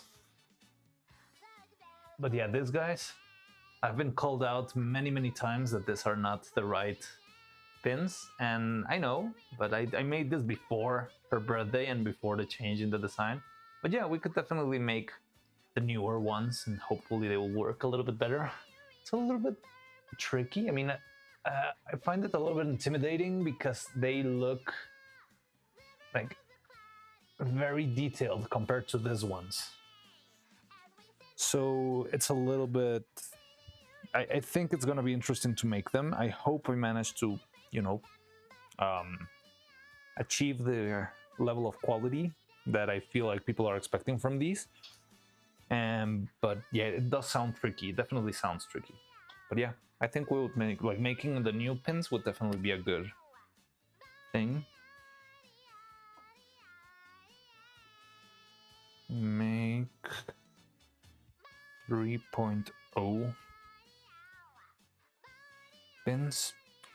Is it 3.0? Yes, right? Yes, Dagger, yes it is.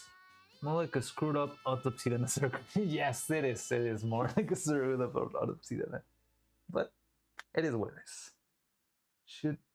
I should have seen the way he was manhandling her legs earlier. Yes, I really was. They're over here.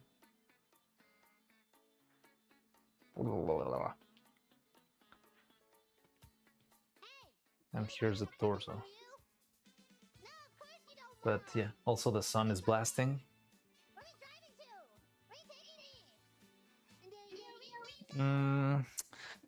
Okay, so what else? What else could we improve on her? So what do you think about the skulls? Like, I really like how these guys turned out. Maybe I'll go into the camera a bit more. Over here. I struggle so much with this. Okay, now let's focus. So I like these guys a lot. It's a little bit hard because of the blasting sun, but I'm not sure if they are all right, because when she turns around, they feel like they pop out way too much. You know, like it's a little ball just lying out there. It doesn't feel like it's really part of the same thing. So I'm not sure if you would like us to alter these in any way so it would feel more like a little bit more cohesive.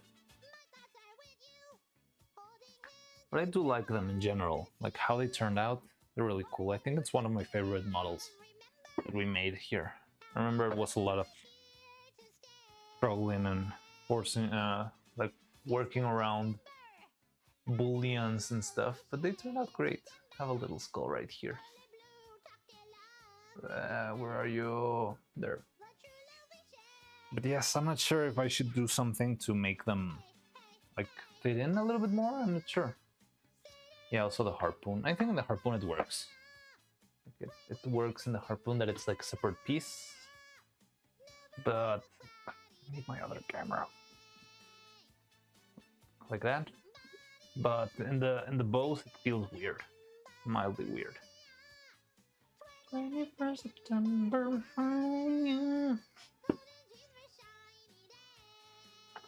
Must remain PG-13. Oh no. Should seen the way he was managing. I'll be back. Give me a second. Cut the back to be flat behind the ears might help. Yes, it might help. Let's put that in the list. Why not?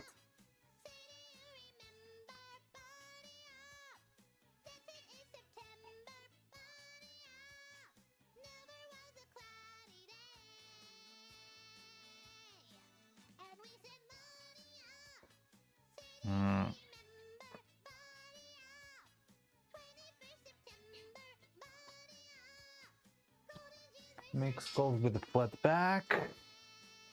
So I'm not sure. I'm gonna talk that out with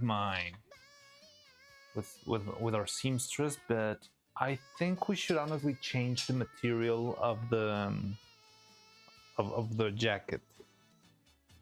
It looks really cool. It's very cute. I love the design, but the thing is, because it's sort of made of felt, it drops a lot of little hairs. And for example, look at the legs. They have a bunch of tiny hairs everywhere. It's hard to see, but you'll have to believe it. It looks itchy. Yes, it looks itchy. And it looks even itchier when you see the leg being covered in little hairs, or the body. Like here you can see, I mean, I know we don't see a lot of her chest, but I feel like, yeah, it feels a little bit dirty. Like just having a bunch of little hairs here and there. Or here in the hands. Yeah, the hands also get very covered with little filaments and stuff. I think it would be nice if we got a cleaner type of cloth.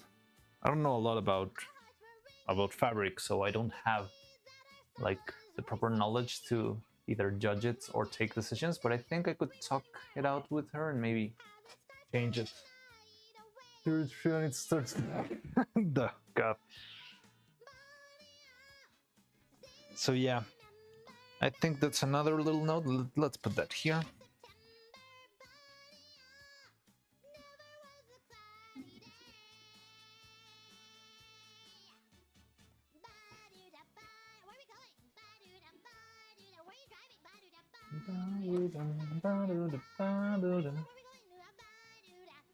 Sounds like the same reason I don't wear much fussy texture clothing. Yeah, that's pretty much. If it's not comfortable for Evil, I wouldn't like that to stay the same. Also, design more close to the original would be cool. Yes, I mean, I did send her the original picture. I feel like because she's not like a very big Swarm member, I wouldn't blame her. It's yeah, maybe like she doesn't have like this general feel of how it should be. She just saw a drawing and thought this fabric would be cool. But yeah, hopefully we can guide her into using something that feels a little bit more like the original materials. I don't even know if there's like an official type of fabric that they use, but yeah, I mean, there's like a general feeling to it, right? I don't know, I feel like it should be better if it felt more like, maybe like a sock, rather than feeling like this sort of felt, plushy kind of stuff. I'm sure there's a custom doll clothes maker out there. An email asking for ideas, maybe. But I mean, for now, she's the one who I've got close by, and I would rather directly check it out with her. Just need a little bit more of a conversation, honestly. And okay, we've got that. What else? What else do we need to change? So the letters, we've got the eyelashes. I think the eyelashes worked fine. They're properly glued. Sometimes they fall, but they're not that hard to place back in place. The hands are also fine. Try to making a smaller joint in the middle, but I think that's possible. I always wanted to make a small, it's not really a palm, but yeah, the union between these to be made of resin also, but I'm not sure if it's gonna be possible because it's too small. By the way, did I ever tell you that the hands aren't actually the real size? It's the only part of the model that I have to resize, because if you've ever heard Coco say this, Evil's got the tiniest, weirdest little hands ever, and it is true. Her real hands are very, very small, and I had to rescale them to about 200% in order to have them be like feasible at all, because if not, it was way too tiny for even like, you know, putting a wire through it. It was incredibly small.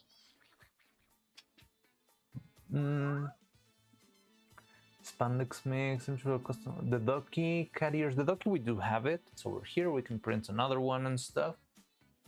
We'll probably need another frog hat. That's wouldn't be hard.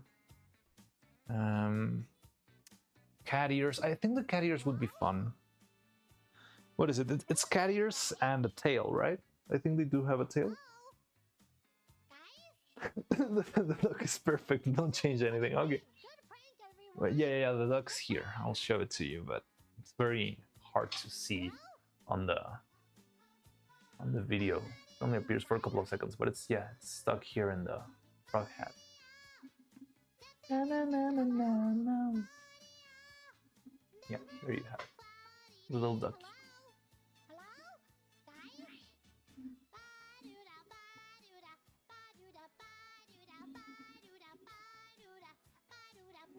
And maybe we need to print another one if I ever want to put them on the head without the frog hat too.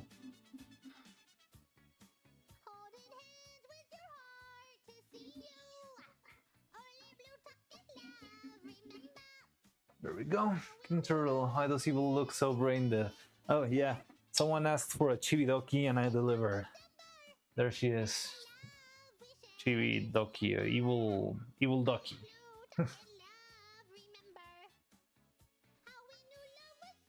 Yeah, the default design hands are small enough to fit in the eyes. Yeah, they're tiny. They're incredibly tiny. So I had to take that license, but maybe I could try and see if I can find a way to actually join this using resin, and maybe that would be harder for it to break. Oh yeah, because the past hands, like the first hands we made, they didn't break from the fingers, they broke from the wrist. Which is understandable. I mean, after some moving around, I understand that it could break. But yeah, maybe having a resin piece could withstand a little bit better, I don't know.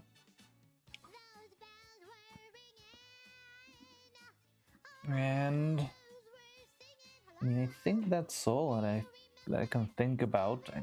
I mean, I know there's like another whole conversations to have later on about, I mean, we can talk about the cat ears and that stuff for now, but I feel like those are kind of extra assets that we don't really need to worry about yet, because first it's important to actually have a new puppet rather than figuring or struggling with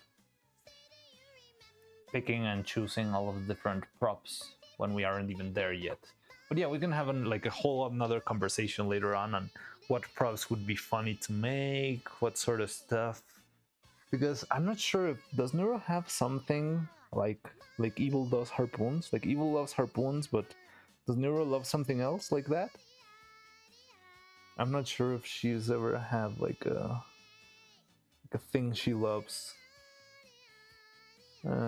Besides loving like chat and donations and the Church of Neurosama and that sort of stuff, but I cannot think of like a specific object that, oh yeah, Evil loves harpoons just as like Neuro loves, I don't know,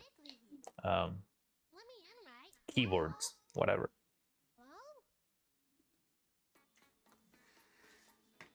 Stupid sun is blasting here.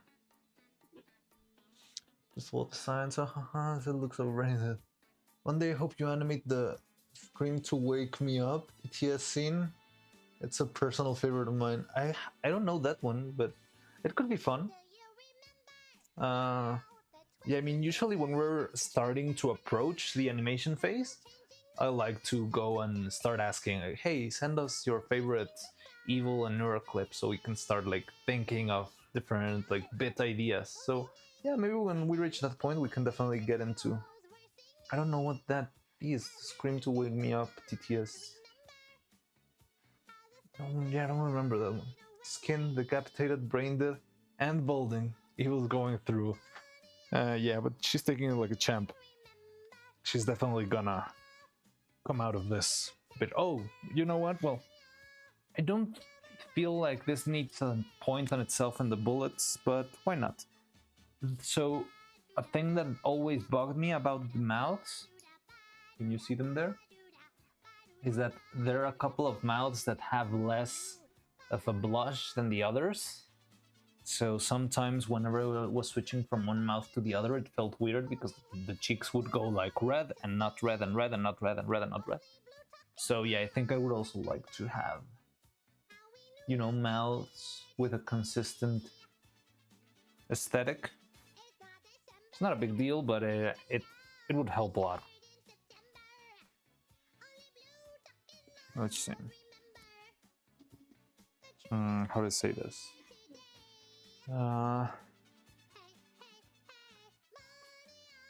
Standardize the mouth blush. Standardize her mouth blush.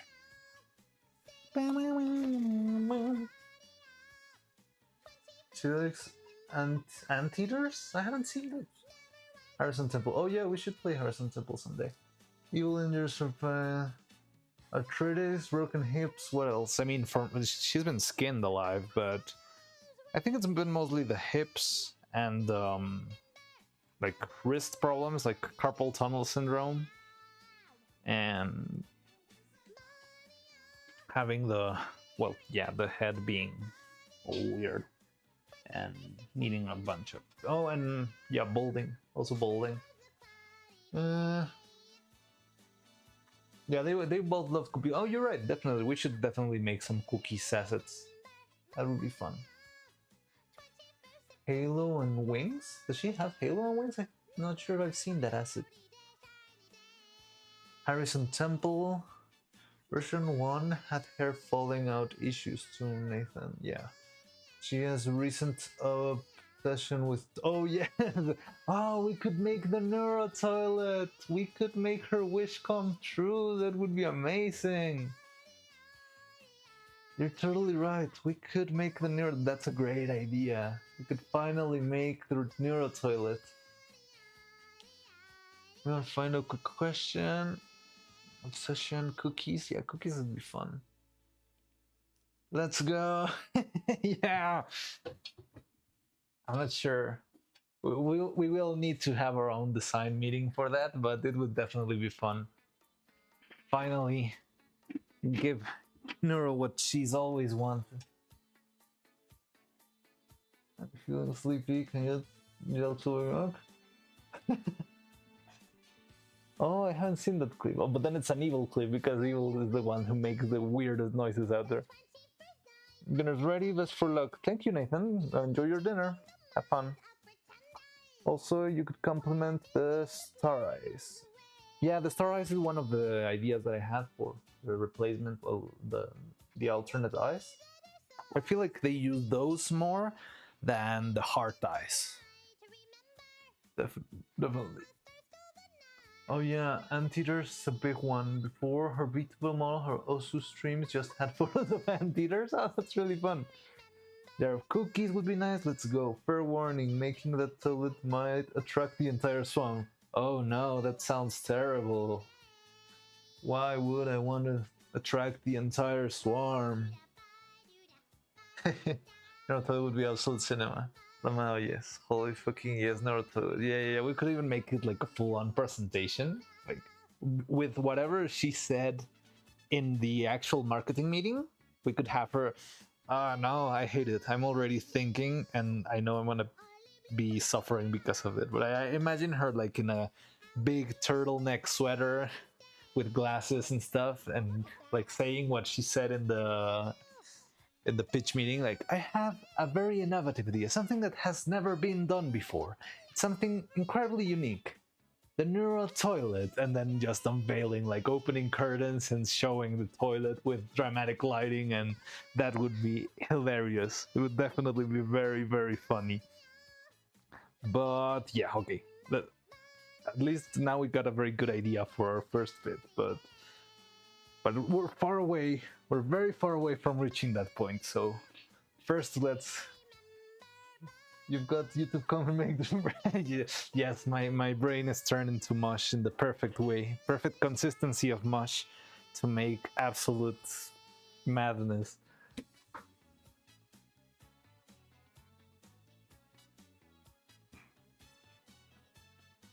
It seems like the sun is finally stuck behind the cloud.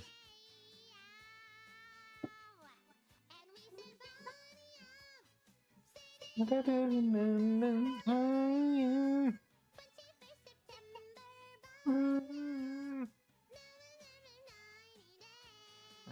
I gonna do? Oh yeah, I was trying to raise up the brightness, hopefully.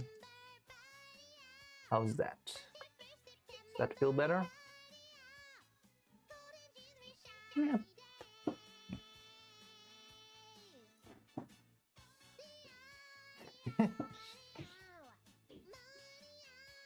Now I can't stop thinking about the Neuro toilet a bit, but first we need a puppet. We need a puppet.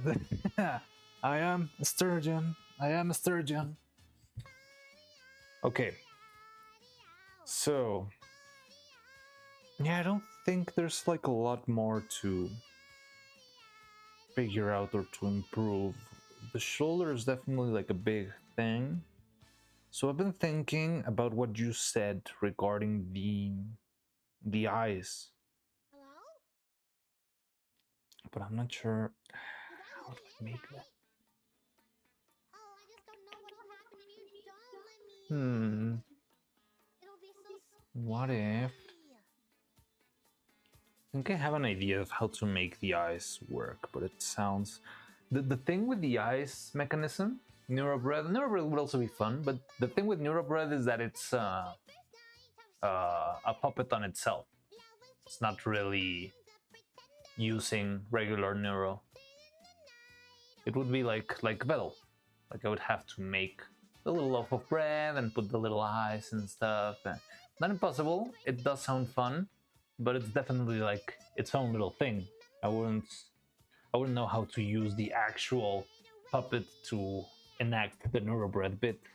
I mean, I could do the like an annoying orange edit and put its face there, but that doesn't sound like a bad idea either. I never saw like the whole Neurobread bits, but could be fun. Screaming video, they're definitely not.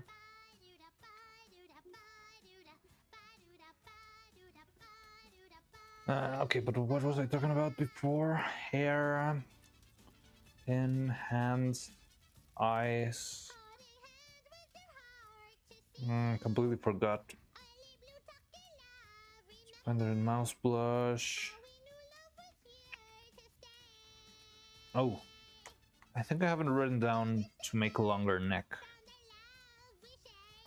Make stronger hip joints, shrink mouth magnet, use magnets for eyebrows, iron on eyes, alternate eyes, hide needle holes, try and find an anti-iral solution, fix back splat and scalp, unify replaceable hair, find an easy way to reassemble her bangs, fix Ebel's shoulders, tie down feet, new smooth eye mold. Yeah, there's nothing here about the neck. We definitely need to elongate neck and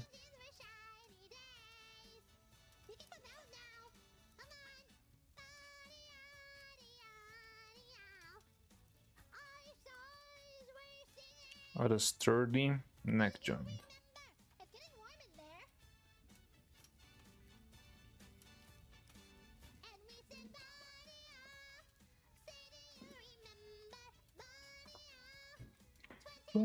September. The eyes, the brow, yeah, whole game. The bows. I would need to have our costume designer redesign the bows. Well, not redesign, but reapply. Because these ones were sewn in, so they stay in place, and if I remove them, yeah, we would have to sew them into the right place, but that could be helpful.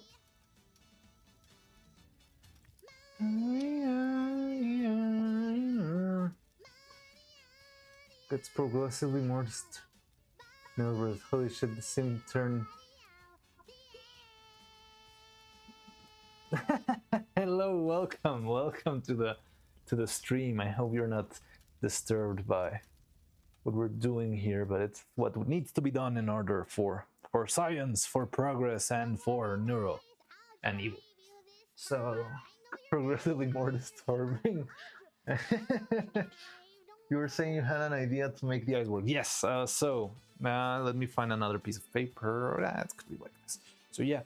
Someone before, I don't remember who it was, I'm not sure if it was Nathan, was talking about like joining the eyes with a middle rod. Right? So they would move together up and down. And I think that works fine because we're never actually gonna try and do a full chibidoki with evil. And we could do something like that.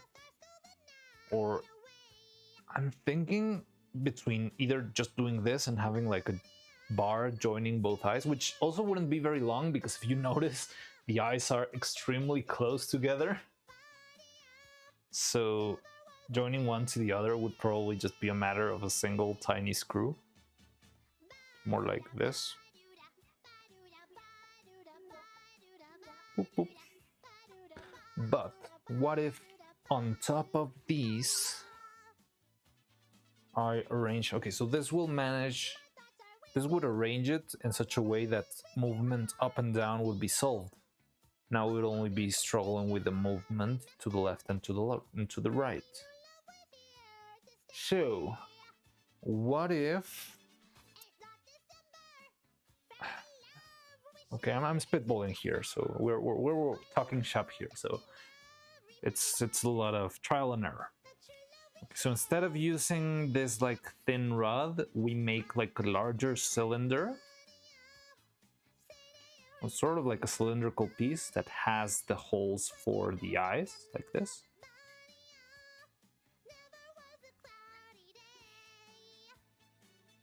Yeah, I mean, it's imaginary. It's not really the exact sizes, and we need to make it fit inside, but it's just so it's easier to communicate the general idea. So this cylinder is going to help us like rotate up and down. And then the sphere that's here, all we need to do is we have a sphere. How do I say this? So let's imagine now that this is the inside of the sphere. And we add a little bump like this. So this bump works like some sort of railing. If you look at it from the front, let's say we have it like this. So it works like a railing, and then our eyeball will have the same sort of railing, but longer so that it moves. So many different views. Yeah, so this is the eye, right? Let's imagine this is the eye, and here's the eyeball.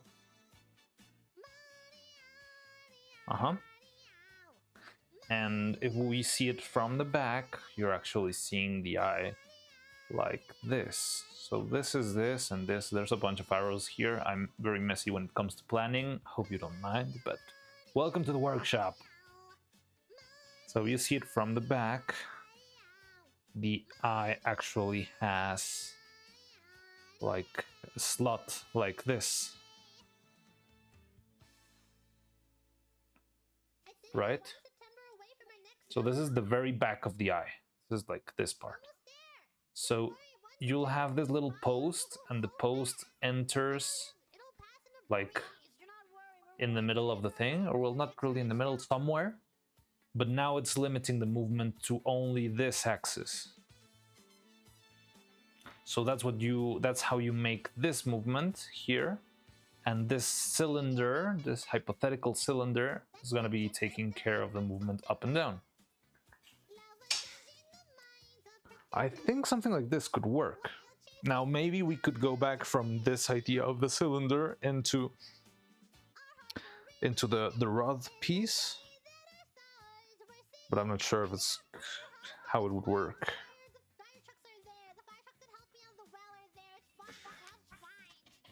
Yeah, I mean, feel like something like this could have its potential of working. Now, the hard part is I make this very roughly and very like big and easy to understand here, but then the big challenge is we have to cram all of this into this very teeny tiny space, which is also a challenge on itself, because pretty much all of the space is completely covered by the eyes. But I think that could work.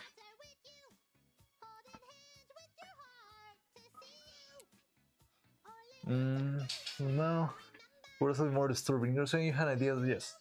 Give the eyes night vision.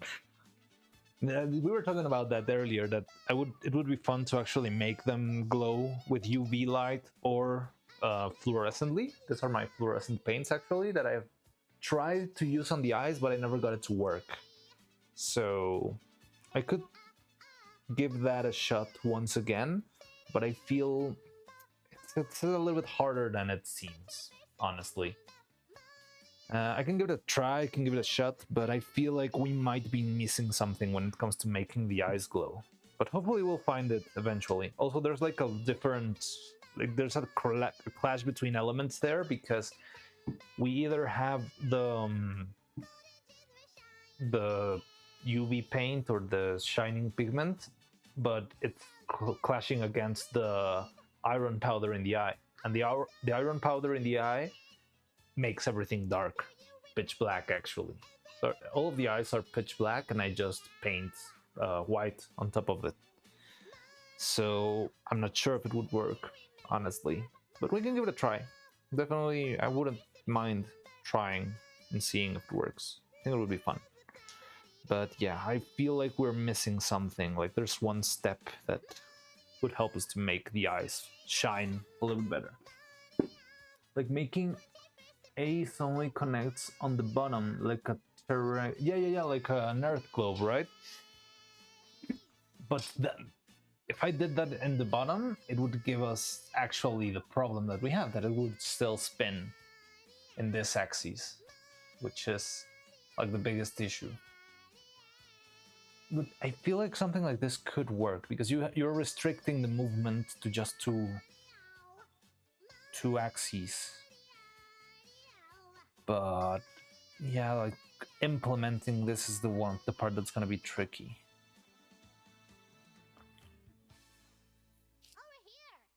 So if we try to do this with the rod instead of the... Yeah, the thing is, we have the rod, we don't have the movement of the eye. If this is a single piece, the eyes are definitely never gonna move to the sides, unless it's like a spoon, like this, and then the eye sits on top. But yeah, it doesn't sound great. Eyes connect bottom like triangle. Yeah.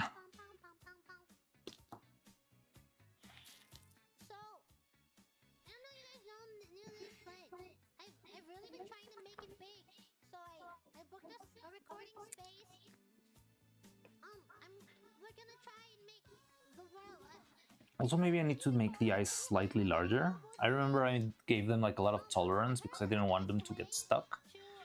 But now that I see them, well, after I've been working with them for a while, I feel like it could be helpful to actually make the eyes fit the socket a little bit better. Like, you know, like fit snugly.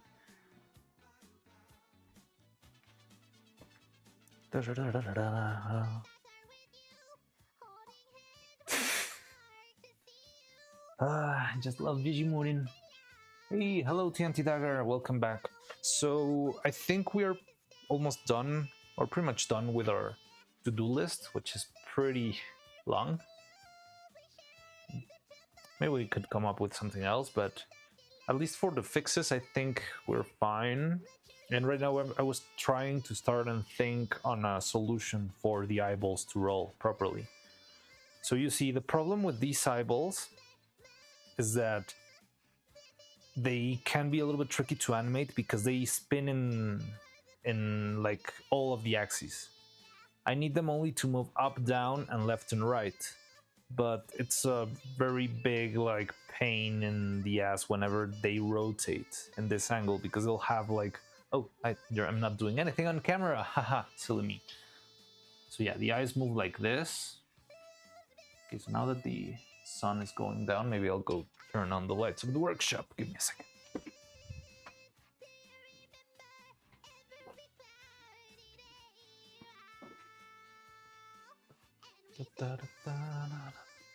So yeah, maybe you're not noticing a difference, but hopefully it will help us once the sun finishes setting, whatever. Now, where did I put?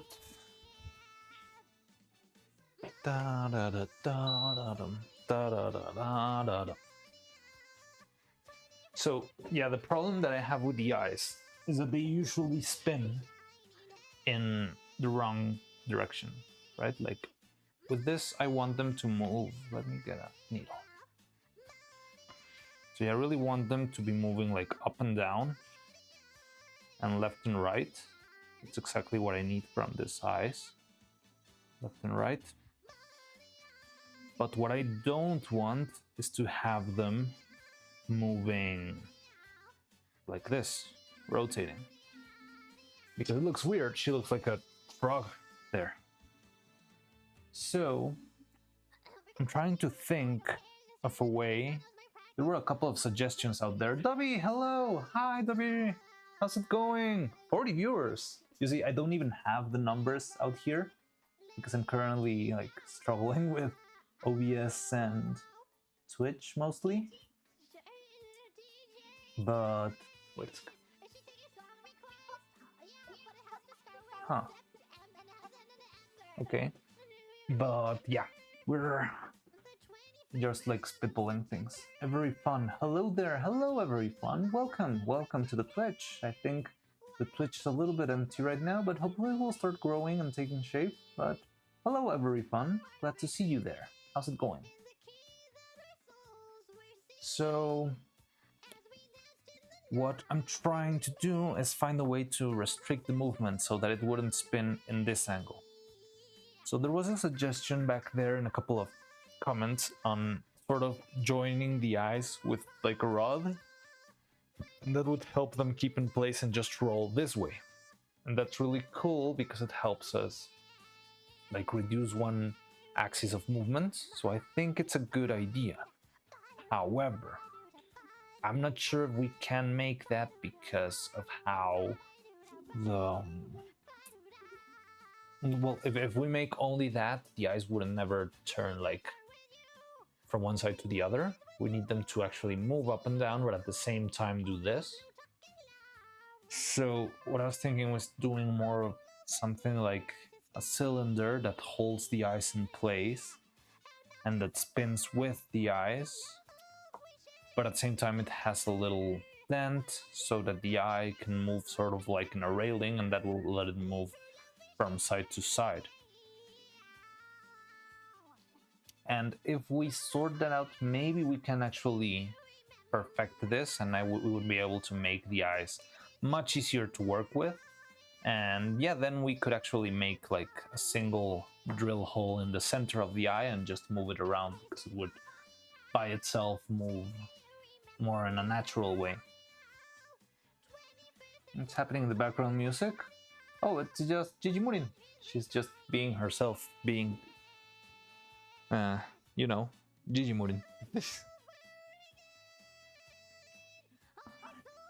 So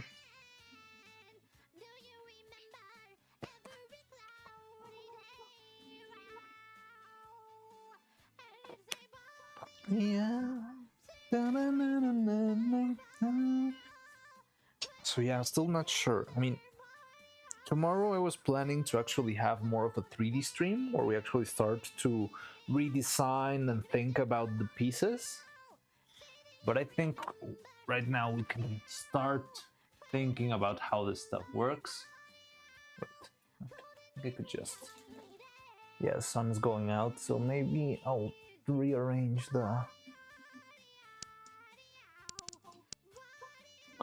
little bit of brightness. There we go. But yeah, so tomorrow I was planning to actually have more of a 3D stream, and there we can actually start testing stuff out and designing stuff and putting things in place and see if it works. It's gonna be fun because I'm not sure where on earth did I save all of the files for the, you know, for the 3D printing assets. But we probably, I think we can find them. And after that, and yeah, I mean, we could spend tomorrow trying to, you know, prototype and maybe even start printing all of those little pieces.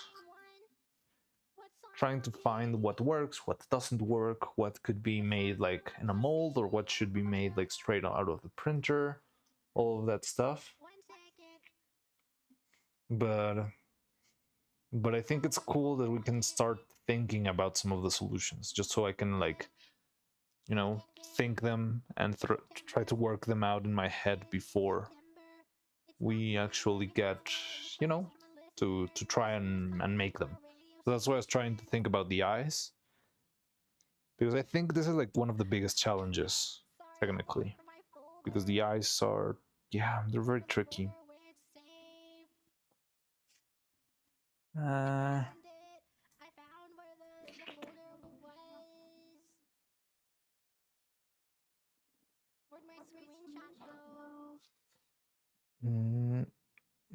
maybe we can make this work.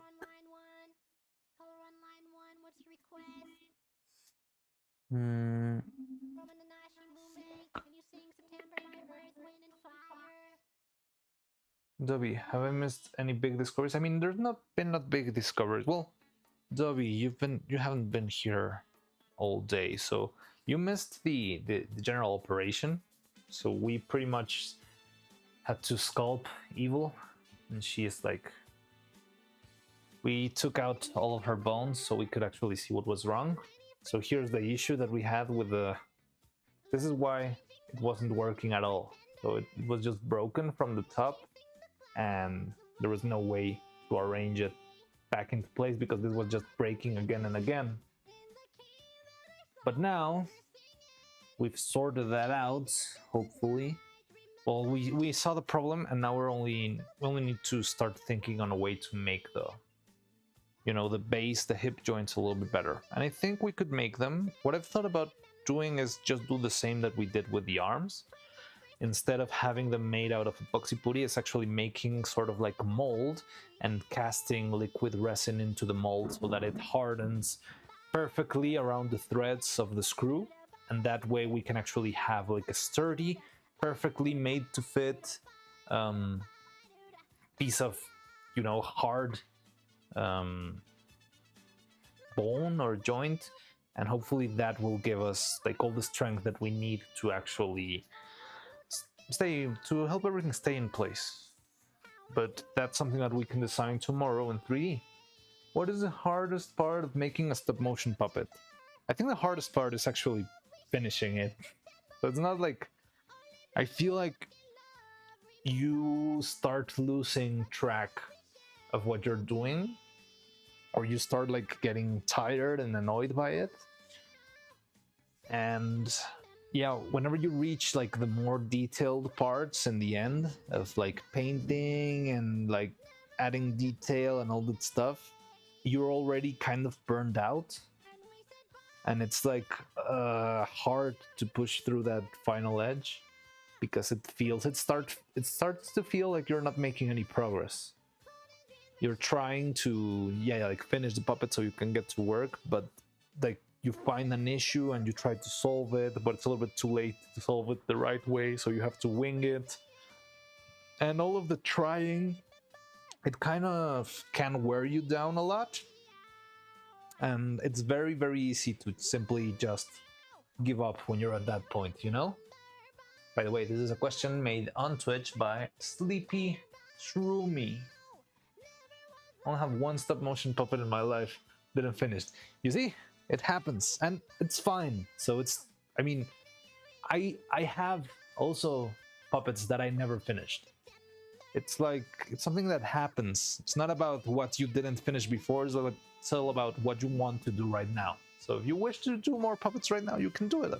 You can make them, and don't beat yourself up because you didn't finish puppets or whatever when you were in high school. It's just like, move on, make stuff. That's the only important thing. Keep making stuff. But yeah, like reaching that point can be very, very tiring because it's a lot of work and you don't really make as much progress, or it doesn't feel, because making a leg or making an arm, it's a very tangible thing. Like, okay, I finished this. This is done, and it works, and I can make more, and that's.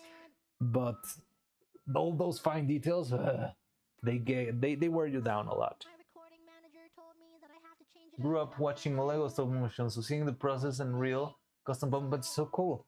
Yeah, I mean, I feel like a lot of people start with Lego, and that's also amazing. That's I started making Lego animations when I was a kid. I don't know where those animations are. They would be fun to watch if I ever found them. But yes, I remember making my custom little simple. Okay, it's raining cats and dogs here. Making my own little, so inspiring syringe clap. Thank you. But and it's fun. Like making stop motion Lego animations is really fun. And you can make see if you're enjoying it, and if you enjoy it, you can consider actually making something a little bit more complex. It's just about like taking steps forward and trying to improve over and over until you reach a certain level, wherever you feel comfortable with. So what else do we need to do here? So yeah, tomorrow we can prototype this and see if something like this could maybe work. If we change this, that means we need to redesign our eyes. Like this eyes wouldn't be working anymore because these eyes don't have the little dent. We would have to sort of restart that a little bit. But it's fine.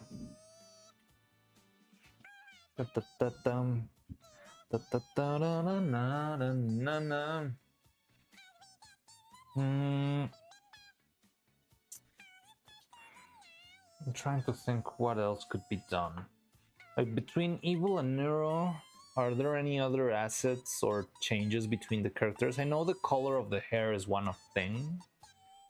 Oh, probably need to buy more material, because I think right now I'm completely out of silicone. I only have the other silicone, the fancier one, and I wouldn't like to use a fancier one for a whole leg, for example, because it's a lot of material. It would be a lot of, I wouldn't call it a waste, but it's just not a very efficient way of using your material. And we have to be careful with how we are using our money right now.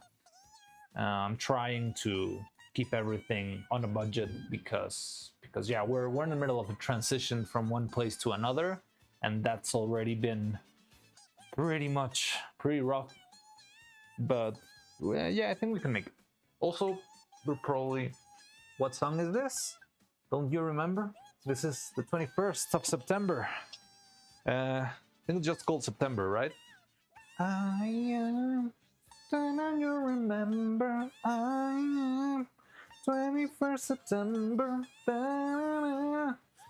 So yeah, this is like a stream that Gigi Murin did where she sang this song about 100 times. And yeah, that's her background music for the day. It's just randomness, but I simply love this. I love the bit. Now Alvin is singing.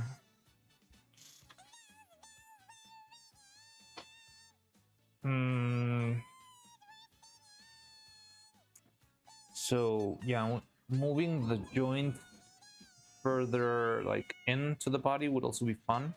I'm not sure if we should do the arms.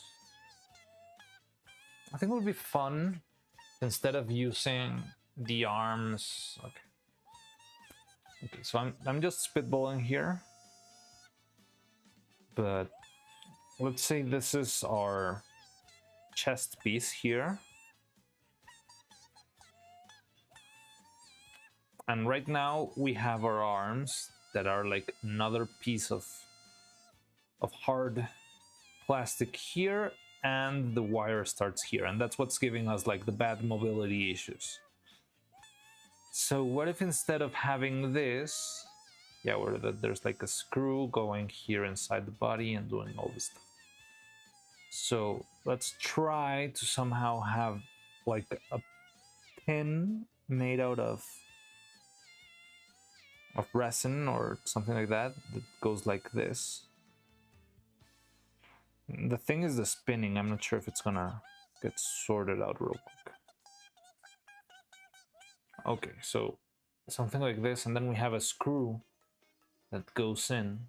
Let's imagine like there's a screw in here that just secures this in place because of the dent over there. And that could be our new joint. So we can keep like the hard elements inside of the puppet, and just like a little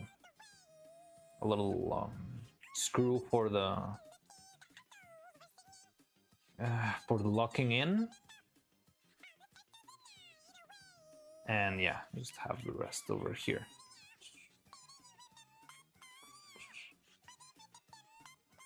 I think something like this would work, but I'm not sure if I'm having like a bit of an oversight of something. Also, the wire itself is pretty thick, so I'm not sure how well it's going to fit inside of the body. But it could definitely be useful.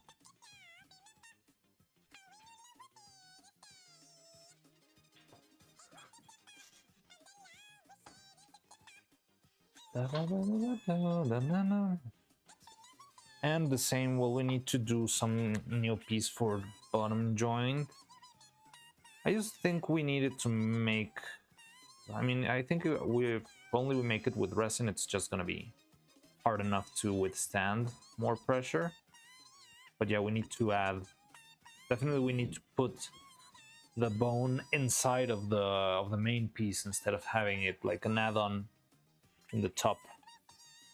We would have to do this. Let me see, how does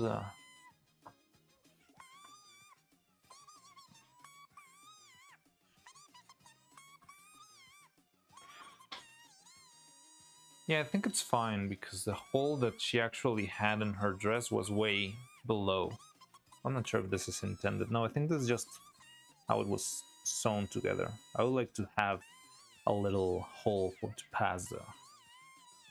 You can see it here, like the hole we had is up here, but with the... If we had done this properly, we would hopefully have the joint further down and more in like a more stable place, like here. So hopefully we would have that.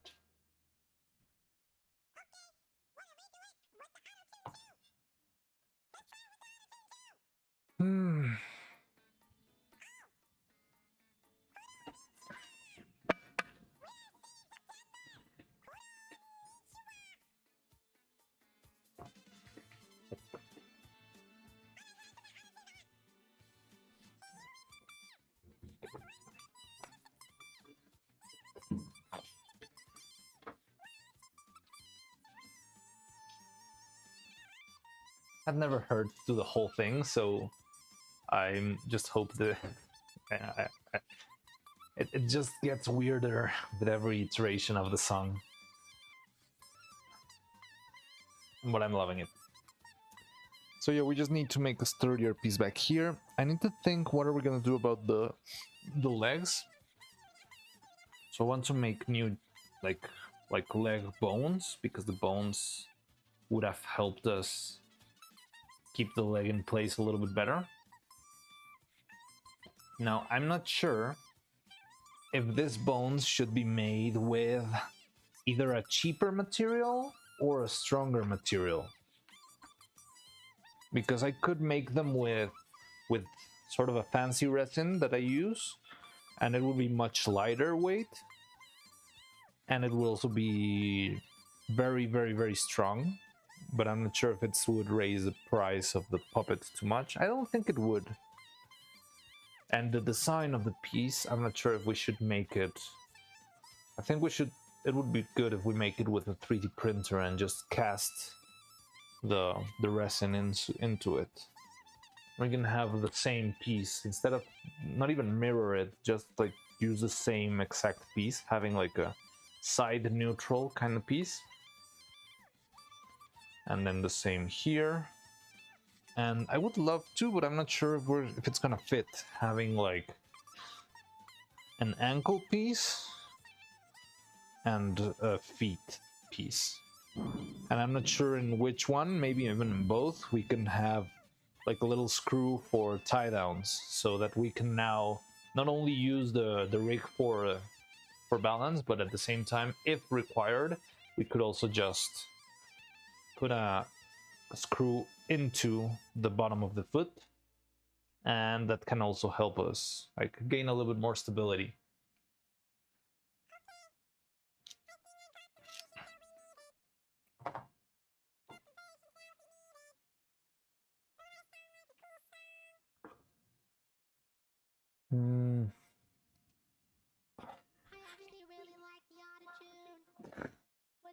Now she sounds like GLaDOS.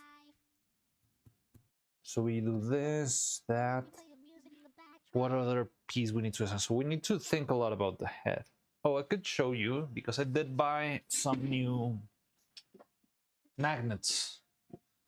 So these magnets could help us out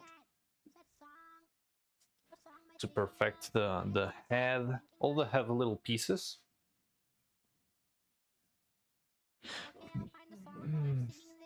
Who's here? TNT dagger. Depending on how important the joints, you should probably do the strongest stuff, just so it doesn't break while moving.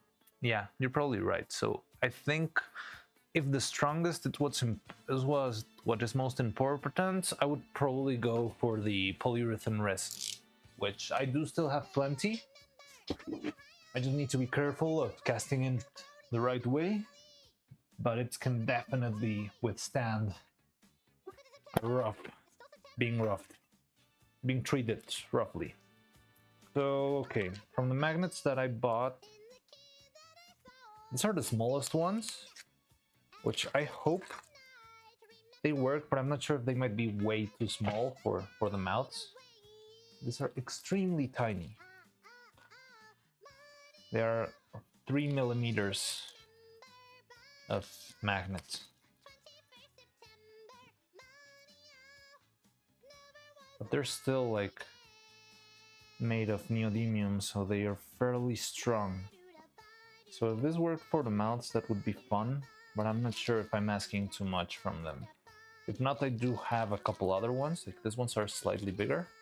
These are the ones that we used before. They're very small, but they're very wide. And I think that's why it slams so hard whenever I work with these. So I want to try these new ones, the smaller ones. And hopefully they'll be a little more forgiving. Oh no! Ah! No, no, no, no, no! Ah, god damn. Screwed up. I remember.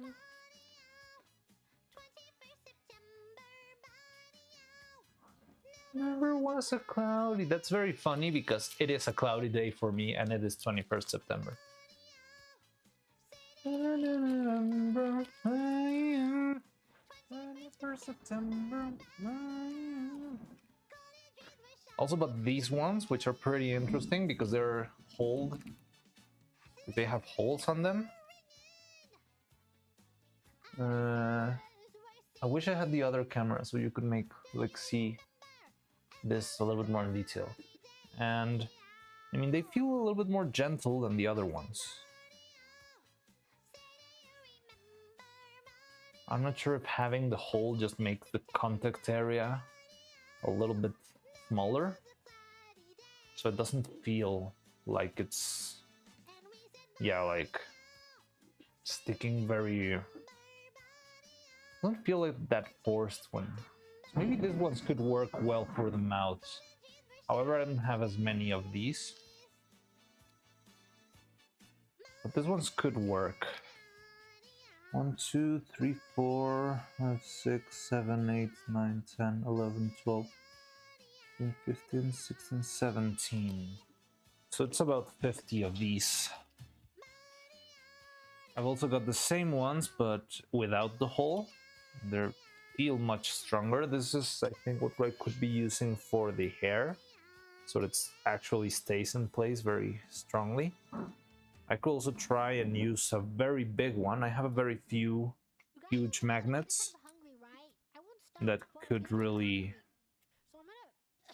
do a lot of force when it comes to holding everything in place. Maybe if I do one of these inside of the skull and one of the other ones in the, like a smaller one in the hair and the scalp, maybe that could be enough for the hair to stick in place. I'm not sure, because this is too big if I made a hair with this.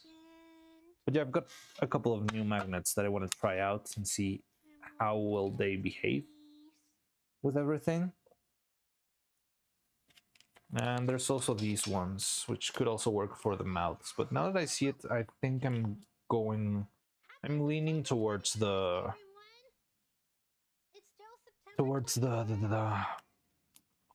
donut shaped little screws, the donut shaped little magnets. But this one's also like fairly tough. These ones are a little bit bigger. Yeah, I don't know. There's plenty, and there's a bunch of different types of magnets. I just bought a couple of them so I could try them out and see which one works best. But we definitely have a lot of research and development to do on that area. Perfect solution. Send Edu Puertas a lot of evil and Neuro clips. Make him become a SWAR member. That would be hilarious. I want to spam Edu Puertas with random Neuro clips every single day. In Primo, how important the joint should probably do a strong step. Yes. But where's the fun in that? I wouldn't like Edu Puertas to make this for me. I want to make the things myself. But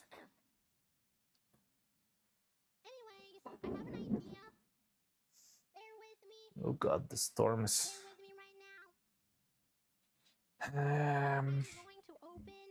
so yeah, we can do that. For the head, I'm not sure if we're still gonna be using this sort of joint. I think it works, like having this metallic K&S joint for the tip of the head, so I can change this.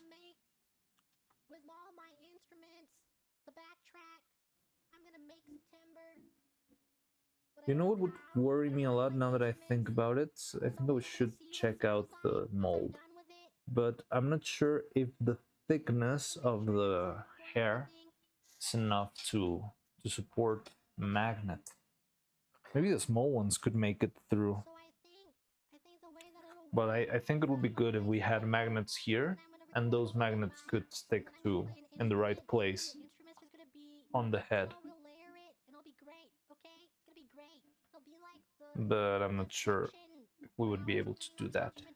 We would definitely need to make another front hair. I remember these ones are very tough to make.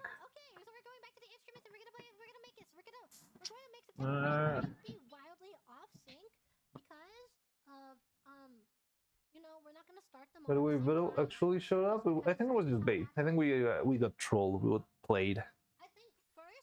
Oh, we can do kazoo first.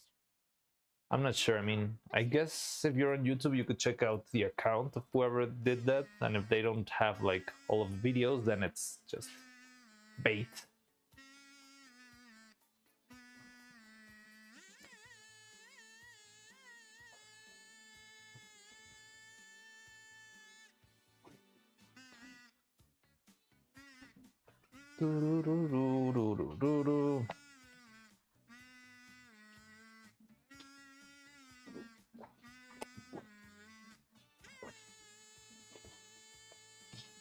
Now, eyes. So I always wanted, but I think I never got to actually make them. That's messed up. It is. And one of the specialty Nendroids that uses magnets to stand instead of pegs. Oh, like the... I think the only one I've seen, I'm not even sure if that's an Android, but I think I've seen the one, the Amazing Digital Circus, the Jax one. And I think that one has cool magnets. But the thing with magnets for joints in animation is that they might not be as well put together as one would think. Like, they might look very clean. They always look very clean. But for animation, it might not be the greatest idea. I mean, it's good for this sort of smaller pieces, like mouths, eyebrows, head, that kind of stuff. But for like a full-on arm, I feel like it sounds a little bit risky to me.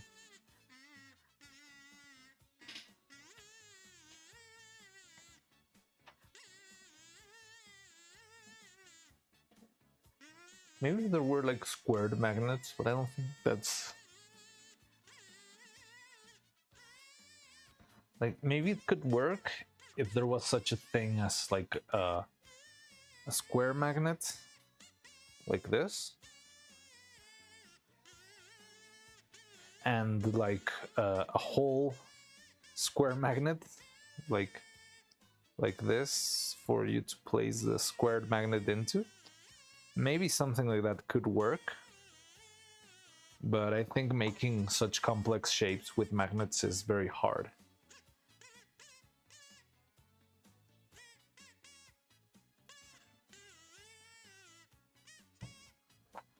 I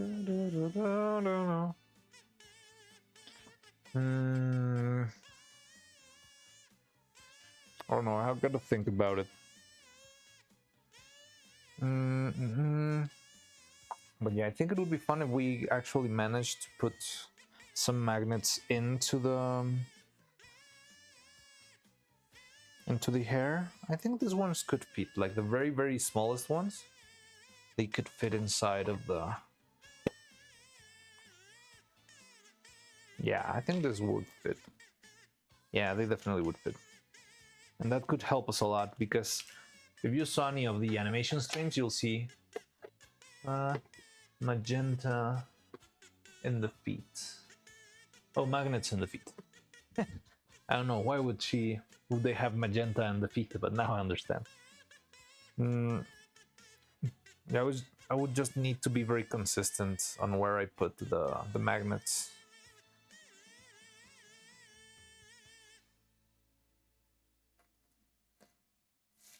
But maybe we can do that. Okay, because it's gonna be really off sync. I just don't know how we're gonna record the next thing. Should I get the slide whistle? Get the slide whistle. Oh god, hold on, I have to make a new layer. I have a new layer. Hold on. I'm gonna make a new layer. Okay. What else do we need? So I think that's pretty much all of the to-do list. It does feel like a lot, but now that I'm working like all full time, yeah. The base plate set on fully magnetic. That makes sense. Like, that sort of stuff works really well for figures. For this sort of like animation, it's so you might need like very, very strong magnets in order for them to stay in place, or you'll just need to like try and work another way around, because you need a lot of strength on the feet if you want support. Yeah, there's like a lot of leverage done on top of the ankles and the feet. I know how we're gonna sing the song. I got it. I have to be quiet though. Maybe I don't have to. I'll sing the song. I'm not sure what else. Oh, I'm not sure exactly how could I be able to place some sort of union piece into the head. Because right now the head, I've been drilling into it, like the shape of the neck, which is honestly not great. But I'm not sure what can I do to actually have like a screw or a bolt or something in the very bottom of the head. But maybe when we redesign it in 3D, we can actually make it the size of, I don't know, something so that a mold can actually take care of that for us. I don't know.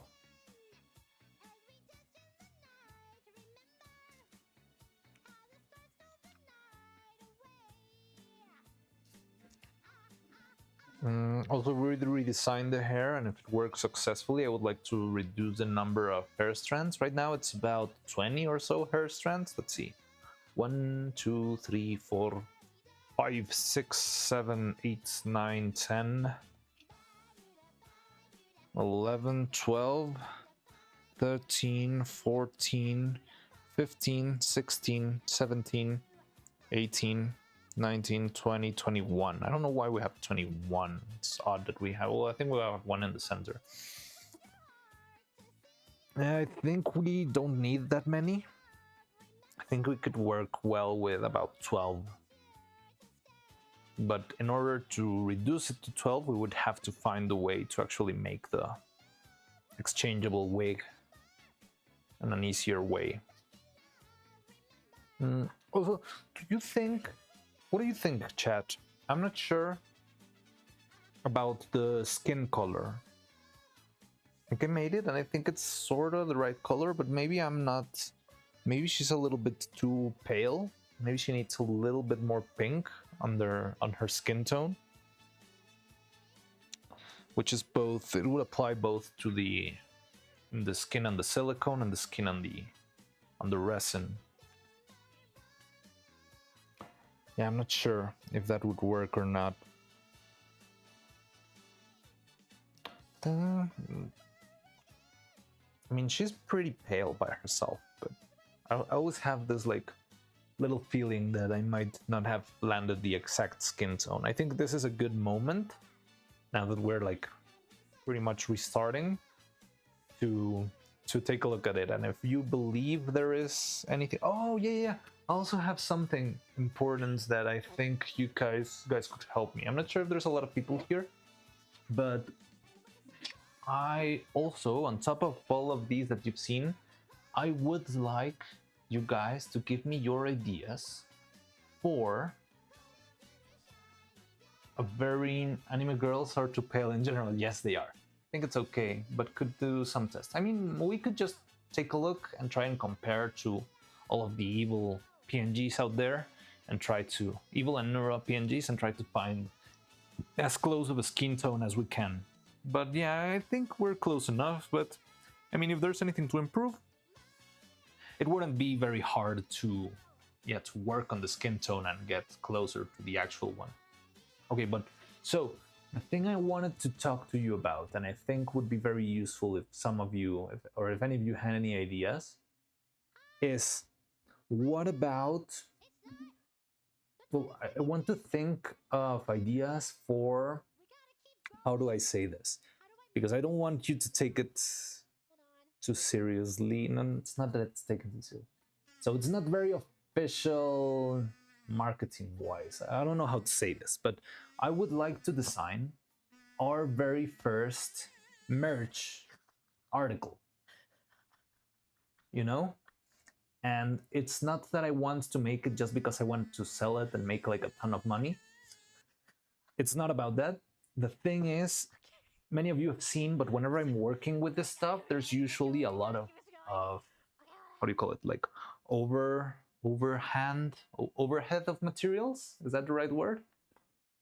So whenever I'm making like a face, right? So I'm gonna prepare a little bit of resin for this face, and I have like, I cast it, but I've still got in my cup like a little bit of resin, like 15 or 16 milliliters. I would like to have a mold that I have close by and that I can fill it up, and maybe after 3 or 4 castings have it completely filled, and I have something that's, you know, presentable and sellable, and or at least that I could like give away if I ever go to an event or that sort of thing. I think that could be very fun. I think it would be fun to do like, I don't know, like hear proposals from the chat and stuff. Let me show you a little bit of what I mean. I think I have something around here. So before the workshop itself, I used to just buy random molds on the store. Let's see. Oh god. Yeah, wherever I buy all my materials, they sell this little very silly molds. I'm not sure if I have any spares over here. I think I already threw them away when I moved the workshop, but bear with me. So yeah, I like having like a generic mold close by. So whenever I'm making something and I've got like spare material, I will always go and throw the spare material into that mold, and after some time I will have like something like from this. I don't know if there's any like casted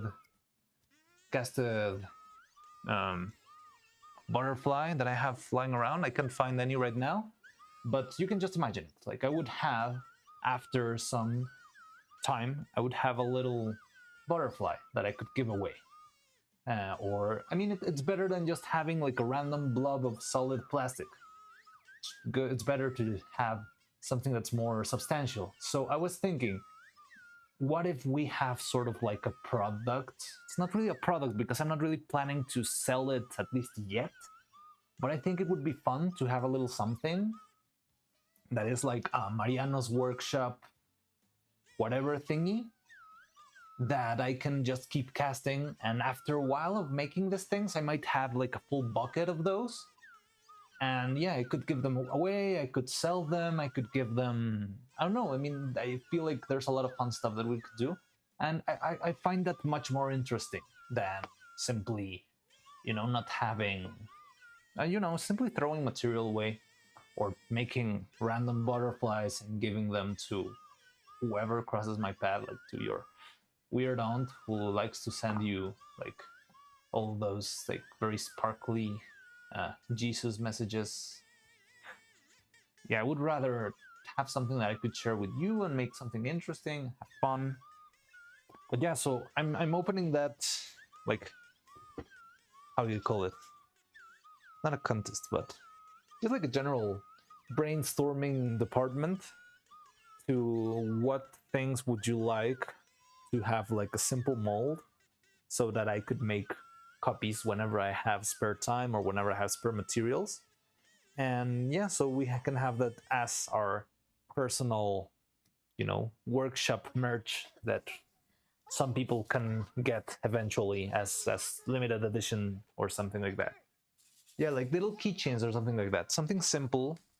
I wouldn't say not too small, because I'd rather have something big that I have to fill after 3 or 4 castings, rather than having like something that gets filled and I still have a lot of spare material. So yeah, something about this size sounds good to me, but it could even be a little bit larger.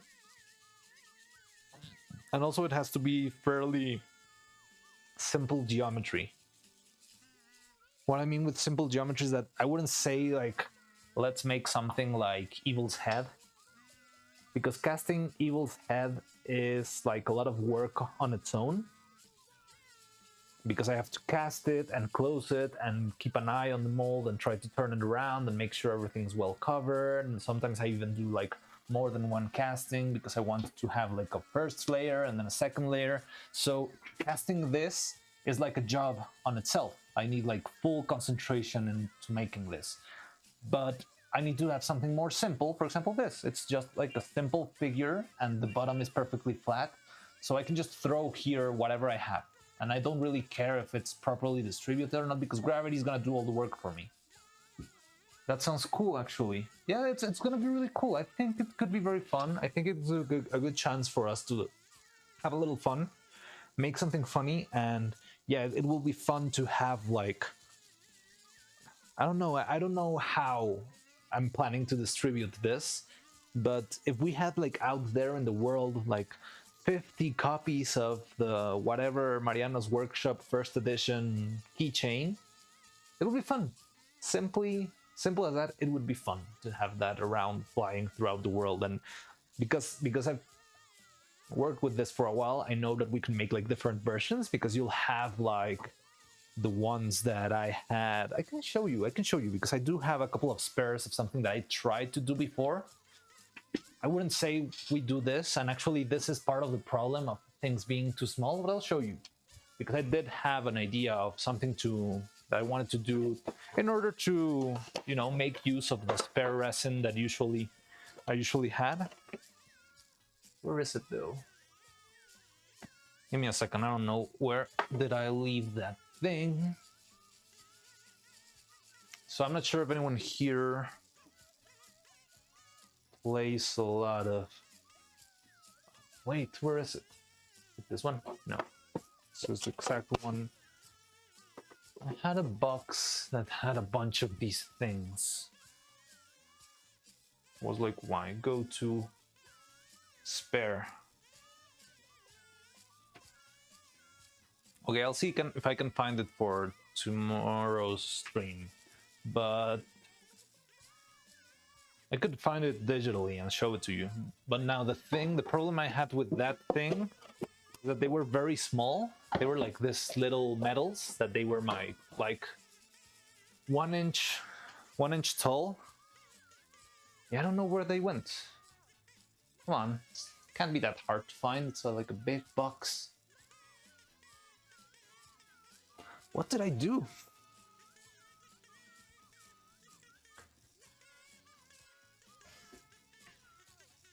All right, I'll let you know if I find it.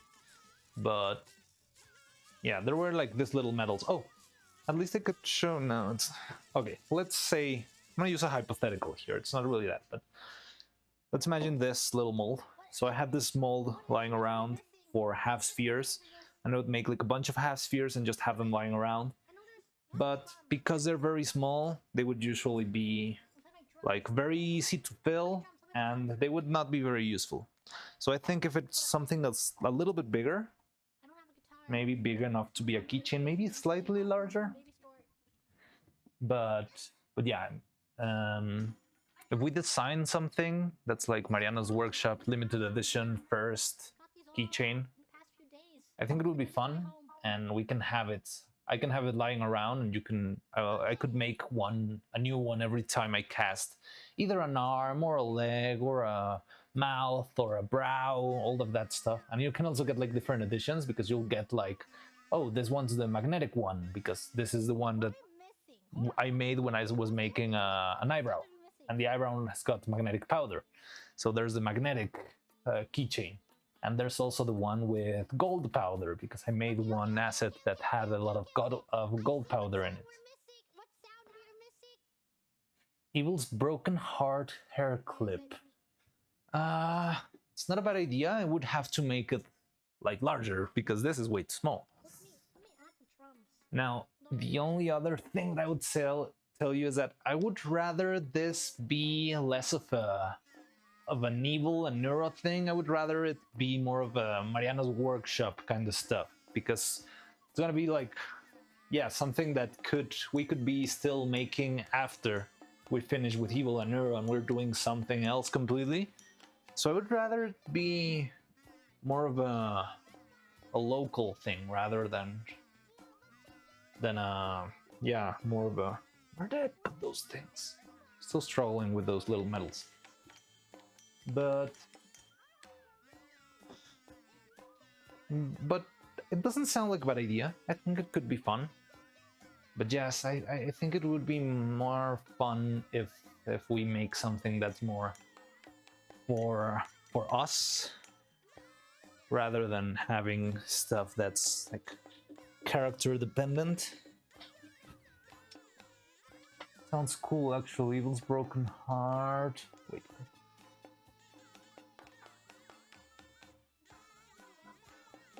But Evil's broken heart clip could definitely make for an easy mold. You know what the tough part could be? That it's not perfectly flat, because it's got like a curvature to it, and that makes the casting a little bit tougher. But maybe you could make a flat version. I think a flat version could work. I don't know, where did I put those things. I had a box full of little medals.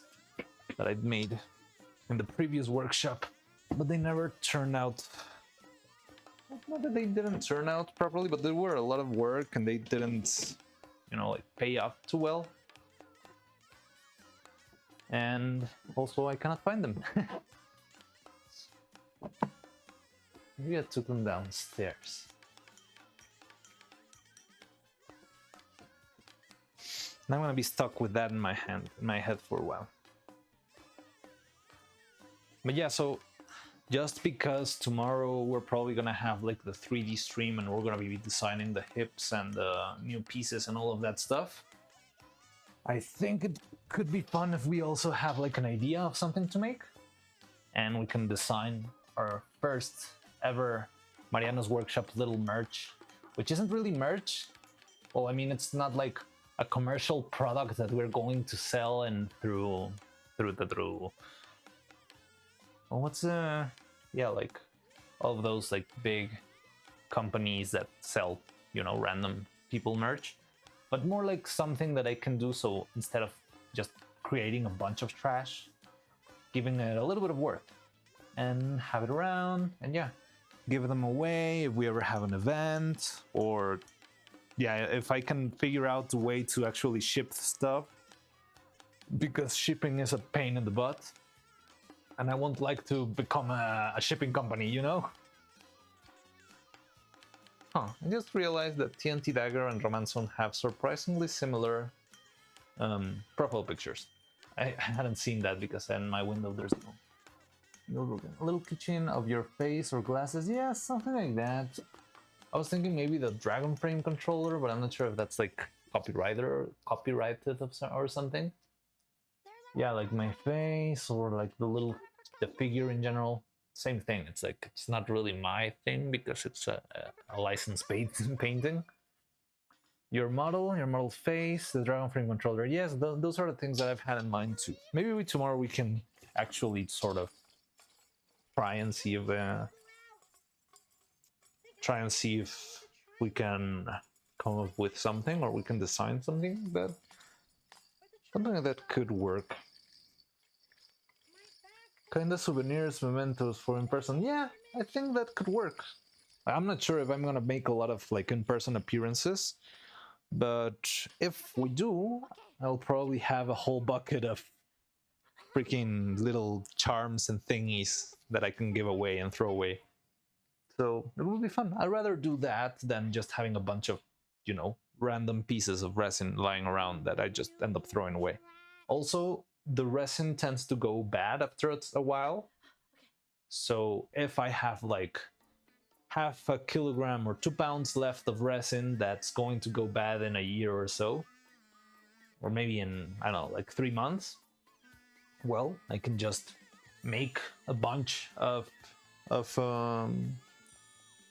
Dragon Frame controllers or of little keychains or whatever, and yeah, give them away for free or for, I don't know, like $1 or something like that. It's not really, I mean, to me they're pretty much trash, so it's fine if I don't make a lot of profit. It's still better than just making, like, polluting the planet or whatever. But yeah, it sounds like something that could be fun, don't you think? But yeah, so we could like think about it through time. Well, with the time as time goes by. But I just wanted to say it out loud so you can also think about it and see if you come up with any cool ideas.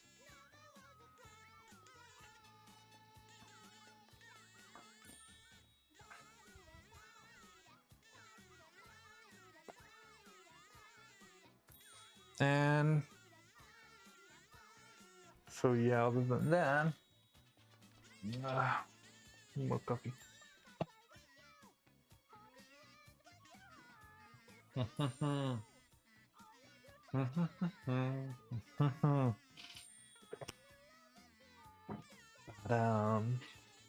Your butt head, like your avatar, moves when you speak. Thank you. Yes, it moves when I speak. It's funny. And this is the doctor version that I just made for this surgery stream. I have a regular version, and I also have a Silk Tongue version that I use whenever we play the game. But yeah. Oh, you know what? if I ever get like a real VTuber model, like a complex VTuber model that actually moves and, you know, like much complex thing, I'm gonna really miss having like a very stupid idea like 5 hours before the stream and just being able to wing it in Photoshop and make it just like this outfit. Like this I just came up with yesterday night, and I was like, you know what would be incredibly stupid? To actually have like a doctor's dress and a doctor's like hair, how do you call it, hair cap. And yeah, it was really fast to make because it's just like 2 single sprites. But if I need to make like very complex things in the future, it's gonna be a little bit depressing. But I'm gonna miss making this scuffed up little silly, extremely silly things. But yeah, it's fun. I like this little guy. I like how he speaks and I move and all that stuff. So yeah, okay. So now you already got that little assignment.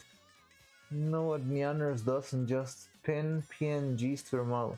I haven't seen that. I'll take a look at what Neander's does. But probably you can. Oh yes, now that you say it, I think I've seen people who do that. I would go. I could roll with that. That sounds fun.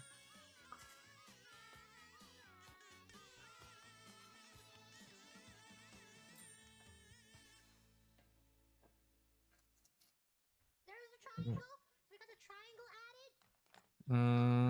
Let's have the recorder be the main melody. Was that the main melody being the recorder? It's my recorder. Okay. Now, trying to think, what else are we missing for? Like, I mean, the whole assets thing is its own rabbit hole, so I don't really want to get into that yet.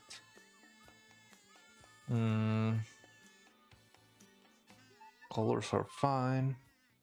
Maybe changing the, yeah, a little bit of a tougher layer of silicone.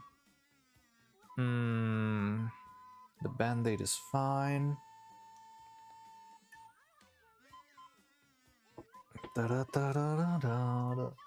If one day you try to make some sketch or paint, you can put above Ross here. That would be fun.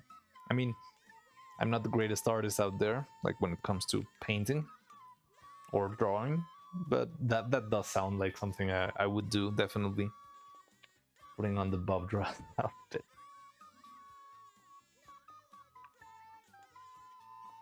I already have Bob Ross here. Almost. I think it's not long enough to be full of Bob Ross, but it's getting there.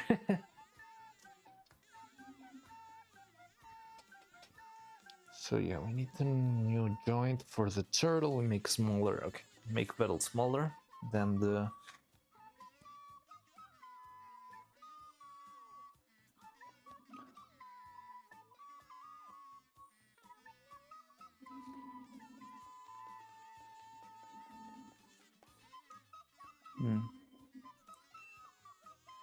Make metal smaller than the cutout. The bows are fine. The new pins. I would need to model the new pins.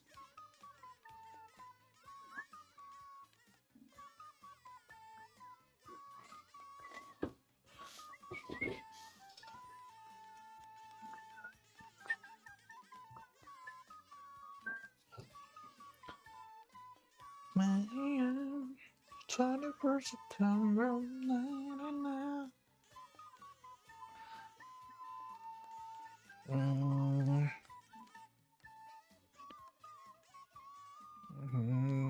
So the outfit in general, it's fine, right? Like the design is cool. I think this is really well made. It's more translucent than it seemed. Never realized that. The hair is fine. Well, I would have to rework this. I think I could also try and see if I can. Oh, maybe. I'm not sure. I'm a little bit lazy, but maybe it would be a good idea to redo the mold for the hair strand and have like a 3D sculpture for the hair strand. That's a little bit cleaner, because this one, I mean, it's fine, but sometimes you can actually see the little bumps and like the very tiniest details out there. They kind of are visible here and there. So maybe I could consider doing a new times of the difference. 6 hours late. Hello, Gigahertz. How's it going? Hi. Well, yes, the thing is, last time we streamed later, right? We streamed at, what, at 4 or 5? Yeah, more or less around this time. And this time we began earlier during the day. So I'm planning, if I want to make this like seriously and I want to like make some progress actually with working on this stuff, I need to spend time on it. So I'm gonna try and work pretty much like a full-time job, as if this was a serious endeavor. Haha, just joking. But yeah, so I'm gonna try and actually, you know, work in a respectable kind of time, how it goes, time slots. So yeah, I know the previous stream was a little bit earlier.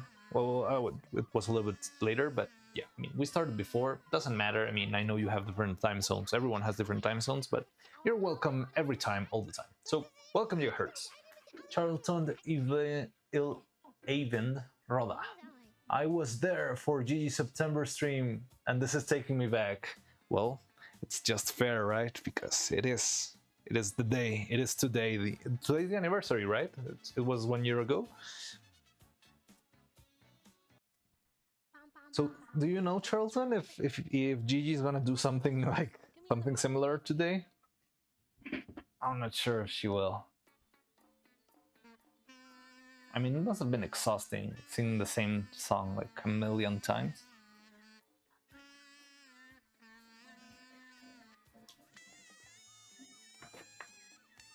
Or kazooing it.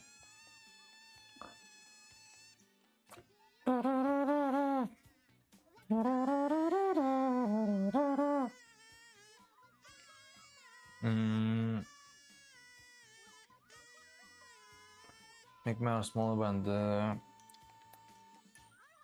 So the head, face. I mean, thinking about props, I think it's another thing.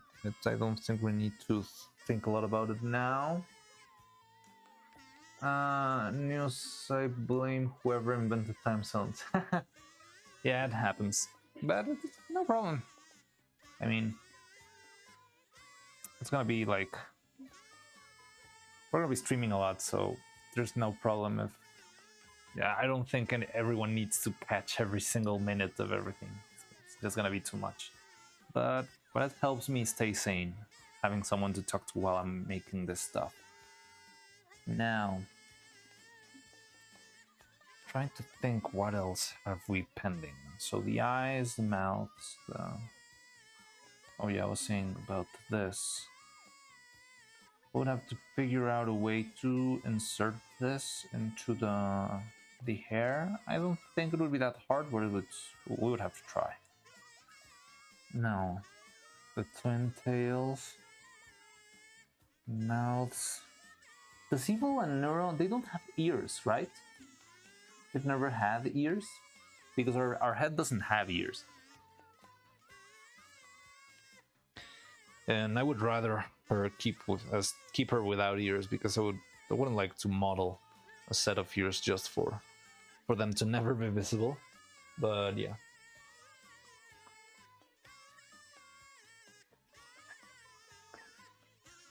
Side of the cat ears, you don't see them.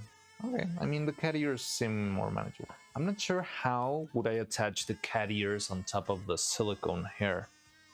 If either with needles or what. I think the needles could work, but I would need to make them the right size and have them designed so that I would enter the right places. But I think that might be the way to go. I'm not sure. I mean, it sounds fun. Like, making the cat ears would definitely be fun. But It's definitely not one of my top priorities. Also, their mouths change when they do have ears? Huh. They have cat ears sometimes. Yes, I've seen that, but I've never seen their human ears, if they ever have. Don't forget the tail. No, of course I would make the tail. The tail would be... How would I make the tail? Because the body is not designed for a tail. Now that's a tricky one.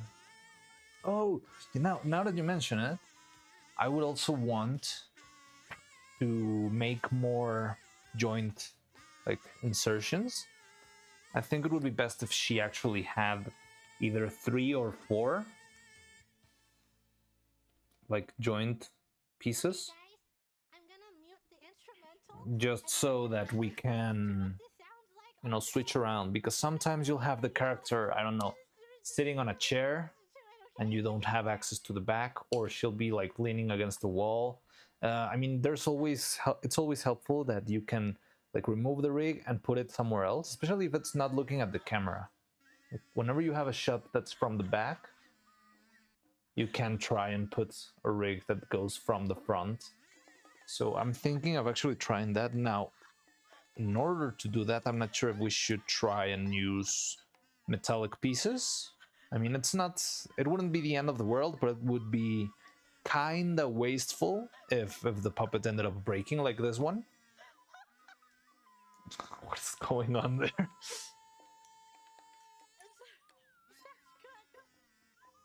You can just make a belt for the tail. Yeah, but it wouldn't stay very well. I mean, I think that, yeah, the belt could work. I would just have to put the belt under the clothes. So maybe a belt or a big needle. But yeah, I think you're right. I mean, just keep it simple, you know? Chest, belly, butt. Yeah, like... no, chest, no. There's no need for chest, a chest joint. It's more like, yeah, pelvis, butt, and like both sides of the hips. And that way, whenever she moves, if she needs to like look towards the camera, you switch your rig from one side to the other. It's a little bit tricky and it can be very messy when you're doing the VFX, but it's, in the end, it makes stuff much easier for everyone.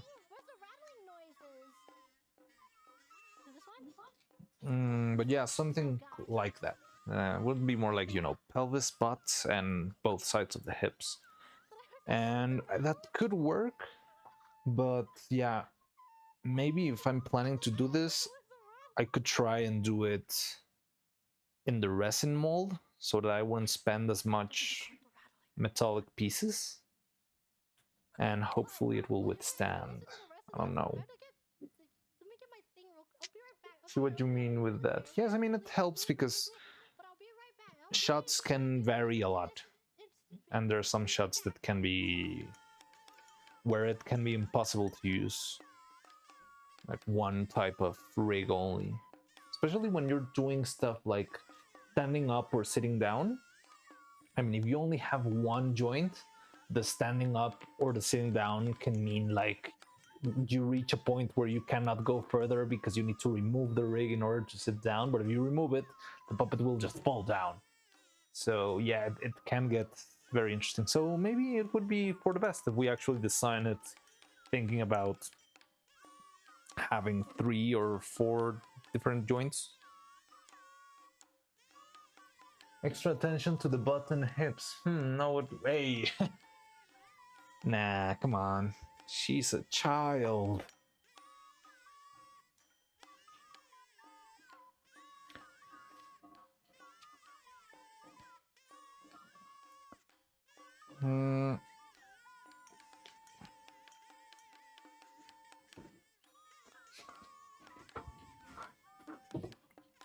But yeah, so we can make that plus the tie downs, and with that I feel like we could have pretty much everything covered. Only 2 years old, SMH, yeah.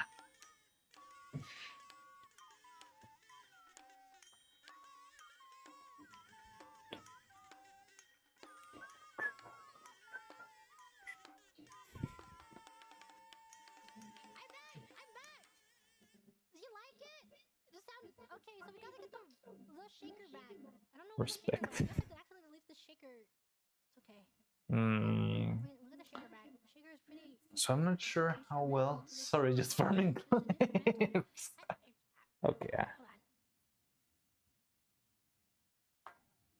Mm. Let me get the shaker out. Where'd it go? Okay. So we got to get this shaker back in. Okay. Hold on.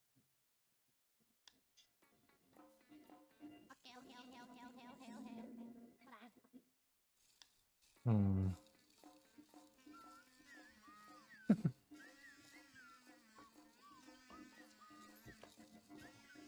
So yeah, I don't know.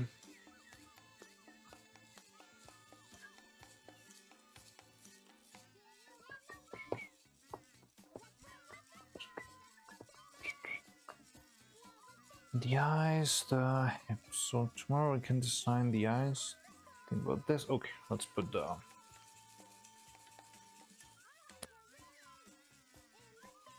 add extra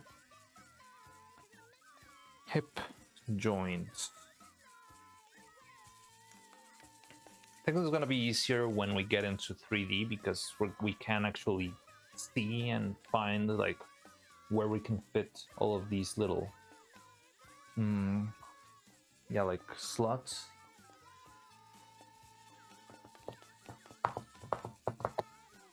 Now the head is fine. I think I would keep the same system for the other head.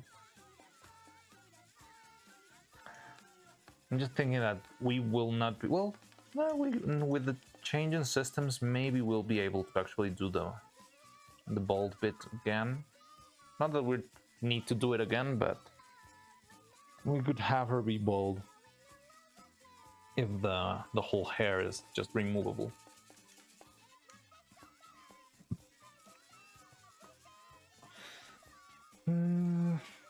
Yeah, I don't know. I feel like that's all of the improvement that we need to. Well, yeah, making this smaller. I think we need to change the screws that we use. Because the screws, they work fine. They're pretty sturdy, but they're very big. And especially the head of the screw. So maybe we could try and find a screw that's slightly smaller. Hopefully that will help. And if we do that, we'll also have to redesign. Oh, I need, well, it's not really like a task for Evil as herself, but I want to make like a mold for how do you call this? Like keys, both keys for locking the molds and also keys for opening the molds. They're very simple, like trapezoids.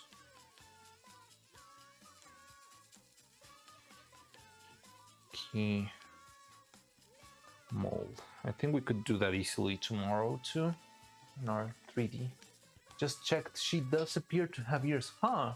They're just too hard to see because her hair is covering them and all the time, so I don't think it matters. You'll keep her. I mean, the original model, well, I know it's not an official model, what I'm working on with right now, but this model didn't have any ears. I just printed it as it came. I just made the modifications so that we could have the eye slots and the magnet piece and all that stuff.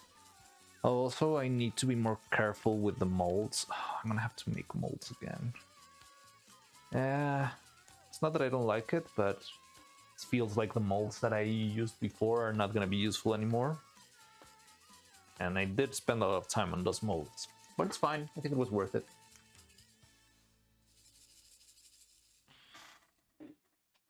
Okay, we have the shakers in. I want the squeaky toy to be in too. I like the squeaky toy. Where's the squeaky toy? Squeaked. So yeah, I mean we'll have to redesign this. Oh, another thing that I think could be useful is maybe casting the head with the other resin because it will make it lighter. This one's pretty heavy. I know a couple of you also suggested making the head hollow because you can do that, make her hollow.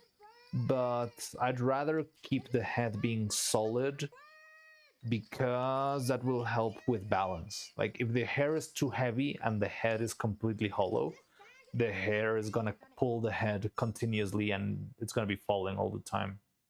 If the head has a little bit of weight to it, it sort of counterbalances the hair pulling back. So I would definitely keep trying to make the head solid, but maybe we can make it solid with the other resin. Feels like watching Dr. Skin, but a cute version. Yeah, the kawaii version of Dr. Frankenstein. How do I make her cuter?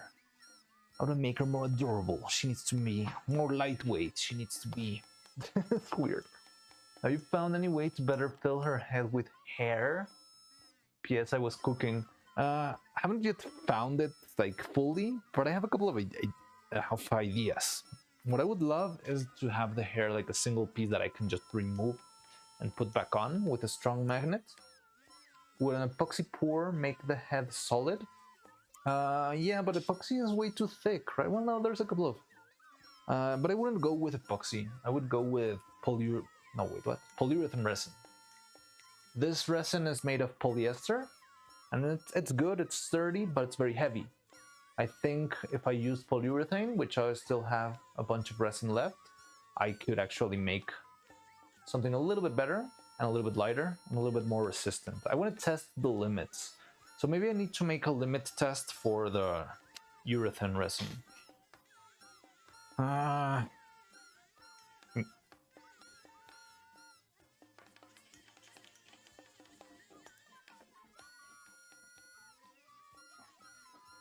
Just so I can be sure that it's gonna withstand the test of time and all the stress of moving it around and all the tension of the materials.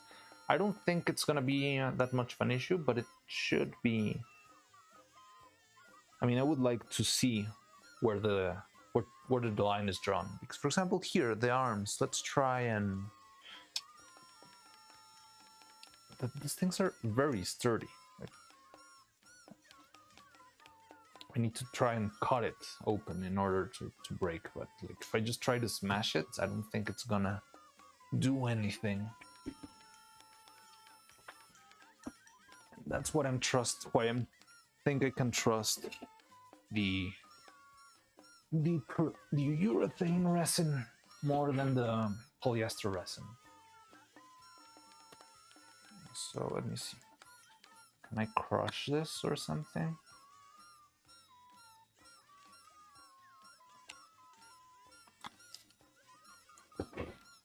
Let's see.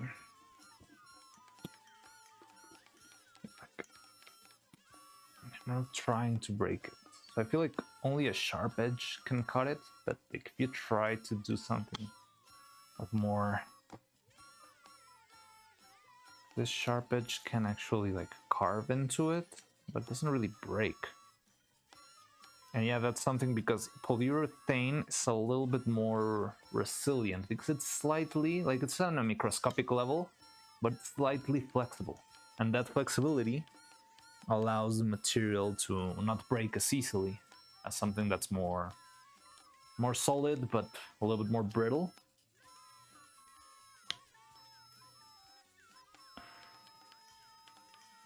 But now, how do I make this polyurethane pieces behave or shaped in the right ways so that it can withstand the wires and all that stuff, but at the same time that it can, you know, hold itself together? It sounds really good. How did I get so large? So it does take a while. I mean, even now that I already broke it a little bit, I can still struggle. I still struggle a lot to, you know, like move the screw and stuff. It's still very solid. And I mean, having a break like this one would be extremely hard with animation. I mean, right now I'm trying to destroy it and I'm having a hard time. But I would like to see the limits of the urethane resin. Because yes, it's slightly soft. As you can see, whenever I try to cut it, it doesn't crack. It sort of like scrapes off. And I think that's what like the useful thing of having this instead of the other one. because the other one, let me see if I have any spare parts of resin, but it cracks really easily. Let me see if I have any sort of a bit of resin lying around, if I found before the maybe a base, an eye base could be useful. So here's an eye made of the other resin.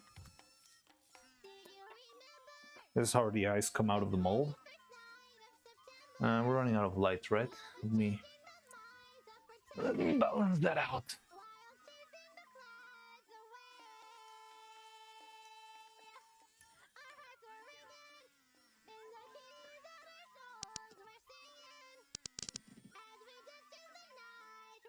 Is that better?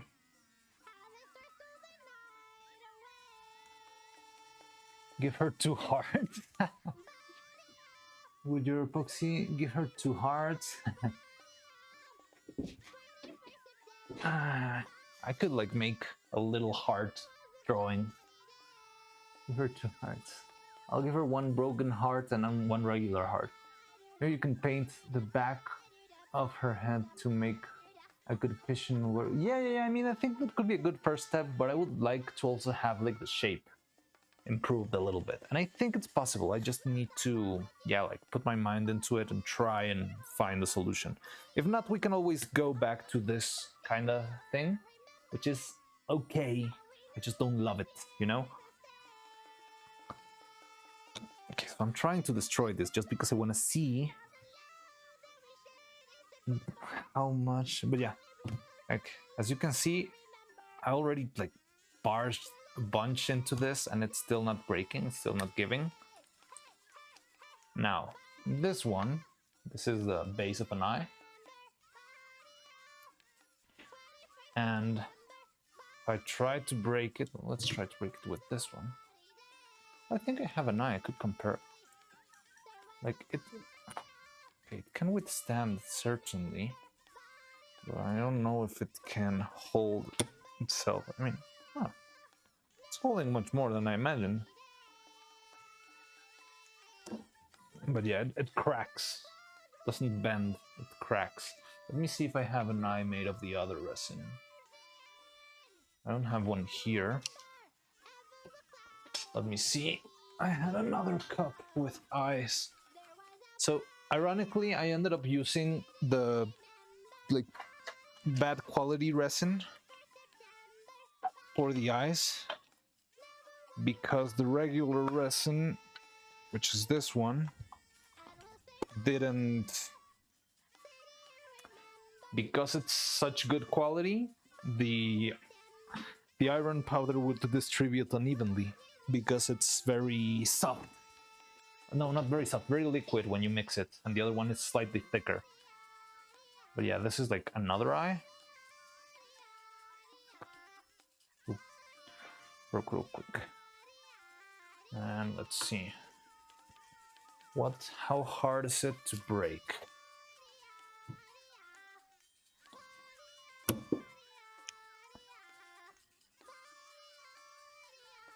Oh, it's very hard to break. Okay, no, definitely we're going with this resin. This thing's sturdy as. How was it? How was the song? Did you like that? Was it really? Okay. That was my Yeah, I first think, ever and making yeah, you music see it like broke, that. but it didn't fully break. It's still got a little I bit of, still have a harmonica we can and add. it's got a bunch of bubbles inside. If I could Do you think get that rid sounds of these good? bubbles, it could also be even better. Now, I would love to use, like, this resin is really good, but I think they have a slower variant. I think I should use a slower variant because the slower one is much easier to work with. Careful with your fingers. We don't want to. Oh, I've already gone through that. Don't worry. Have I ever told you about my finger accident while working? I did have like one terrible finger accident. What, about 3 or 4 years ago? Was, I think, early 2021 or something.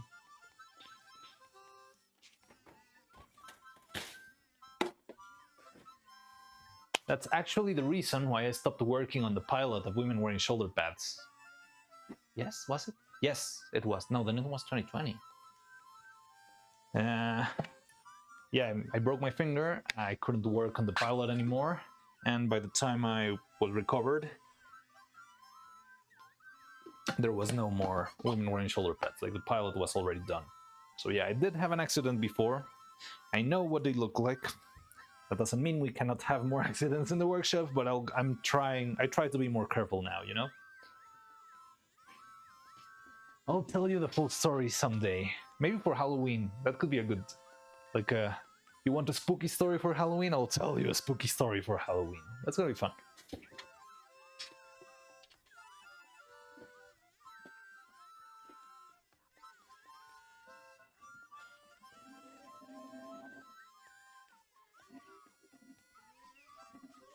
So, what is this? Yeah, like, this piece broke a lot, but I think with liquid resin it's gonna withstand a lot better. And we got a bunch. Let me see. I think we have enough resin to actually make the thing work. Yeah, definitely have enough resin to actually make both Evil and Neuro. This one's very pricey, but it comes in like large containers, so it sort of balances out. But how much is it? About $150. So it's much pricier than the other one that costs about $20. Yeah, about $20 a gallon. No, not a gallon, but like half a gallon for $20. And this one is like a full gallon for $300. So yes, it's a little bit pricier, but you're not gonna run out of it anytime soon. Injuries are a good trade for making evil, but it wasn't even for evil. It was just for a random thing I was making. What was it? I was trying to make an arcade stick, like an arcade controller for Street. No, well, I mean, yeah, I think you could use it for Street Fighter, just for the computer. I was just trying to make a, yeah, like one of those old arcade sticks. And yeah, that's how it broke. But let's save the story for Halloween. It's a good idea, good concept there. But yeah, I mean, I guess if that hadn't happened, we might not have been working on Evil. So, but yeah, I mean, breaking this is very hard. But I think it could be good to have not only this resin, but also the resin. Like, there's another resin that's exactly the same one, only that it's slower. And I think it would be good to have a slower one, because that lets you, like, a slower resin could help you actually, you know, have more time whenever you prepare stuff. Because some of these castings that take me like a lot of time to figure out. Now that we have more time to work on stuff, I think I could just like make something, let the slow resin do its thing, leave it be, and yeah, just leave and don't worry about anything else. Instruments are being put away.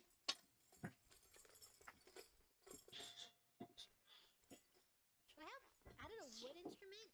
Dang, maybe I should have added a wood instrument. Too late. Too late to add a wood instrument. No more clackers. Whatever, we're gonna see how it sounds.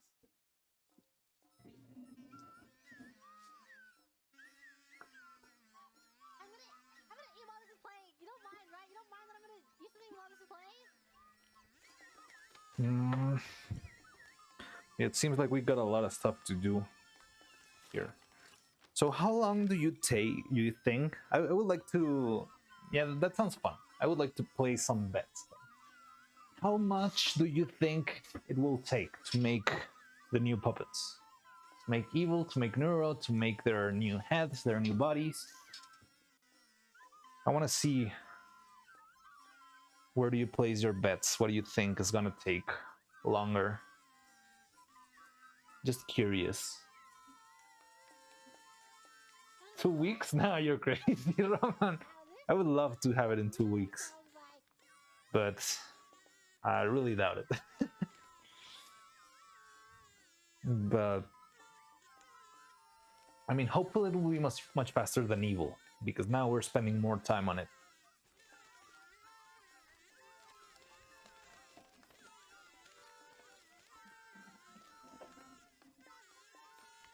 I can start turning on the lights here.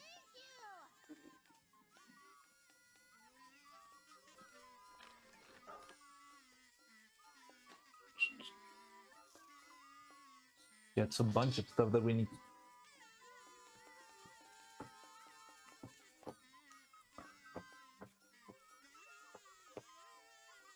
2 weeks.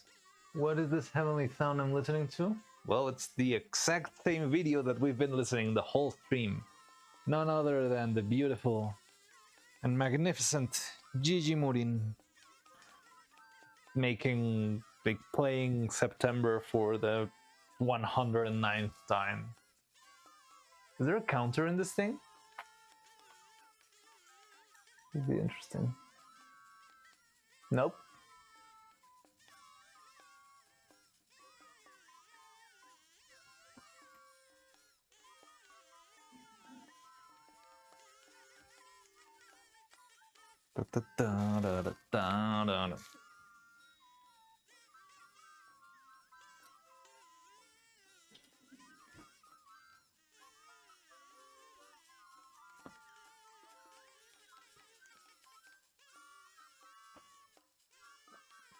So I don't know. I might feel too ambitious, but I want to say maybe in 3 months we can finish this and start animating. Well, not because there's gonna be a couple of steps before animating, but yeah, I think maybe in 3 months we could have this set and have both of them ready. Oh, it also depends on the puppet, on the the design of the on the costume design department. But I think we could have this set. Considering the streams, all the things you need redesign for maybe 5 months, I would go for 3. I'll place my bets in 3 because we definitely have more time now. I hope this, like, having more time will help us push forward a little bit better. But we'll see, we'll see. But yeah, I mean, it's a pretty extensive list. That sounded really good. But it's not that much. It's just about trial and error and fixing some stuff. But if we manage to land everything with this, we're going to be very, very close to, you know, being able to make a lot of very complex animation. And yeah, like, imagine just being able to print a new character in, I don't know, 3 weeks. I think that would be amazing. And I feel like we're not really that far from it. Just a bunch of testing, a lot of testing that we need to do. But yeah, maybe. Yeah, we have more time now, so hopefully it's going to be faster this time. I'm still thinking that there will probably be issues, like, you know, like things will break and we'll have to start over and molds will not work, all of that stuff, all that fun stuff. But yeah, hopefully it will not. Yeah, I mean, we can still make things faster than what we did or last. Well, for Evil. And then it's gonna be interesting because we're gonna start to get into the real fun stuff, which is gonna be animating. It's gonna be tricky to animate here because we don't have as much space as before. I'm gonna miss our little brick background.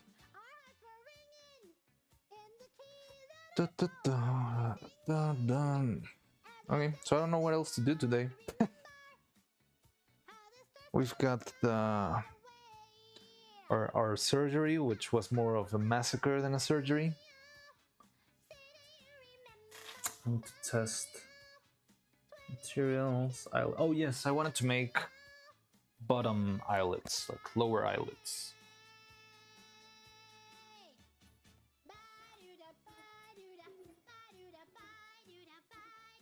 Make lower eyelids, yeah, we need that too. The microphone is fine, guitar, the harpoon, mouths.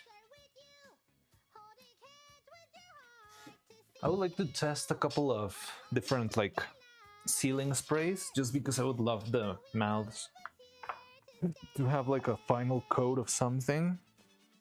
Sometimes I feel like they look a little bit too matte for my taste. If they had a little bit of gloss, I think I would like that.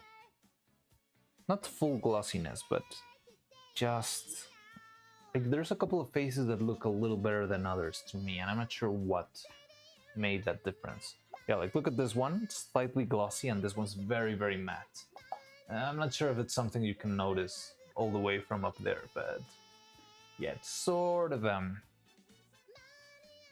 just like this finish much better. So I would hope to find a way to be a little bit more consistent, but I'm not sure how to achieve that. But we'll see. Mouths, we're gonna be having a bunch more mouths. I'll take it as a personal challenge. I'll make at least one new short animation by that time. Hell yeah, I love that. So there you have it. Roman is gonna make a new animation in the time that it takes me to make Evil and Neuro-sama. You heard it here first, and we're gonna be checking in on that for the next bunch of streams.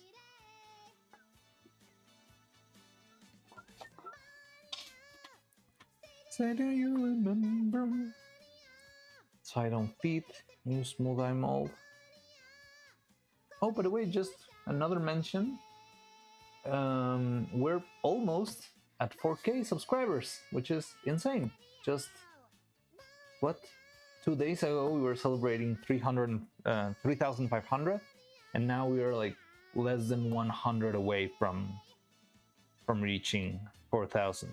So crazy. It's just absolutely crazy. King Turtle, I see your comment, but I cannot read it because I'm blind. Let me trying to listen to Numbers 3 by Neuro-sama while listening to this stream. What is Numbers 3? What do you mean? Not the greatest bloody ambience. Oh, quick question. If I do manage to get any model you're interested in, where should I reach out to you? There's a Discord. You can get the... Are you on YouTube? There's a Discord out there in the chat, in the pinned comment up in the top. And if you go to the Discord, you can probably DM me or whatever. But yeah, just remember that even if you have like an official model or anything, I would also like to sort of have the approval of the creator themselves. It's Neuro ARG songs? ARG? Like puzzle thingies? Like those? Doesn't know about numbers. No, I don't know a lot of them. I don't know anything about those. I'll take a look at those, I guess. ARG songs. I like our ARGs, they're fun. Never actually fully played one, but it's fun like having a lot of people like sit down and trying to decipher codes and all that stuff. Am I on the right track with... Oh, Neo, says Random Neuro. I mean, ARG songs are supremely underrated and underground. I'll take a look at those. I don't know what those... Sounds good. Yeah, I don't have anyone's model myself. Yeah, I mean, that would be fun. I hope my content manages to make enough, noise so that I can actually, simply reach out to people and say like, okay, who wants a new model? And have like, hey, me, or whatever. I think it would be fun. And you know what also would be fun? It's like one of those like crazy dreams that I have. For example, like what we did here of laying down all of the different points that we need. But imagine if we had this with the creator as part of a collab.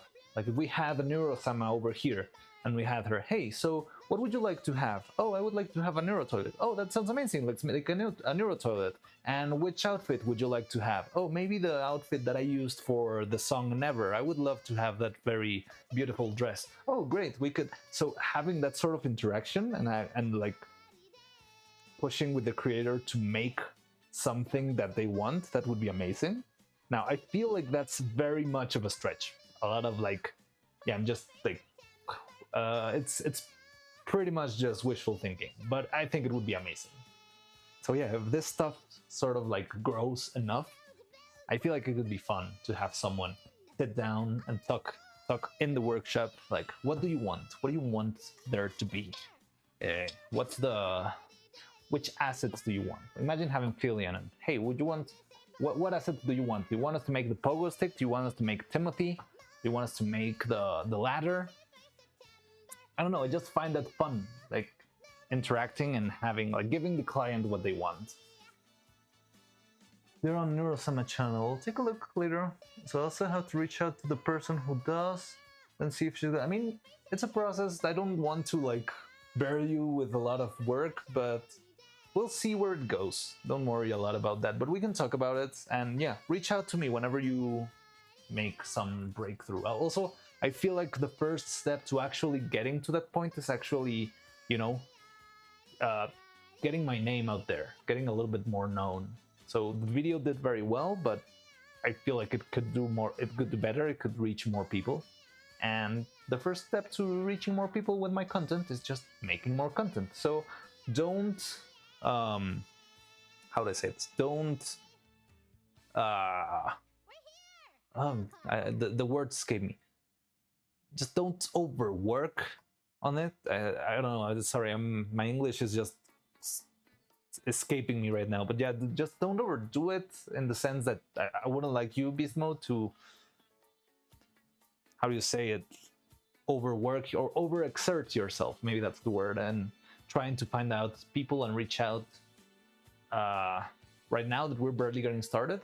But you can start and see where you can plant a little seed, or where you can start moving things that maybe we're not getting, like HoloLive's access to their library of models tomorrow, but maybe you can make a little progress and just, hey, have you seen this video? And just start moving the little Ruth Goldberg machine that is this channel. But yeah, I appreciate a lot your work, and it seems like you're very interested in the channel and in us growing. So that's also pretty amazing, Beast Mode. Well, fair warning, it's a long shot. It's definitely a long shot, but I feel like it could be fun. It could be fun, and I feel like this is something that people enjoy enough to want more of. But yeah, let's just see how it goes. Just see step by step. Now she'll have a model you'll have. Well, fair warning, it's a long shot. That's one person I know that she'll have a model you're after, and that she can release them. I don't know what that means. Yeah, I mean, I know there's like corporate limits and all that stuff.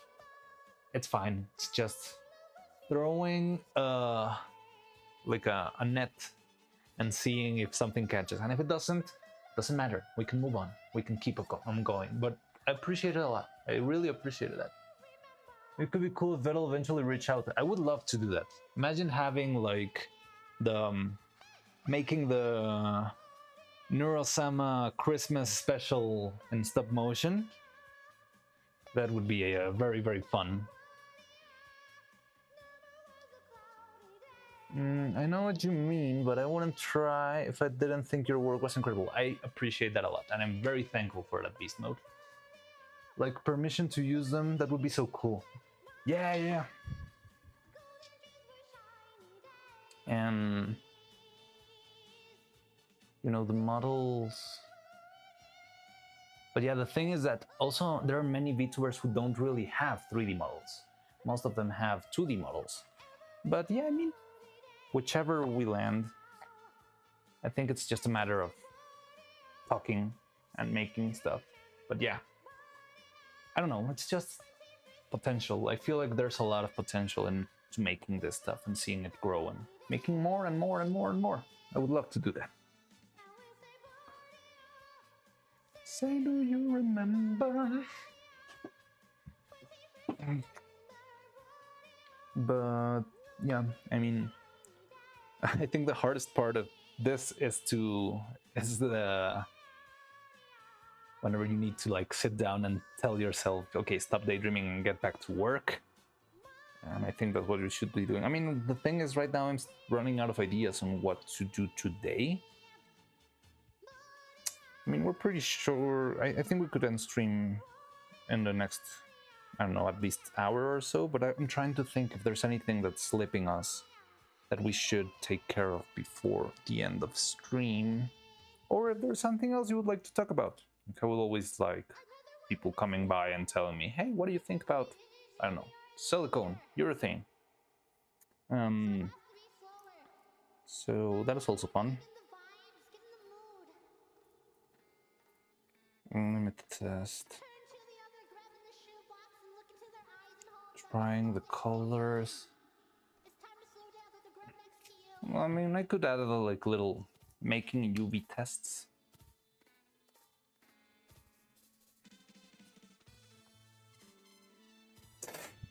A bit a slower version. And the what does that mean? Frank, how do I tell you she's absolutely destroyed? Oh wait, who's asking that? Frank? Frank? I don't see that. What do you mean Frank at Frank? Oh, so how's the patient? Yeah. Oh wait. Sorry, the message was, I don't know, I just couldn't see it. So yeah, hello Frank. Yeah, the patient, she's gone now, but it's okay. She's in a better place and she's going to be better and improved. So yeah, she is slightly torn, broken into pieces, but she'll be back. She's now bald. Yes, that's true. She is bald now. I'm sorry to tell you.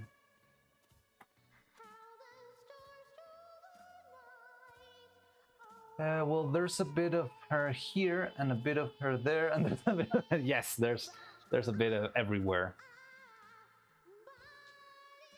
But it's okay. She'll come back like a phoenix, stronger and prouder than ever. Just give it some time. You know something that I learned while making the eyes that was also very cool? Because of the curvature, it has like a natural magnifying effect. So I would make like a very small pupil of the eye. Let's say this is the eye. And I would draw like a very tiny spot. And because of the shape of the resin and the magnification, it would make it bigger once the resin is cast, and it feels a little bit more. I don't know, it's very weird and it's very nice. I feel like it looks very nice. And it also fills the inner part with light and it makes it more readable.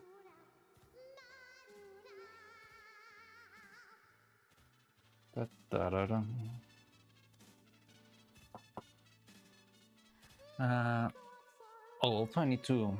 No, I think I have enough resin for the rest of the eyes. The good thing about making the eyes is that making an eye uses like 3 grams of resin. A really, really small amount of resin. So it can last a very long time if you're only using it for this sort of small bits and pieces.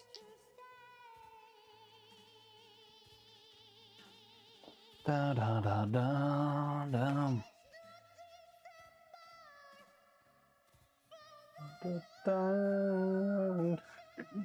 What's going on?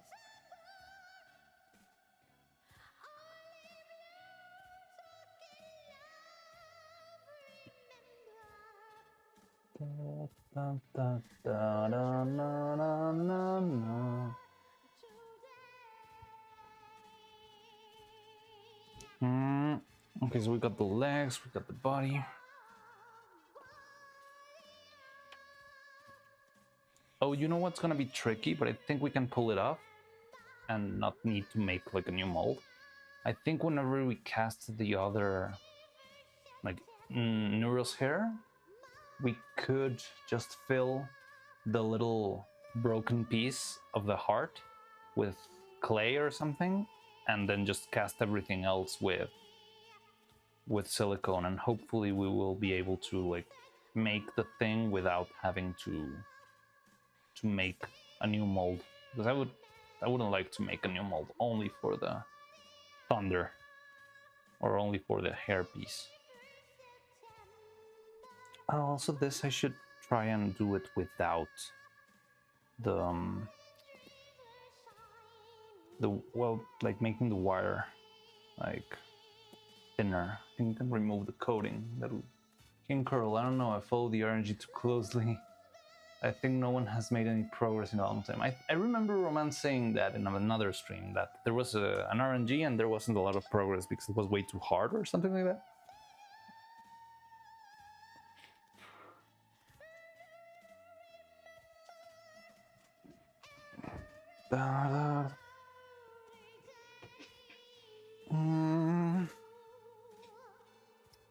So are we gonna be needing more resin? I don't think so. Are we gonna be needing more of any material? We're gonna probably need... I'm gonna have to go and buy more silicone because this silicone we already ran out. I think I don't have... I think I have a little bit left and it's just made for spare hands. But the hair, we ran out almost completely. And the skin, yeah, we only have a little bit left. Not enough for a body, definitely. And we still need more for the body. For the... You know what? For the stockings and for the shoes. Also, I need to improve the shoes.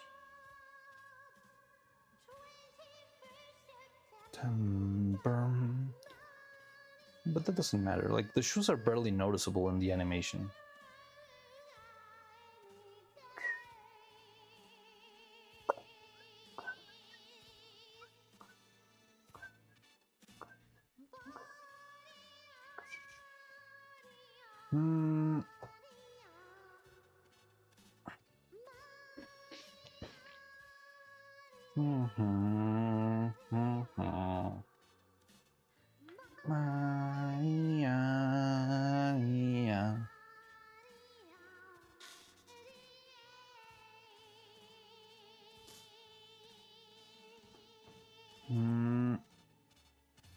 Hands. I think hands are fine. I think it would be better if I find a way to make the back of this joint slightly easier to assemble. I think part of it would be like making a proper mold. I would love to try and test out making. So I've never done that before, but I've seen a lot of people do it, and I think it's very useful that you can actually 3D print the like the outer layer of your mold or the outer walls of your mold.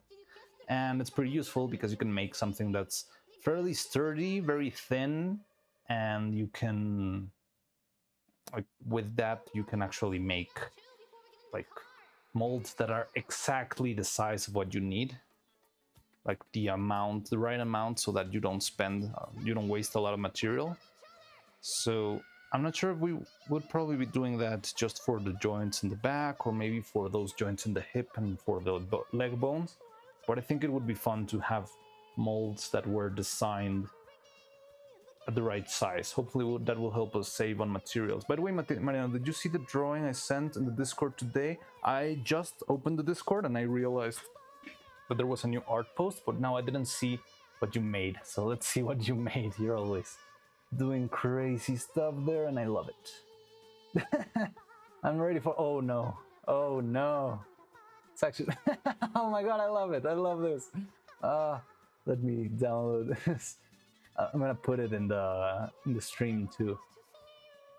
Wait a second.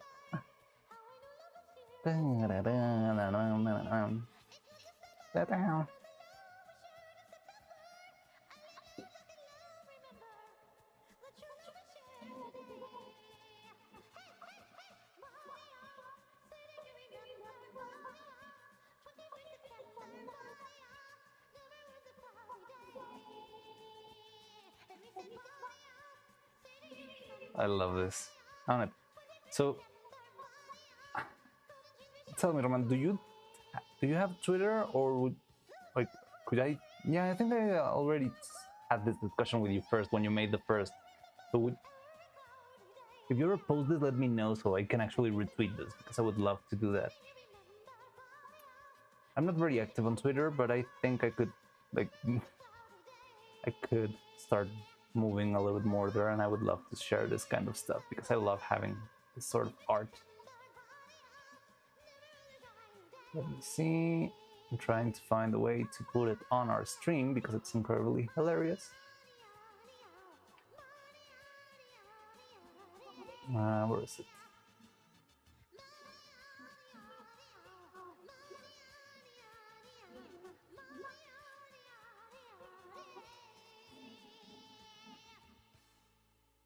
perfect. It's precious. I love it. There you go. There it is.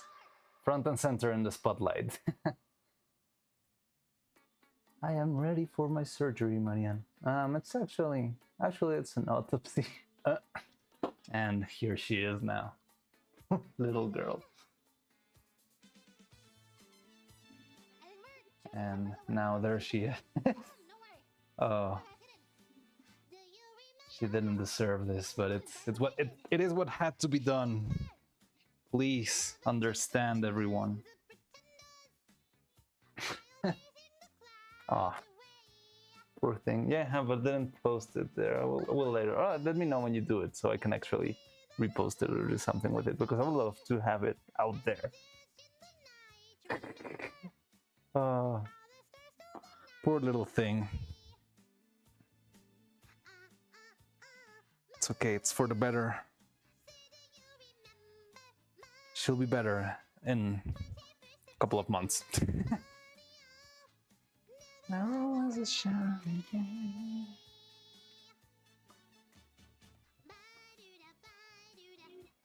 Dr. Mariana Stein, definitely. I honestly thought before, like when I was making this like doctor's outfit, if I could like put a bunch of blood stains everywhere, but I was too tired and I was like, nah, fuck it, let's just leave it like this. But maybe I should have filled me with blood stains everywhere and like, hey, yeah, welcome to the stream, nothing bad will happen today. It is accurate, it is pretty accurate, honestly.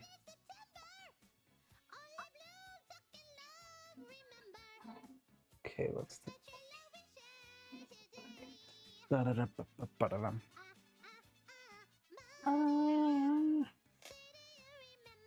fatality.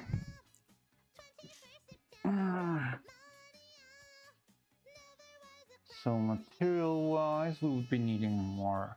I have plenty of the little like brass tubes, but I try to save as much as possible, because yeah, I mean it's so hard to get material.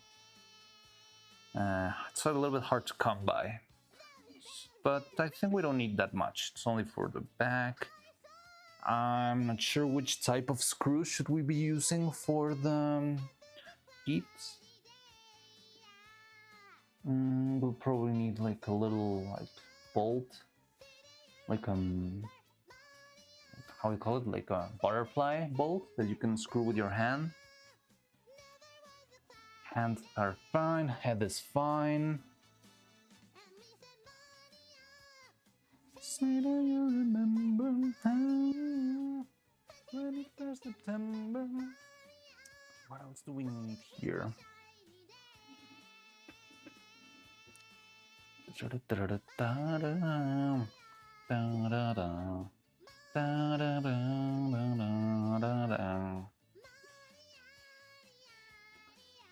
So mouths, I'm not sure if we should do like the full sets, because I've done pretty well without a couple of the letters. I just have to cheese it around, so I don't use a lot of the D or the T sounds. I just replace them with the E or with the S, which are much more common. But maybe I should try and do them, like make those mouths. Also, let me know, do you want us to keep, because this bigger mouths, they're very expressive and I like them a lot, but they are kind of off model, because Evil and Neuro's mouths tend to be very tiny and small. So I'm not sure, would you rather us keeping like the bigger style so she's a little bit more readable from far away? Or do you want us to stick to the design, like the original design? Because it's a little bit more, I think even this is way too open for a mouth of Evil and Neuro. Usually they open very, very little, which is fine when you're doing like a stream and they have like their big face in front of the screen. But yeah, I feel like for full body animation and that kind of stuff, having this, like having those tiny mouths could be very hard to read. That's why I always went with the bigger ones. But I just wanted your input to know if you What do you think works best? If you want the bigger mouths, which are fine, or would you like us to go with more like model accurate, tinier Evil and Neuro mouths? I think being overexpressive is good animation. I think you are right. Nah, keep the mouths and hands a little bigger. Well, bigger mouths. Okay, so yeah, I mean, definitely we're still gonna redesign them a little bit. I would go for the little flesh fang with Evil, and I'm not sure what to do with the teeth, because if you have teeth under the flesh fang, that's when everything feels extremely weird. It feels broken and wrong. It's like having 2 rows of teeth. Personally, I thought it looked good in the animation. Thank you, Stadaday. Stadaday. Hey, welcome. I think I haven't seen you before, so welcome. Hello, hi. Wow, now it's very gruesome, like view from my stream. I just saw like all those little flesh pieces all over the place, and the hair and the skull. Yeah, this was a pretty brutal stream, but what else did you expect? Come on. Okay, so we'll stick to the bigger mouths, which I think is fine. I'll see what I can do to keep the flesh fang and make it make sense. I really love sculpting mouths. I think it's really relaxing. It takes a long time and it's a lot of work, but it's interesting, it's fun. Eyes, mouths, hands. The scale should be the same. Yeah, I mean, I'm trying to keep everything the same pretty much because I want to use the same molds. This is the big body mold that we already have. And I'd rather keep using this than start changing it over and over again. That would be too much work. Rather, now that we have it, just keep on using it.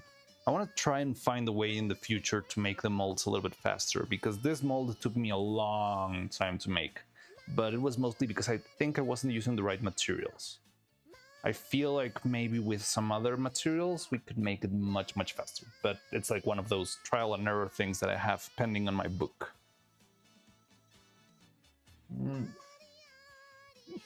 Evil doesn't have teeth. There's a clip with Ellie about that. Huh, that's interesting. Yeah, usually they don't have teeth. I just made this like as part of a general like license. You know what? I actually stole the design of this mouth from Little Witch Academia, because I always loved Akko's big, like very expressive mouth with the rabbit tooth. I think the most evident is this one. Like, it's like a big mouth with the big rabbit, slightly crooked tooth. Not really crooked, but slightly like offset to one side. This is definitely a Little Witch Academia mouth. And I don't know, I always loved it. I just love these very expressive, very silly designs, so I like to do them. I just wanted to try them out in stop motion and see if they worked, and I think they did, kinda. Let me put a bite in my mouth real quick. Cannot believe Evil got brutally dismembered. Yes, she did.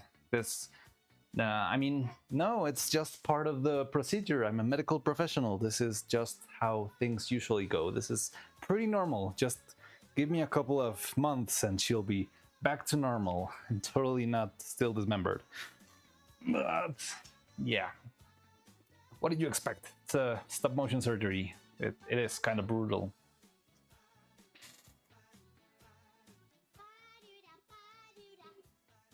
But it's for the best. Like, she'll be much better in the future.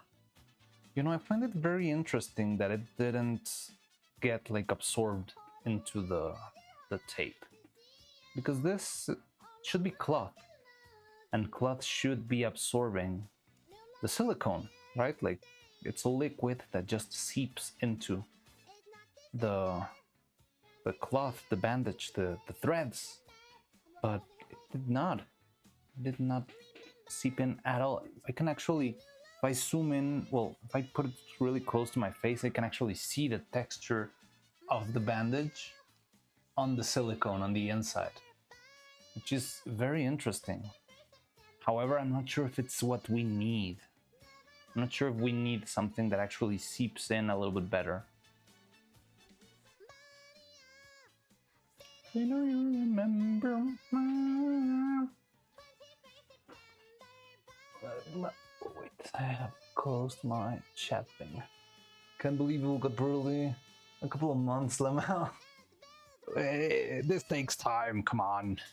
It's a slow process, I'm sorry about that. But hey, it's worth it, isn't it? I feel that so hard. This is more accurate why evil's going silent path. Ah, come on. I've always tried to make this, like, I always tried to make evil happy. I'm sorry if I need to take like rough decisions to make her better, to improve her. I hope in the end she's thankful and not spiteful of me doing all of this to her. Let's see. Okay. So yeah, definitely need the neck to be a little bit longer. It would help a lot. Not complain. Nah, yeah, no. I'm just making a joke. It's just a bit. It's normal. Oh, look over her eye on the table. Where's her eye? Oh, go back to you. You can put it here. That way it won't leave. That way she can see what's happening around her. Can you imagine that? Like seeing from the outside, your body being torn into pieces? Now that's a horror story right there. That's like some I have no mouth and I must scream level of creepiness. You know the thing? I'm gonna do this at 50% tempo because the 50% tempo is the max I can make it.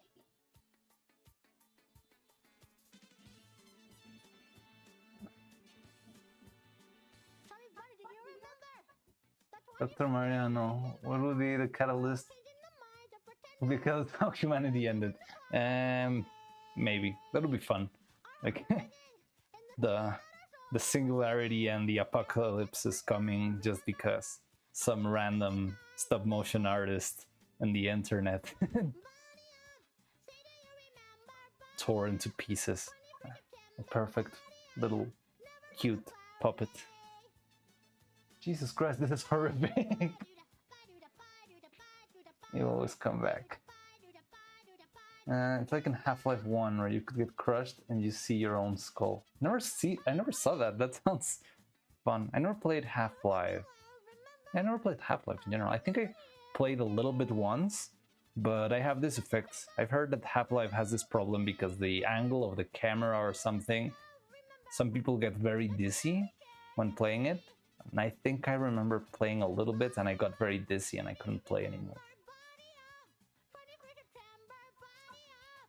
There was a cloudy day. So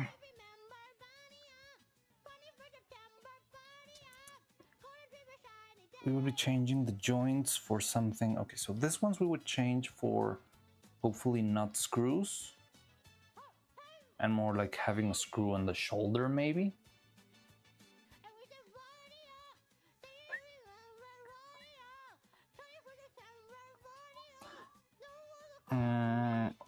So this would be a single piece.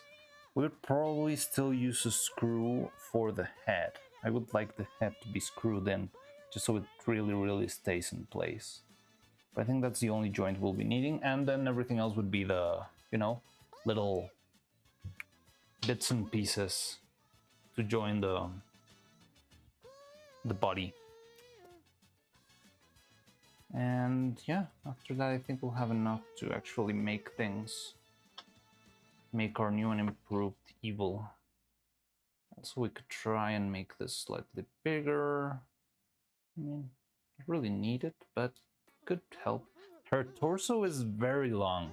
I mean, she does have a little bit of, at least this model does have some of those Ellie Minibot proportions of her, like the torso being slightly longer than an average person. You see? It's extremely long. It's like the size of the legs. Yeah, like torso shouldn't be this long, I think. And maybe that's why it feels weird that the gap between one piece and the other is extremely big, but I think it works kind of fine. I mean, for the purposes of this, it gives her enough flexibility to bend around her back. So I'm gonna need to cut this tips of the mold and probably try to sand down or Dremel or, you know, like machine out this other bit. Also, I need to be very careful because this mold could get cracks at any moment. And if this mold cracks, then we're screwed. Then that means there's no more no more evil Neuro to make. This Dan September song is still playing. How long is she singing this for? 8 hours. Yes, we still got 1 hour left to go.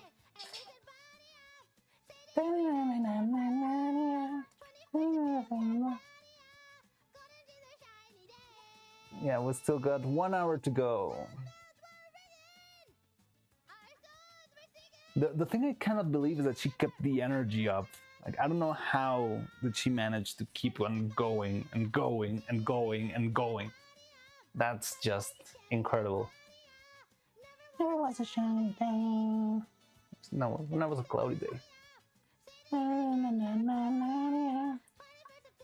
One scene where you put messages. Massage evil spine broke. Wait, what? That one scene where you put message evil spine broke. Cracked me so. Oh, you mean the the video? It was fun.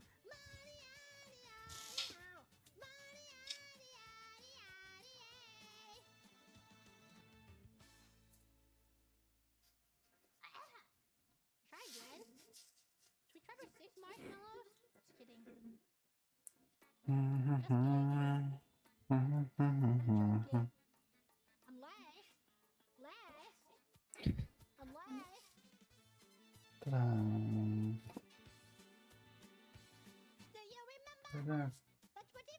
You should put all the parts next to each other and tweet surgery fail. That would be fun. Then that's when I can put my sprite covered in blood. Yeah, we should definitely do that. Okay, I'll arrange everything.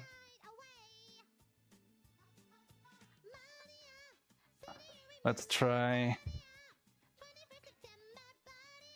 I'll keep one eye inside of her face and then the other one I'll put it like rolling in the table.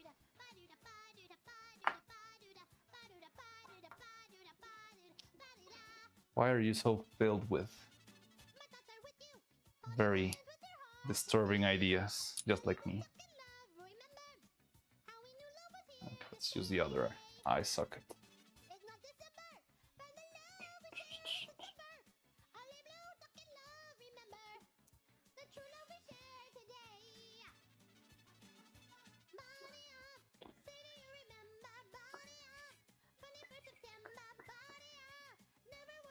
Chat remembers the streamer. Gruesome. Like-minded band together. Okay, something like this. Let's put this back on. I think this could work.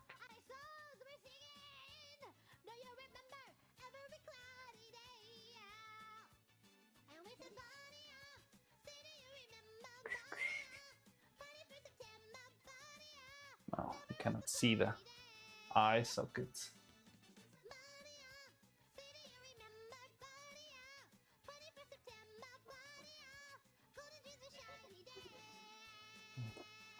Let's make a more natural pose for the hair.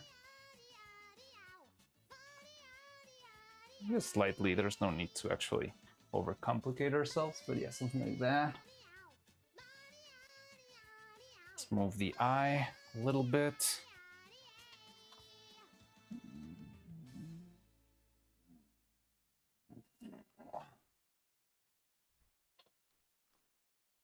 I don't really have any more locations stocked up. So we're just gonna have to chill. Where's the other eye? What did it do to the other eye? Is it this one? No, it's not this one. I don't know where the other eye went. You already lose one eye?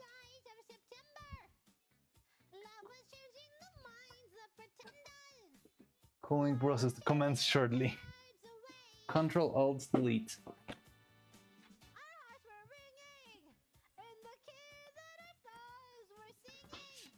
Mm. How the stars stole the night away. Maria. Say, do you remember Maria? 21st September, Maria. Never was a cloudy day. Ba-do-da, ba-do-da, ba-do-da, ba-do-da, ba-do-da, ba-do-da, ba-do-da, I want to see the empty hollow sockets, the eye socket being empty. Yeah, something like that. My thoughts are with you, holding hands with your heart to see you. Only blue talking love, remember how we knew love was here to stay. Where's the other leg? Over here. It's not the Like this. of the love we shared in September. Only blue talking love, remember the true love we shared to stay. Maria.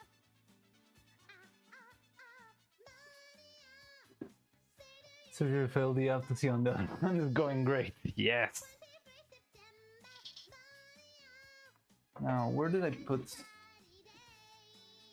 I think I lost one eye.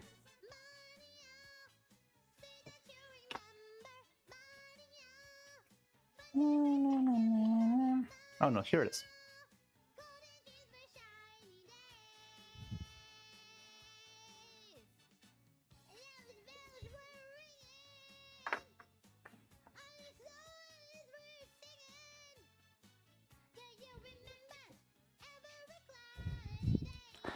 Am I missing something? There's her head, there's her arms. We can put this guy. Ugh.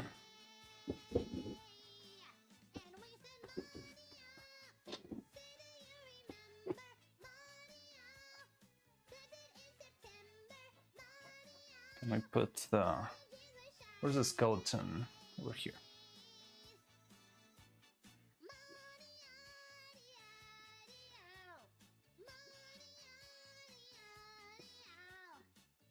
I think that's too much.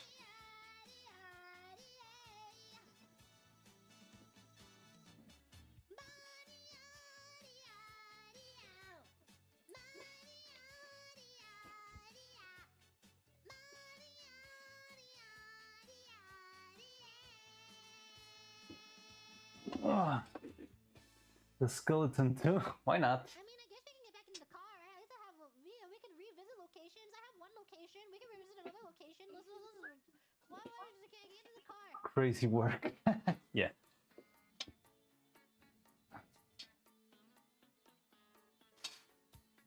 Oh, and I can actually just take a picture because we are in Dragon Frame. Ha! It's a little bit gray, but it's fine. Do you remember the 21st night of September? Love was changing the minds of pretenders while chasing the clouds away. I don't think it's working. Maybe because I'm not in manual mode. Yeah. Or maybe because it's in OBS. I don't think that's a reason. See, cheese. I think I'm gonna take it with my phone because right now the camera is busy.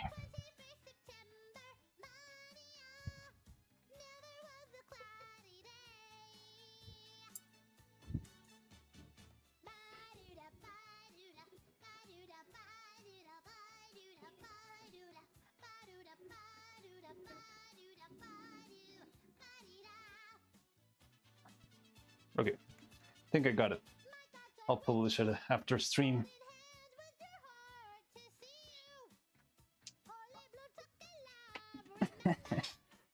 Ah.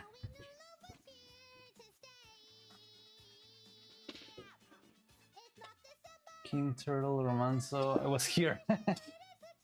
Yes. Happy Halloween.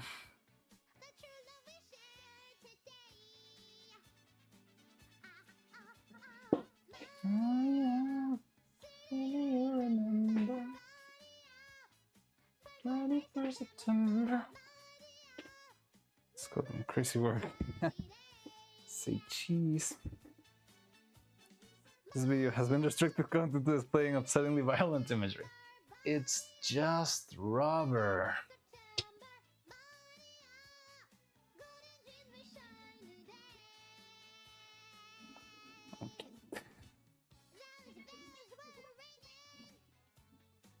I need to make a box that I'm going to be using for the graveyard, so I can put all of these bits and pieces there.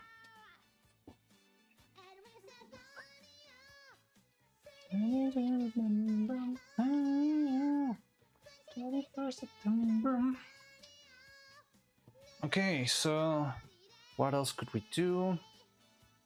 And we could think, at least vaguely, on the Vettel. I don't think it's very hard, but I'm not sure.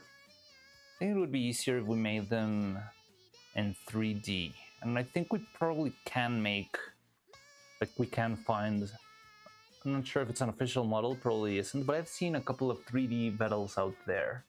I remember there was like this video, there's like this emote, or I don't know, like a, I don't know if it's a meme or something that people send, that it's like a 3D Vettel twerking. And I'm guessing that model should be out there somewhere, right?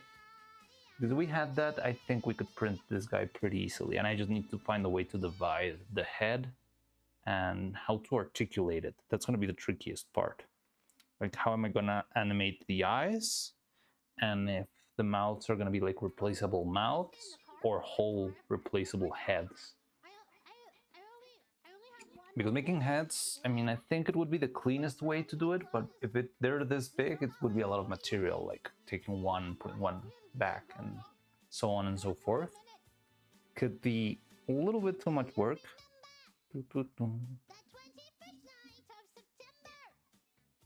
Little in the corner implies that he tried to stop you, but he failed. I don't know, this might be eerie. Since she's an AI, wouldn't this body go to a scrapyard instead of a cemetery? Well, yeah. I don't know, they used to call the boxes with all the spare pieces of old puppets in the place that I worked on.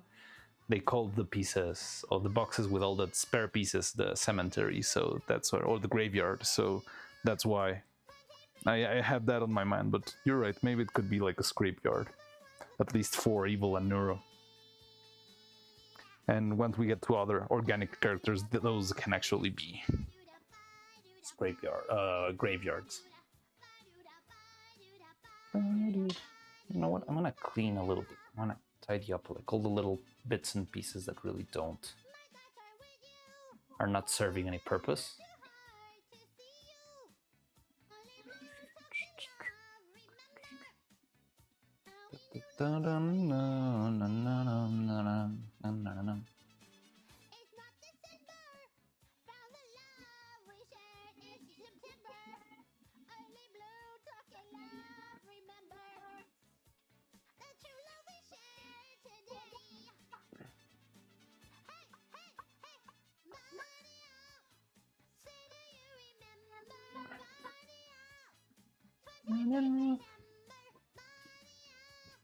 Doesn't Neurosoda have that Vettel model?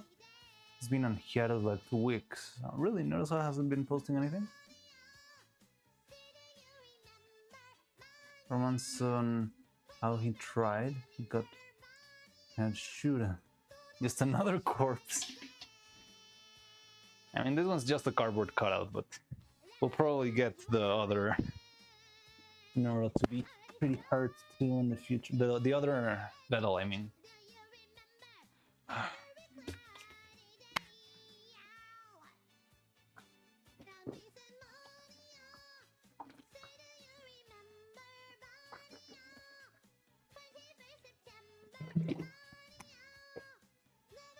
It's a cloudy day.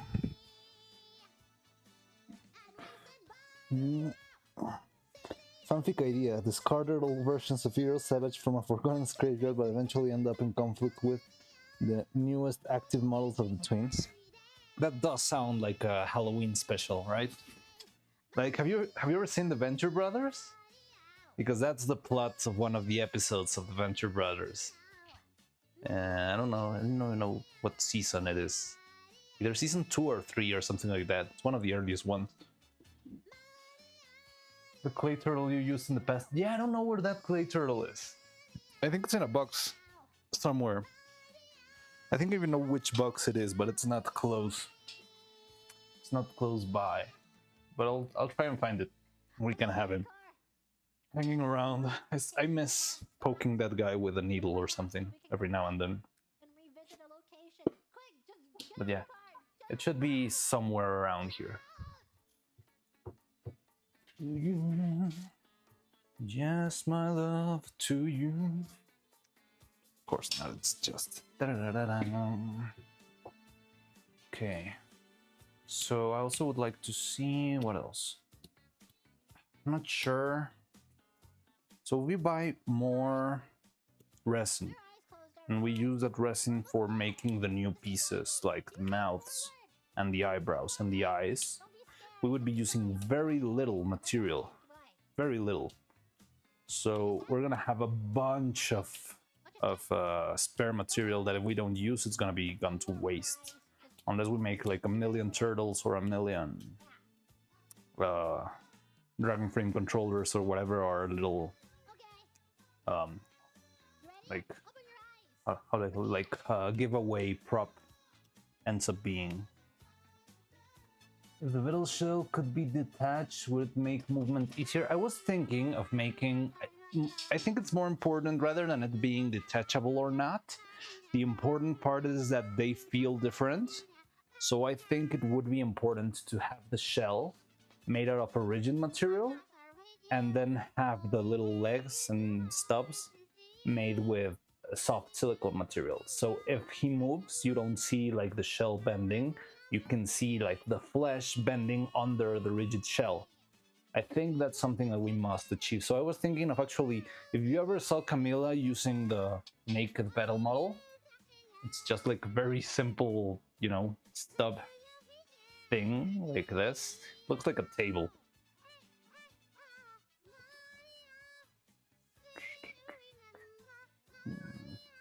Yeah, it's something like this, and well, there's like another leg over here, but I think you cannot see it or something. And yeah, and this one, right?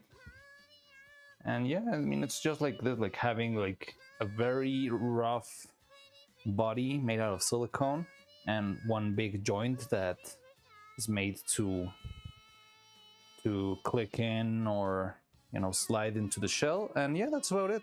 And then some other mechanism for the head to enter. Yeah, the pickup truck. Listen, turtle shell, they're fine. It's kind of gruesome.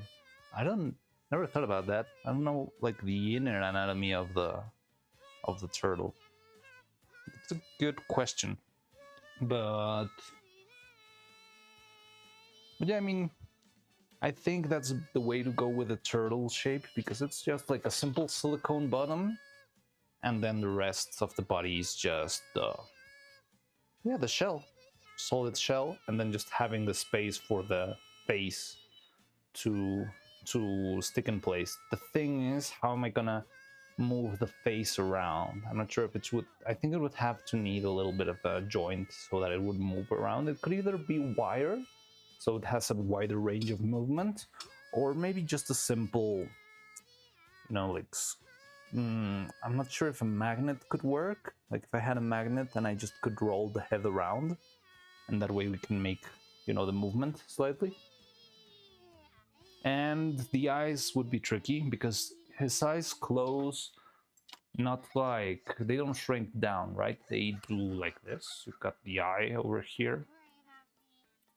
Not sure if I remember correctly. I might need to check it out later. But I believe his eyes behave like this. Like you've got this big pearly eye, and then it sort of like closes down a little bit like this.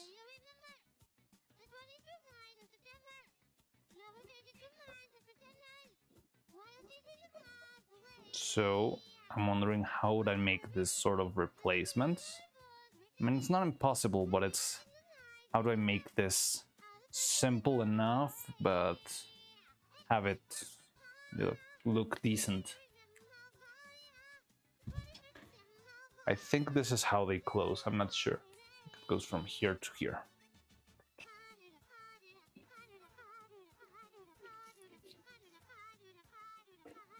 I was thinking of one of the detachable shell. Yeah. I think that's a pretty... I mean, it's very straightforward, and I think it's the right way to go, honestly. But it's also about trial and error. We'll have to test it out and see if it works. I don't see where could this fail, but there's always room for failure here. Turtle shares all the spine, so it's impossible to take it off with the turtle surviving, but he can handle it, but it's just built different. Top 3 sturdiest turtles.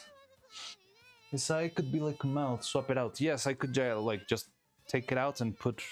Maybe if I had like a magnet behind it, like one of those very tiny ones, maybe those could like pop in and out. The tricky part would be the mouth, because I could either, you know, make replaceable heads, but it would be like a lot. Like imagine having 20 heads like this. It's a lot of material. And the other option would be like simply having, you know, like a little mask. So this is your turtle head, and it would have like his signature single dad beard. And yeah, here's the face, and I would have to, you know, swap out the piece. But yeah, that's the thing. If you have a circle around it, it feels like a Homer Simpson kind of beard, and it feels weird and would feel a little bit off character. I know with the 3D printer you can make it clean enough that it's barely noticeable, so maybe we can pull it off and not struggle a lot. But I don't know if it would actually work very well. I love the, like, how we've got everything filled with random sketches of ideas and things and tests. I don't know, it feels very, not scientific, but I don't know, like engineering kind of work. Very rough planning and like, how to say it? Like sketching out ideas. I like that. That's kind of what I was thinking. Just imagine the head and glass back eyes. Would that ball joint work? A ball joint would work for what? For the head? Maybe a ball joint could work. I'm not sure exactly how to support it though. Because it's not only... Because the thing is, the head is not a perfect sphere, so it probably wouldn't like fully rotate. So even if it has a ball joint, I'm not sure if it's going to behave as a perfect ball joint, because it will be like moving in weird angles, or it would be crashing with the edges of the shape. But I could give it a try, or give it a shot, or try to find like something that works for that. But I mean, even if I did it with wire, I don't think it would be that complicated. Totally understand what you mean.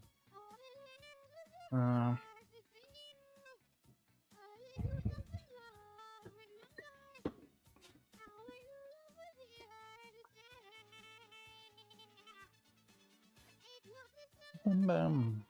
Ba-da-na-na-na-na-na-na-na. Ba-da-da-da-da-na-na-na-na.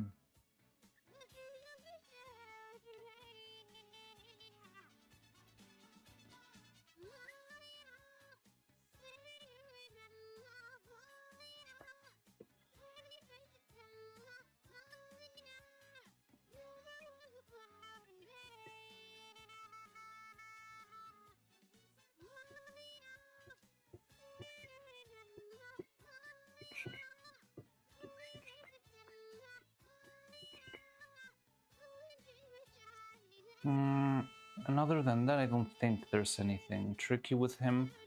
Villa has a tail. There was just like a stream where he was wondering the same thing, right? Like if he had a tail. I don't remember when or how when it took place, but it would be useful to find out if he does have a tail, just to add it to the design.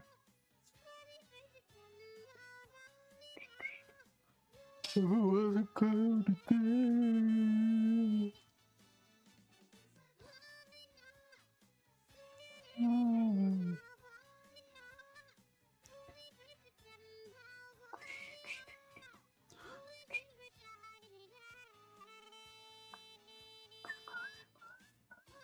I have to go now. I'll be back in 30 minutes if you're still here. I'm not sure how much longer. I feel like we're running out of stuff to do here. I'm trying to outlive the Gigi Moodin stream just for. I feel like it's just a matter of honor now. Like, if she pulled it off, I should be able to survive the 21st of September incident. But I honestly don't know what else to do today. Like, I have a plan. I need to buy the new adapter for the camera so we can start using the other one instead of this one. If not, was a great stream. Keep up the good work. See you tomorrow. Thank you very much. I think it's gonna be a good stream. I feel like with this longer streams and working like this, we'll probably be reaching the YouTube monetization in no time, because we were already pretty close with the evil. Well, yeah, the evil extravaganza really boosted us up, so we'll probably be monetized soon. Saturday, take a shopping then? Nah, I wouldn't love to dox myself and my Amazon account or something like that. But I mean, it's not very hard. Like, if you ever want to find like any of the products that we use here, I could gladly send it to you, but I don't think that's gonna be very entertaining. A turtle made an AI VTuber showed Vidal tail. Really? How a turtle made an AI VTuber? In what part? I never saw the whole video. I think I never saw the video. Like, I felt like I kind of understood the story well enough. It didn't feel... I don't know, I felt like the video was probably made more for people who didn't know anything about Neuro and Evil and all that stuff, so I'd never watched it. But I know the video did very well and everyone was loving it. Just checked, I'm wrong. Okay.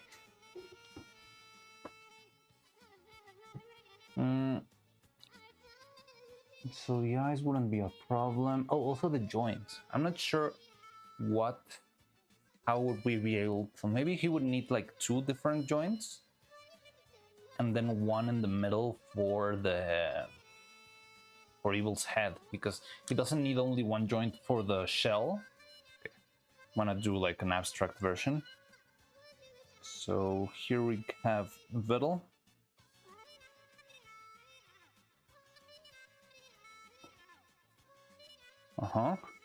And he needs something to be joined to the shell. Yeah, let's call this a shell.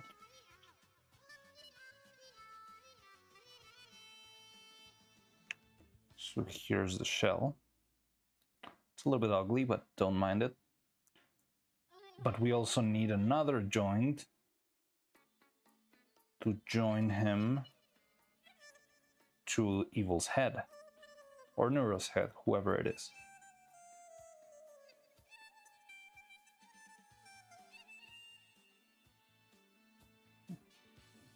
So that's another thing we need to consider. Because if we make the joint, like both joints in the center, then it might not be really well adjusted or something. I think it would be better if we then distribute and have like the center one for the head and support the shell from 2 different points somewhere else in the body. But yeah, so he's gonna be needing 4 well, I mean, mostly 3 unions, like body to shell, body to head, and body to head to other puppet, to Evil. So it's gonna look like... So yeah, we need sort of a structure that supports all of 3 of those, but it doesn't seem impossible. I just need to not forget about it, because now you see what happens when I forget about some detail. Like many months ago, I thought, oh shit, I didn't make the proper hole for this, and I couldn't like put the joint there. Oh well, whatever. I'll just put the joint up here, and this was my downfall. Like putting it up here and having it with so much less like not resistance, like so much less support around it. It's what broke everything and made us start over. Well, it just killed the puppet. It's what killed evil.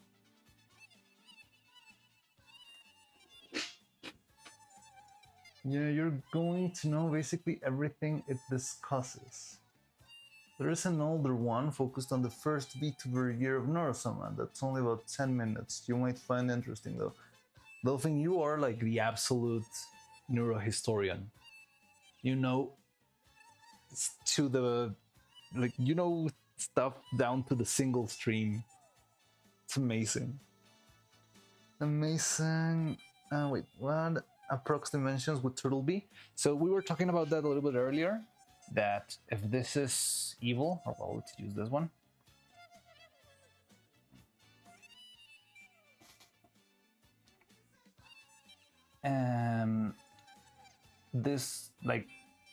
This cardboard cutout that we did for the harpoon might be a little bit too big. So we would probably go like 10 or 20% smaller with this one. Just so that, I don't remember who said it, but they said that the right size was from one bow to the other. So I think that that's a good reference, and it's very slightly less than what we've got here. So yeah, if it should fit between both of the bows, it should not be that big. It should be very slightly smaller than this one.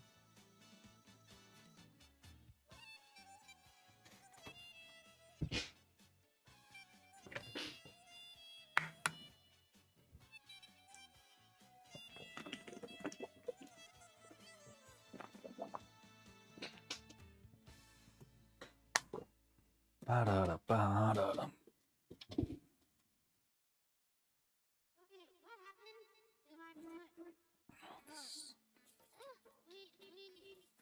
About 20 millimeters? No, that's too small. This is about... Or you mean 20 millimeters smaller? Because this guy is 75 millimeters. Maybe we'd go for 70.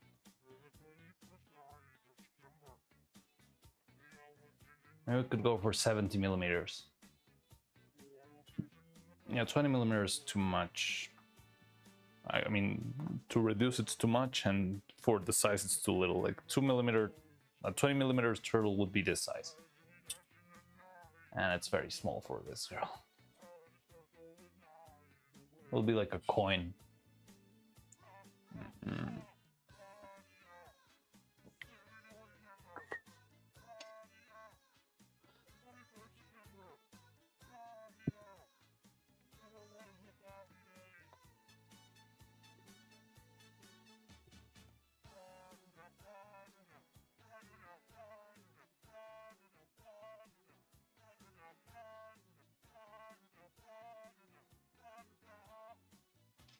Let's take out these needles once and for all, because we're not gonna be using these anymore.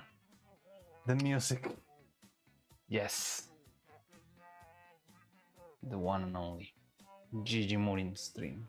The incident.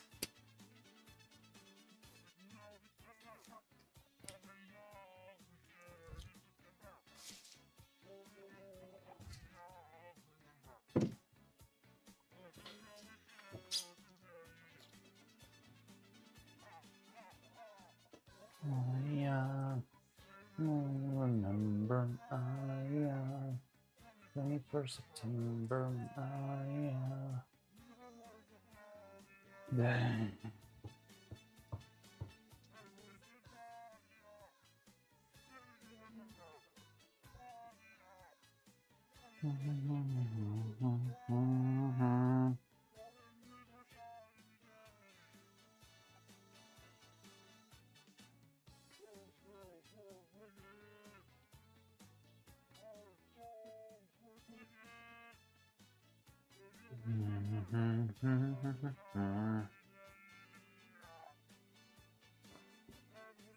Ta-dum.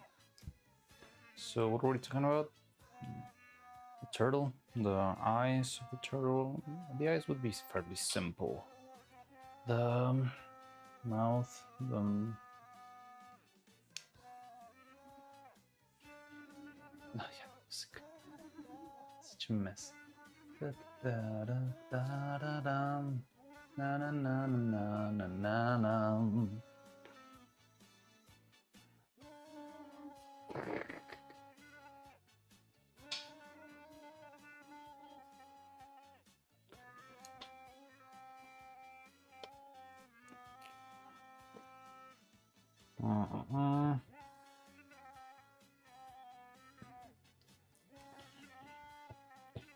So yeah, tomorrow we're gonna design all of these different joints.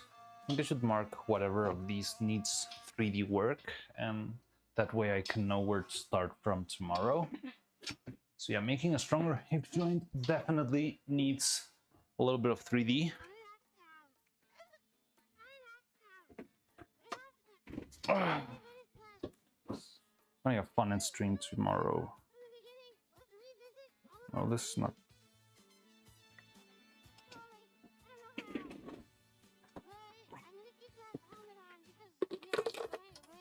Okay, so making a stronger hip joint. Yeah, we're gonna try and design those. I wanna try and design that in 3D and hopefully make it castable with polyurethane. So yeah, this is for tomorrow. Shrink the mouth magnet is part of redesigning the head.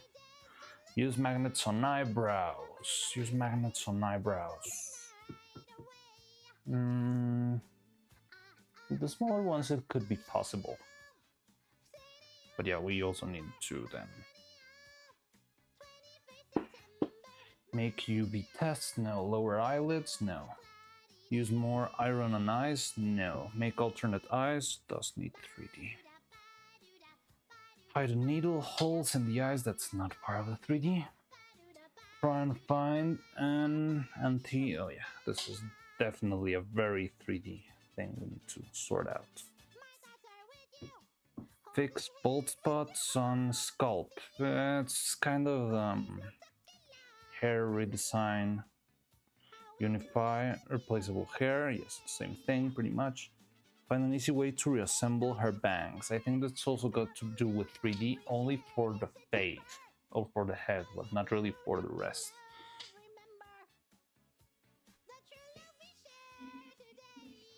Fix Evil's shoulders. Yes, we would need to redesign. A lot of this we'll have to do. Tie down feet. We'll need to design the piece for the feet. New smooth eye mold. What does that mean? No smooth. Oh no, we need to. Well, we need to print a new eye, but we probably wouldn't need it. I just need to make the mold.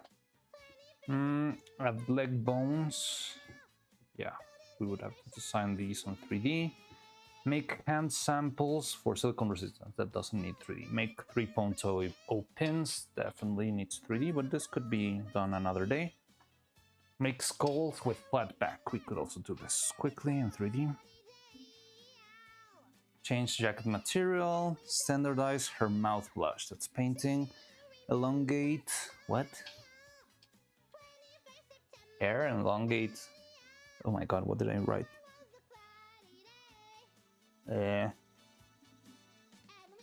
What are we elongating?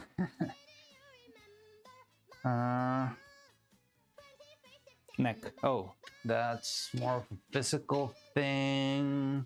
But we do need to make standardize, add sturdy neck joint. So this is the 3D thing. Elongate neck is fine. Make petals small, smaller than the cutout. Maybe we could just try and see if we can find out the 3D model. Add extra hip joints. That's also part of the 3D. But yeah, most of these involve a lot of 3D. Make key mold. What do you mean after key mold? Oh yeah, this is a quick one. Make key mold. limit test urethane. Do we need... trying to think. Best way to do this, but that's fine.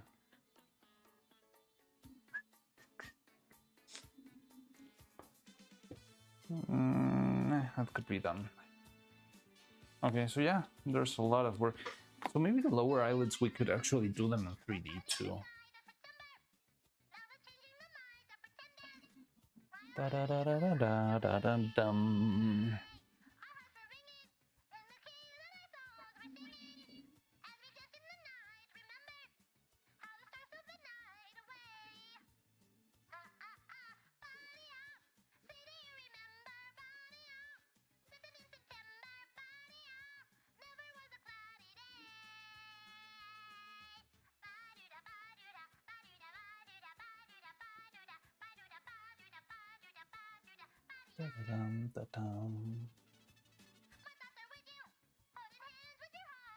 So yeah, we got plenty of stuff to do on the computer tomorrow. That's fun. It's gonna be tomorrow because I do that in the other computer. I'm not sure. Is there a way to like skip from OBS from one device to another? That would be very interesting, but I'm not sure if that doesn't sound healthy or yeah, I mean it sounds risky, like yeah, an easy way to get into trouble with YouTube or with whatever. Like, which 3D modeling tool do you use? Okay, so do not judge me. I know there's like new alternatives, but I learned the old school way. I know a lot of people use Blender now, but I'm like stuck with Maya. I learned Maya, I know Maya. I hope to one day start learning Blender, but right now I want to keep using Maya just because it's the way to keep moving forward sort of quickly rather than starting over. But yeah, I use Maya. We've been modeling in Maya for a while. The song is a great change of pace. I had the K-pop demon holiday stuck in a hell day. Oh, well, this will take it out real quick. You're just gonna be hearing this over and over and over for. You need to hear this over and over for the next hour. But yeah, so I use Maya, and the good thing is that I don't really need to make everything like for 3D production. You only need to design things to the point that it's 3D printable. So you don't need to get a lot into texturing. You don't need to get a lot into topology, like very clean. You need like decent topology, not something like terrible, but you don't really need like a perfect topology. You can just wing it and try and sort it out because all you need is that the printer can actually process it. And probably need to set up the new printers. That's well, not the new printers, but the printers in their new printing space that I set up. That's going to be interesting. I'm going to be needing some extension cables.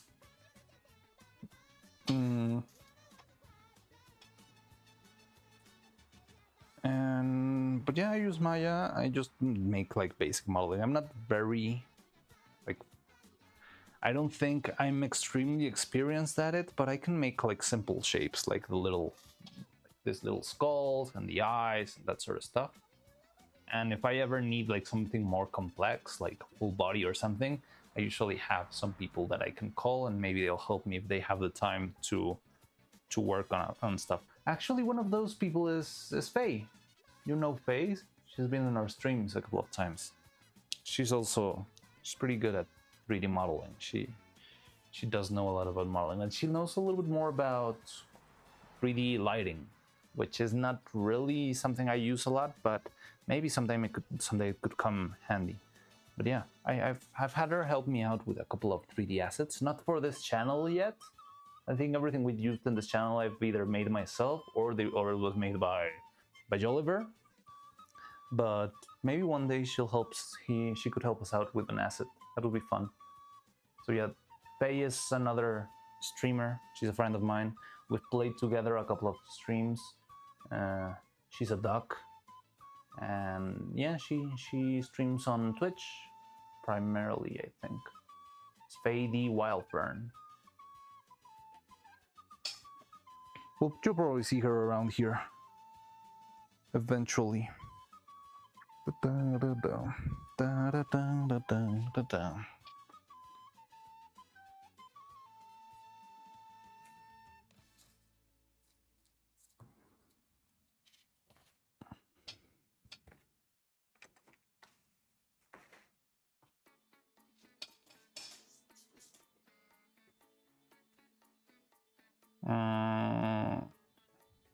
We'll put a little side quest here.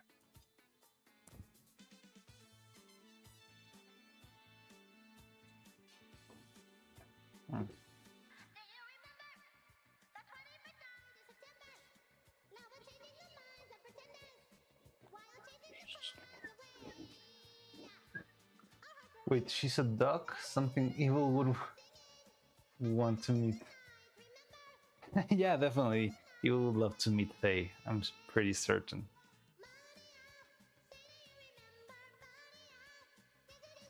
Maybe she could make a cameo in an animation. That would be funny.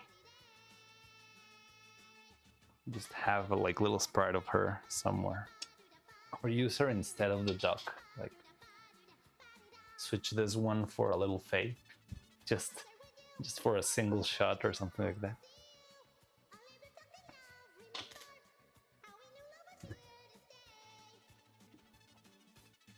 Hey,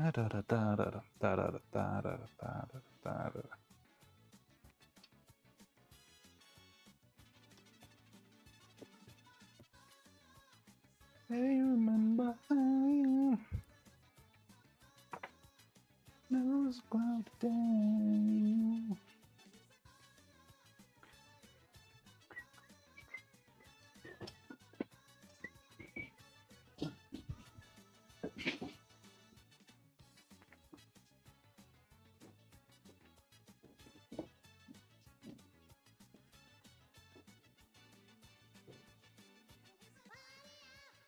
Remember I was a timber.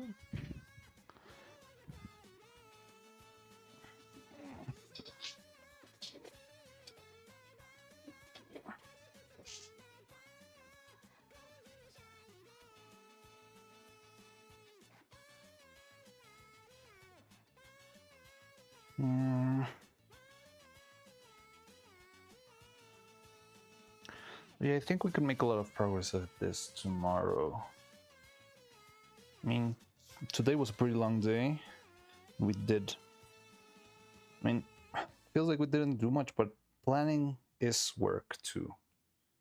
Doesn't feel like it, and it's like slow, but proper planning can really go miles and help you a lot in the future. So I think what we got here could really help us.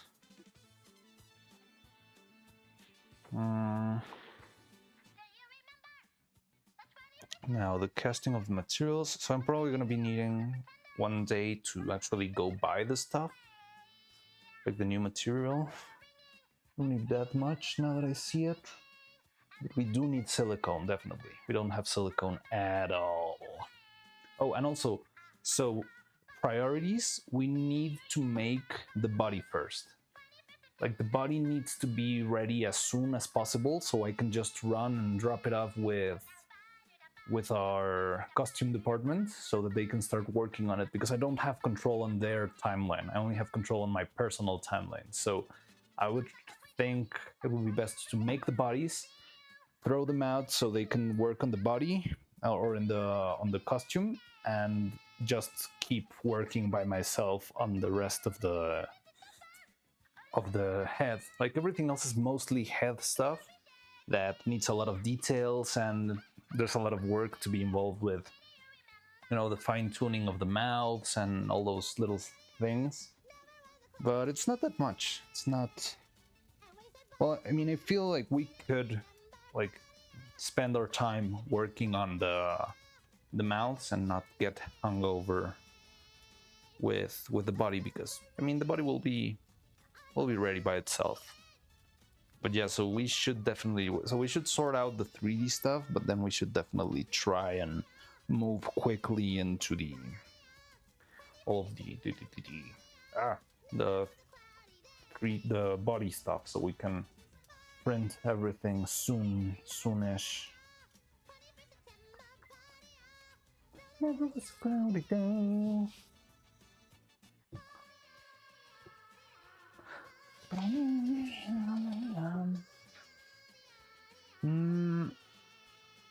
Also, yeah, hopefully the bodies will not take that long. I would say at the most 1 month, but hopefully less than that. Depends on our timeline, but we'll see. I want to see the potential of actually working full time on this, because we might be able to make more stuff than before, and that would be great because I would love to make, you know, more than one puppet at a time. Let you watch the new summer of it. Left to watch the. Not much did not happen. Not much did happen. I'm just planning on what are we gonna do tomorrow with the 3D. Like all of the things that I marked in pink here need some sort of 3D work, and I'm planning to make tomorrow a 3D day. So we'll probably be sorting all of these stuff out, and I think we might be able to do at least half of what's here tomorrow. But I think the other thing is that's a lot of trial and error, so we might, I don't know, like sort one of those things, but if we make the 3D print, it might not work the exact way it should work or whatever. And it's gonna be a lot of bouncing back and forth, but I think we can make stuff work. It's just a matter of trying again.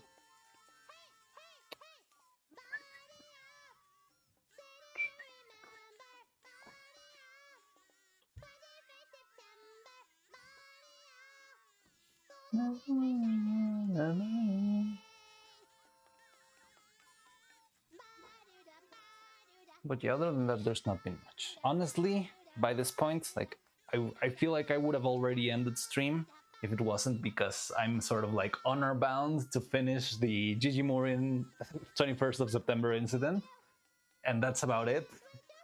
Like, I feel like I need to finish. I'm in too deep. I need to commit to the bit and finish the Gigi Morin 21st of September incident.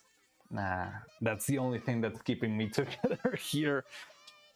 But other than that, I think we're pretty much done. So I'm planning to, like, once we end stream, I'm going to buy the things I need for the camera to work so we can actually make easier streams next time.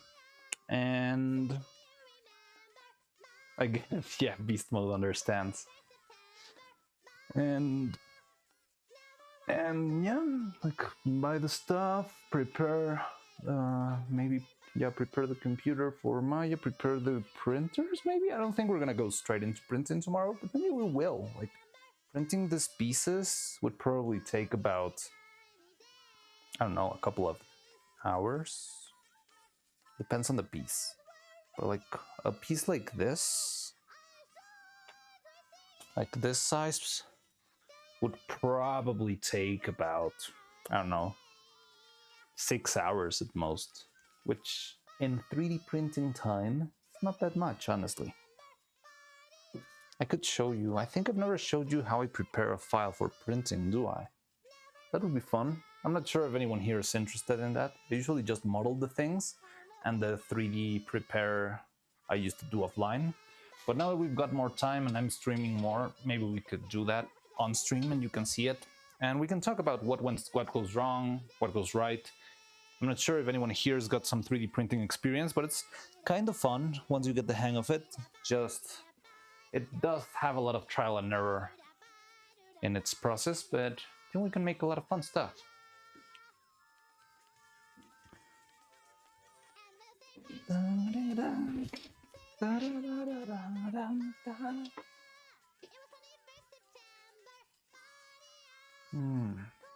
How do I make a cylinder piece that moves like that? So if this, it's a cylinder, then I don't need those. No, that's fine. We made it. Did we finish it?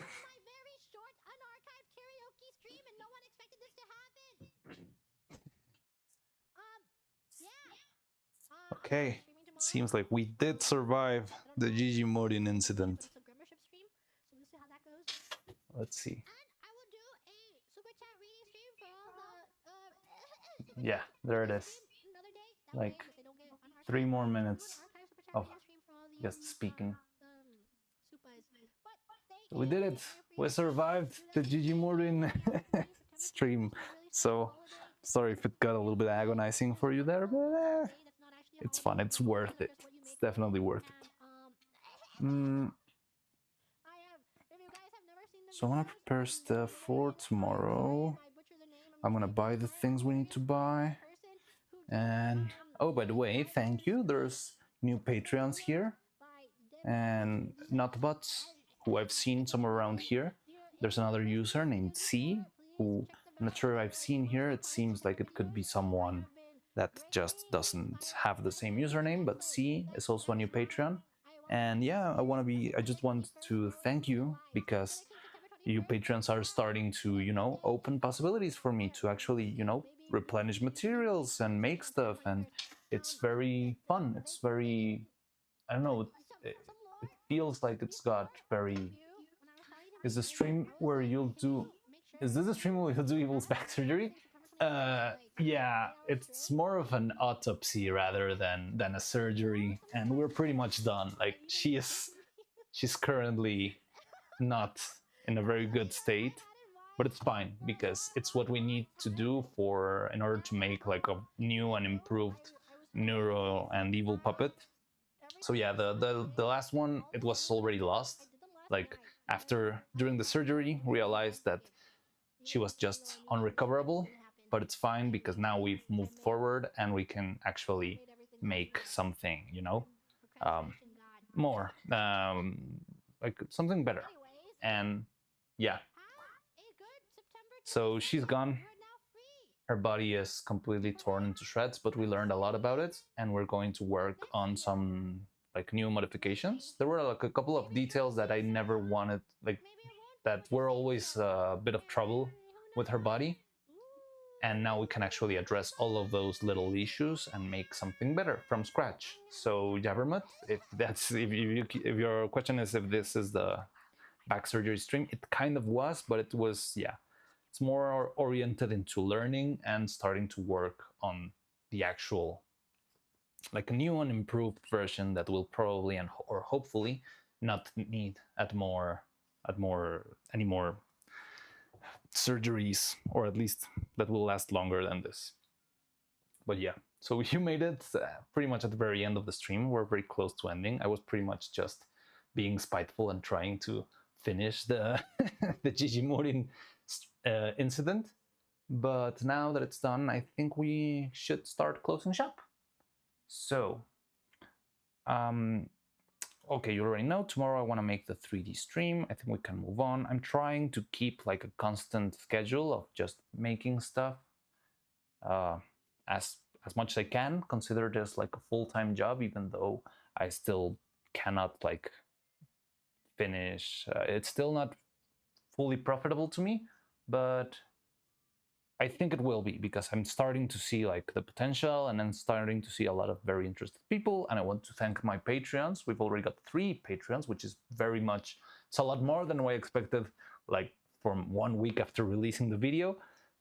And yeah, I'm very thankful for that. So thank you everyone for joining. Let me, you can, as you always know, you can always make me any sort of questions when we're wrapping up, because I always tend to look more at chat when we're at the end of stream. But if you have any questions, I would gladly respond. If not, we can start to close shop. Let me move this. I think we can go here. Oh, I need to rearrange this.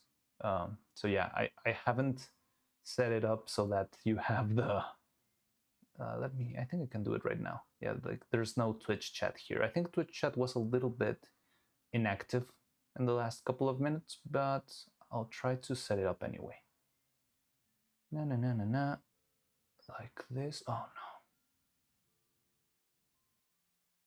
no. Wait, I'm screwing up. I don't know how to use OBS. I kind of know how to use OBS, but I'm still fairly new to it. It's a very interesting software, like very simple, yet very hard to master. So we got this, and we got this, and we got this. Yeah, now we can. There we go. Now chat's on screen. Yeah, sorry about that. Still learning a little bit, but yeah. So we got that. Let me go back to chat. Did we survive the incident? We did. Thanks for the stream. Thanks, brother. Thanks for the stream. I'm very glad you all enjoyed it. Thank you very much. I've seen a very big difference in the stream performances in YouTube for this last 2 streams, and it means a lot to me. I do feel like we're growing and we're making more stuff, and it feels like there's a lot more potential in what we do, and I'm very proud of that. So thank you very much for that. And hopefully, yeah, we can keep making more fun and interesting stuff. And yeah, I'll see you tomorrow for 3D. Like, I feel like this stream was fun, but it was a little bit like all over the place. Next time we'll probably be able to, you know, focus on specific things. We already have our tasks at hand, and we can address them one by one straight ahead. And yeah, I think it's gonna be very useful to move with that. So thank you, everyone.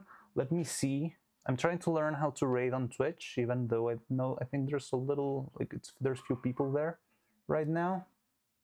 Well, let me take a look. But yeah, I would like to raid.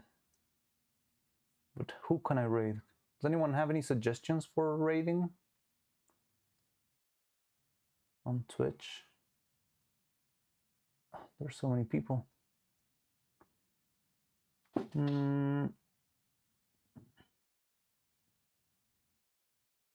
Okay, I like this. Channel anniversary. Ichibe. She's live, 10 viewers. Okay, that sounds fun. So yeah, I'm gonna raid Lichibe was taken because she's making a very funny Bocchi the Rock art of herself, which sounds fun. So yeah, let's raid her on Twitch. And let me see, who are we raiding on YouTube?